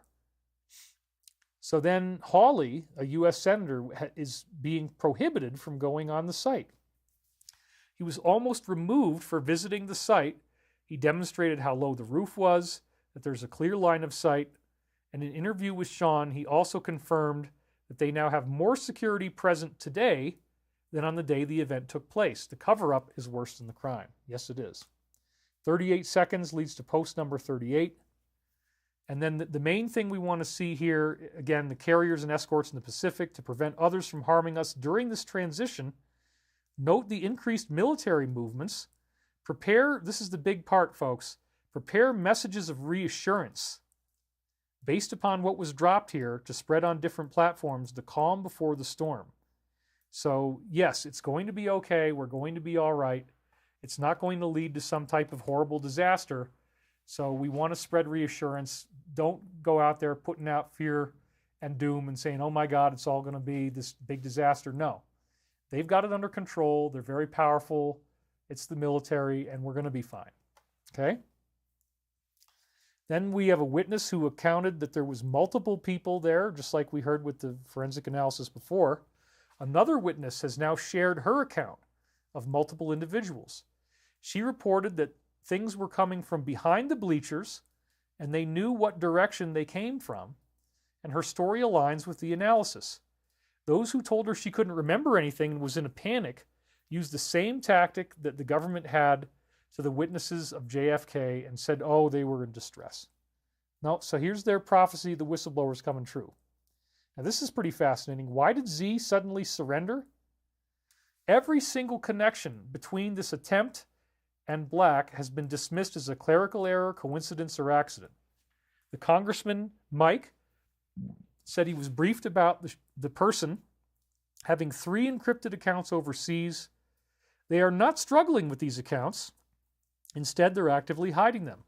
How quickly after this happened did Z suddenly speak with 45 and agree that he would end the war? Well, you can see there's some real interesting inside baseball going on here, isn't there? And so this just came out, so there's not very many views because it's very fresh when I took a picture of it. Sure enough, here's a headline from Zero Hedge, and it says that he will bring peace in a very good, in fact, call it a perfect call. And they responded positively to his words. Well, this is very exciting. You know, this event, the failure of this event, is causing the alliance to gain far more leverage. And now again, Joe is no longer in the race, and they had a thing about the old Hillary switcheroo. That could be about to happen. Rumors are now emerging from several sources that she will replace him at the convention. Yep, it's already started. She once said he should not concede under any circumstances, anticipating issues which could prolong knowing the final outcome. Quote, he should not concede under any circumstances. I think this is going to drag out. Eventually, I do believe he will win if we don't give an inch and if we are as focused and relentless as the other side is. How did she know that there would be issues for this event? Well, of course she knows. Then they say arrests must be made. I think this is the last one or one of the very last ones. The rumor about Kimberly resigning on Monday is only a rumor for now. What is not a rumor is how she colluded with this other person to have this event take place last Saturday with the cooperation of Christopher. Kimberly denied extra protection, and this other person replaced the agents with untrained and incompetent personnel in order to make the whole job easier to accomplish. The director is handling the cover-up and cleanup operations. The people who did it were outsourced. There was money provided by BR in collusion with the K you-know-what, and he is still standing. Arrests must be made. So there you go. And I just took a picture of that very recently, so it's hardly any views. So in my view, folks, it is on like the proverbial Donkey Kong. And sure enough, I am very happy to be here today. I'm very happy to still be among the living and to be bringing you this amazing, we have not lost anybody. We're just over 4 hours. I want to thank you guys for being here. This has been quite a show, huh? We've talked about human extraterrestrials. We've talked about their connection to all of these Ascension teachings.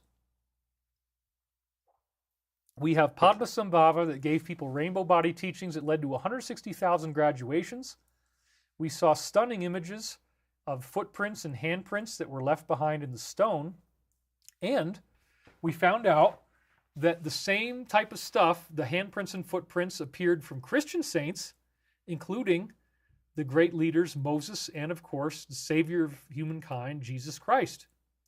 This is something that we're going to be able to do. I do believe that as time goes by, we will be able to have these abilities as well. Now, here's Jacob, who just donated. He says, David Icke suggests T and Musk are not the good guys. Both are part of the problem. I disagree with it. He disagreed with Alex that the NWR are on the ropes. Hard to know what to believe or who to trust. Much love. Well, again, I'm not asking you to believe anything. I'm presenting you with evidence. I'm presenting you with an ongoing, consistent train of evidence. If the other David doesn't like the evidence, maybe he hasn't studied it, I don't know. But this is the result of personal briefings that I've had. This is the result of 7 Michael prophecy books. And again, getting back to the point, we had Bonnie Brown just donate $100 right there. That's when it turns red. I appreciate you sharing your knowledge. Thank you so much. Well, thank you, Bonnie. We really appreciate it. So again, human extraterrestrials, Padma Sambhava, rainbow body, Jesus, footprints in the stone. And then we go into Saint Germain, who is able to change. He looks human, but he can make gemstones. He can combine diamonds together. He can turn silver into gold. He can write ambidextrously. He can play violin as well as Paganini. He's writing compositions. And he appears to have been the unknown stranger who made this strange prophecy about, now, old man, bare your arm and grasp the iron tongue, which does appear to be an inoculation prophecy, COVID prophecy, showing this entity is completely outside of time. And he said, methinks I am among the clouds that are trying to veil the influence of the negative Jehovah. 2 more donations have come in. Phil Kusubris, $25. Many Tekel Uparson. The time of Daniel is here. That's right. That's what the phrases are.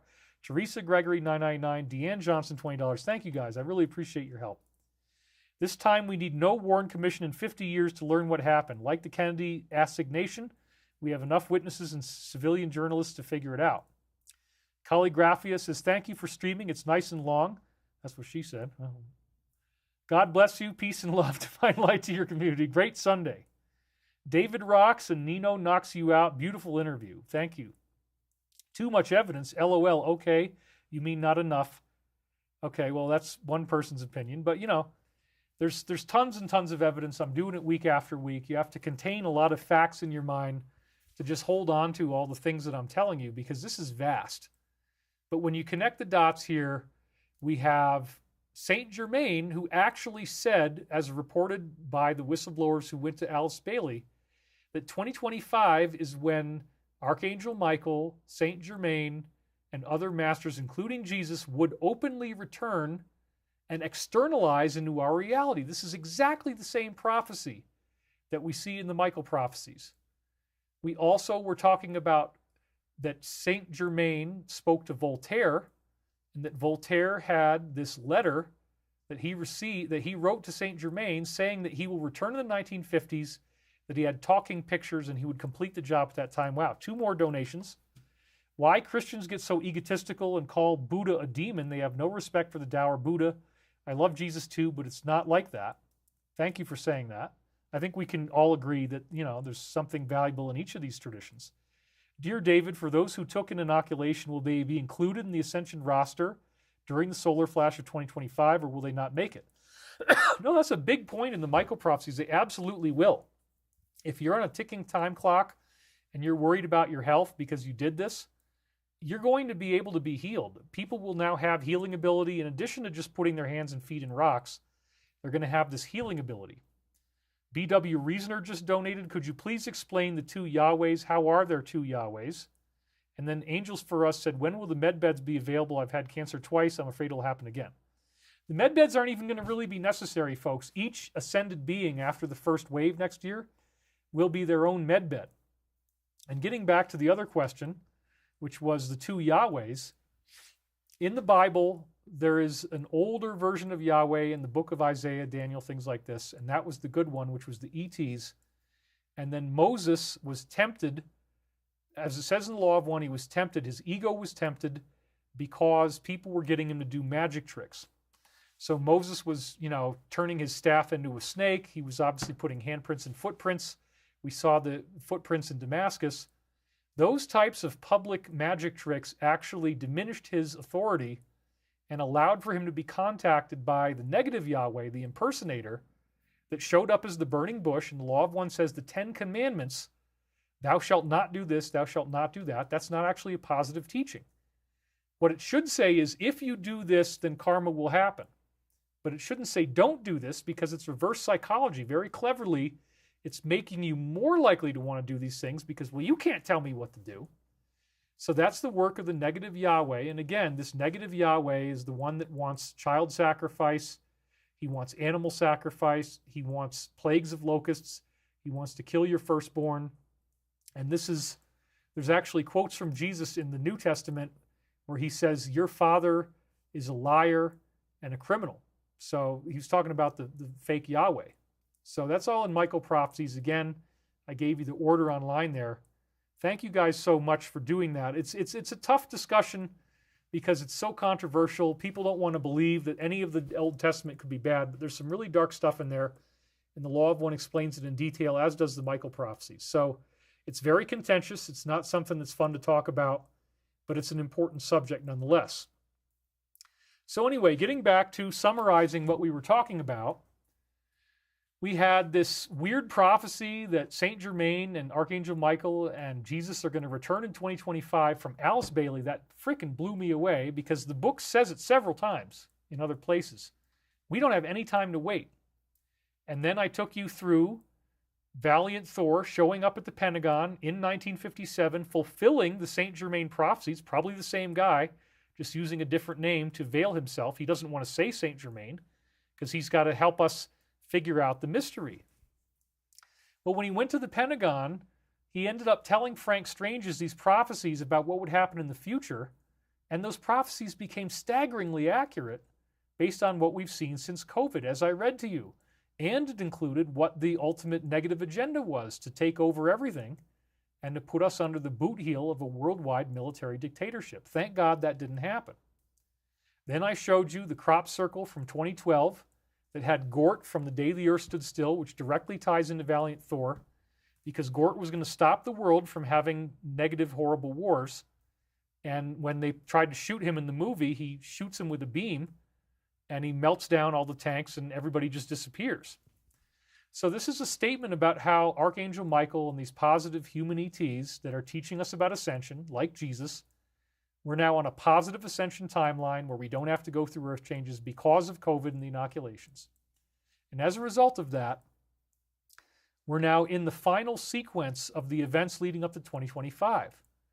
So I showed you the crop circles and I showed you the DNA and how the DNA spiral appears in these old crop circles. And then we had the reiteration of that in this year's crop circle. The first crop circle we saw was the crucifix flying saucer. The second one was just a random circle. The third one was this weird five-sided star that looked like the old July 4th, 2022 formation of my favorite crop circle of all time, which was, it might have been 2002. It was a long time ago. July 4th formation of galactic spirals of double helix DNA, which suggests that the galaxy is pushing us through ascension right now, and then they tied it back this year. It also looked like the arrival, that weird extraterrestrial hand that's in the movie that represents first contact. Plus, we also see the Hebrew Yod symbol, which indicates divine energy coming into manifestation to overthrow corrupt kings and queens, which is happening right in front of our eyes.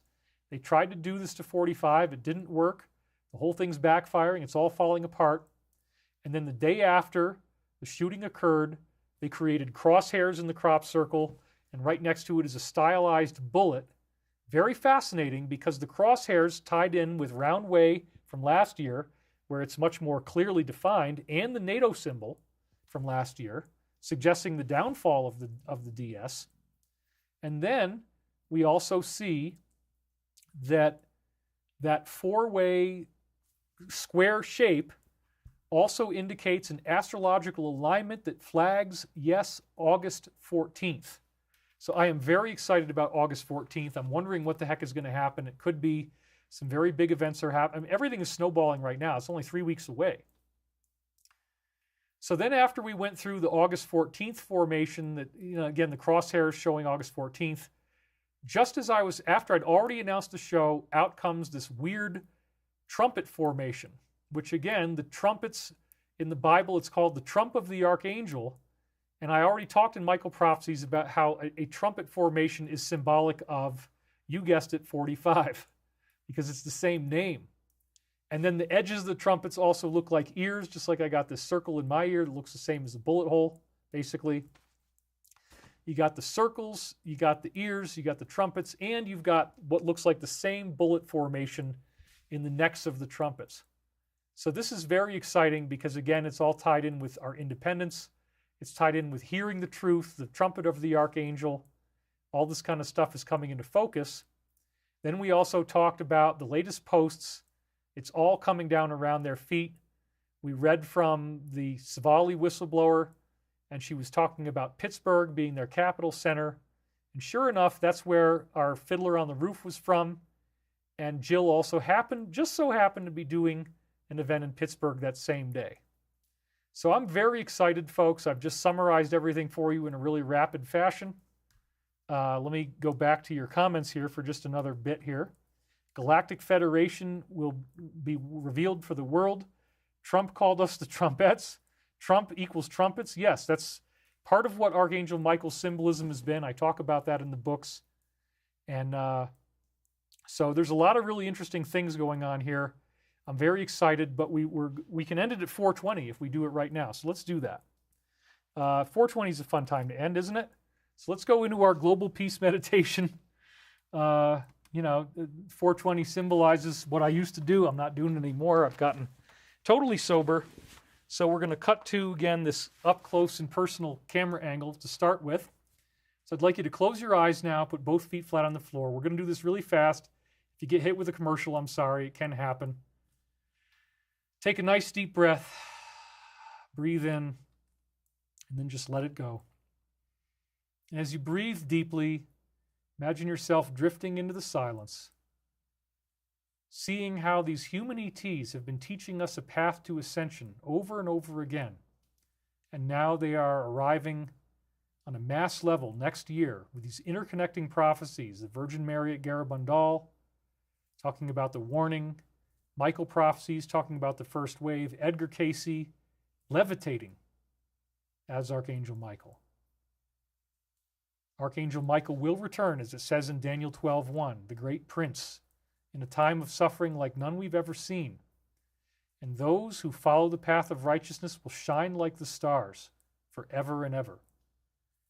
It's such an exciting time, breathing ever more deeply, seeing that all these prophecies are being fulfilled of a positive, helpful, and benevolent end to all of the crises and all of the conflicts that we see on Earth, coming to this wonderful conclusion, bringing us to a new sense of euphoric reconnection where we will be able to heal any disorders in our bodies. Med beds won't even be necessary. They're only training wheels. Some of us will gain great abilities right away after the first wave, and this is reliant upon how much service we've provided.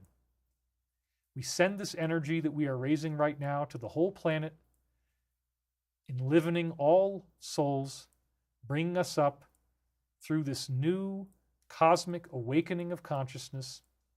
For in the greatest sense, we recognize that we are the light, we are the love, we are the one infinite creator, and this is as it was, as it is now, and as it always shall be. And so it is. Sending this energy to all those in need of prayer and healing, alleviating war tensions, visualizing a perfect, peaceful outcome to everything that we see going on right now. And so it is. That was a short one. Now I'd like you to just wiggle your fingers and toes, come back into the room. It's 4:20 right now. So where am I? I'm over here. I want to thank you guys for watching. It's been really incredible to do this, and barring anything really crazy, I will be back next week. I'm your intrepid host, David Wilcock, and I thank you for being here with me today, and God bless you.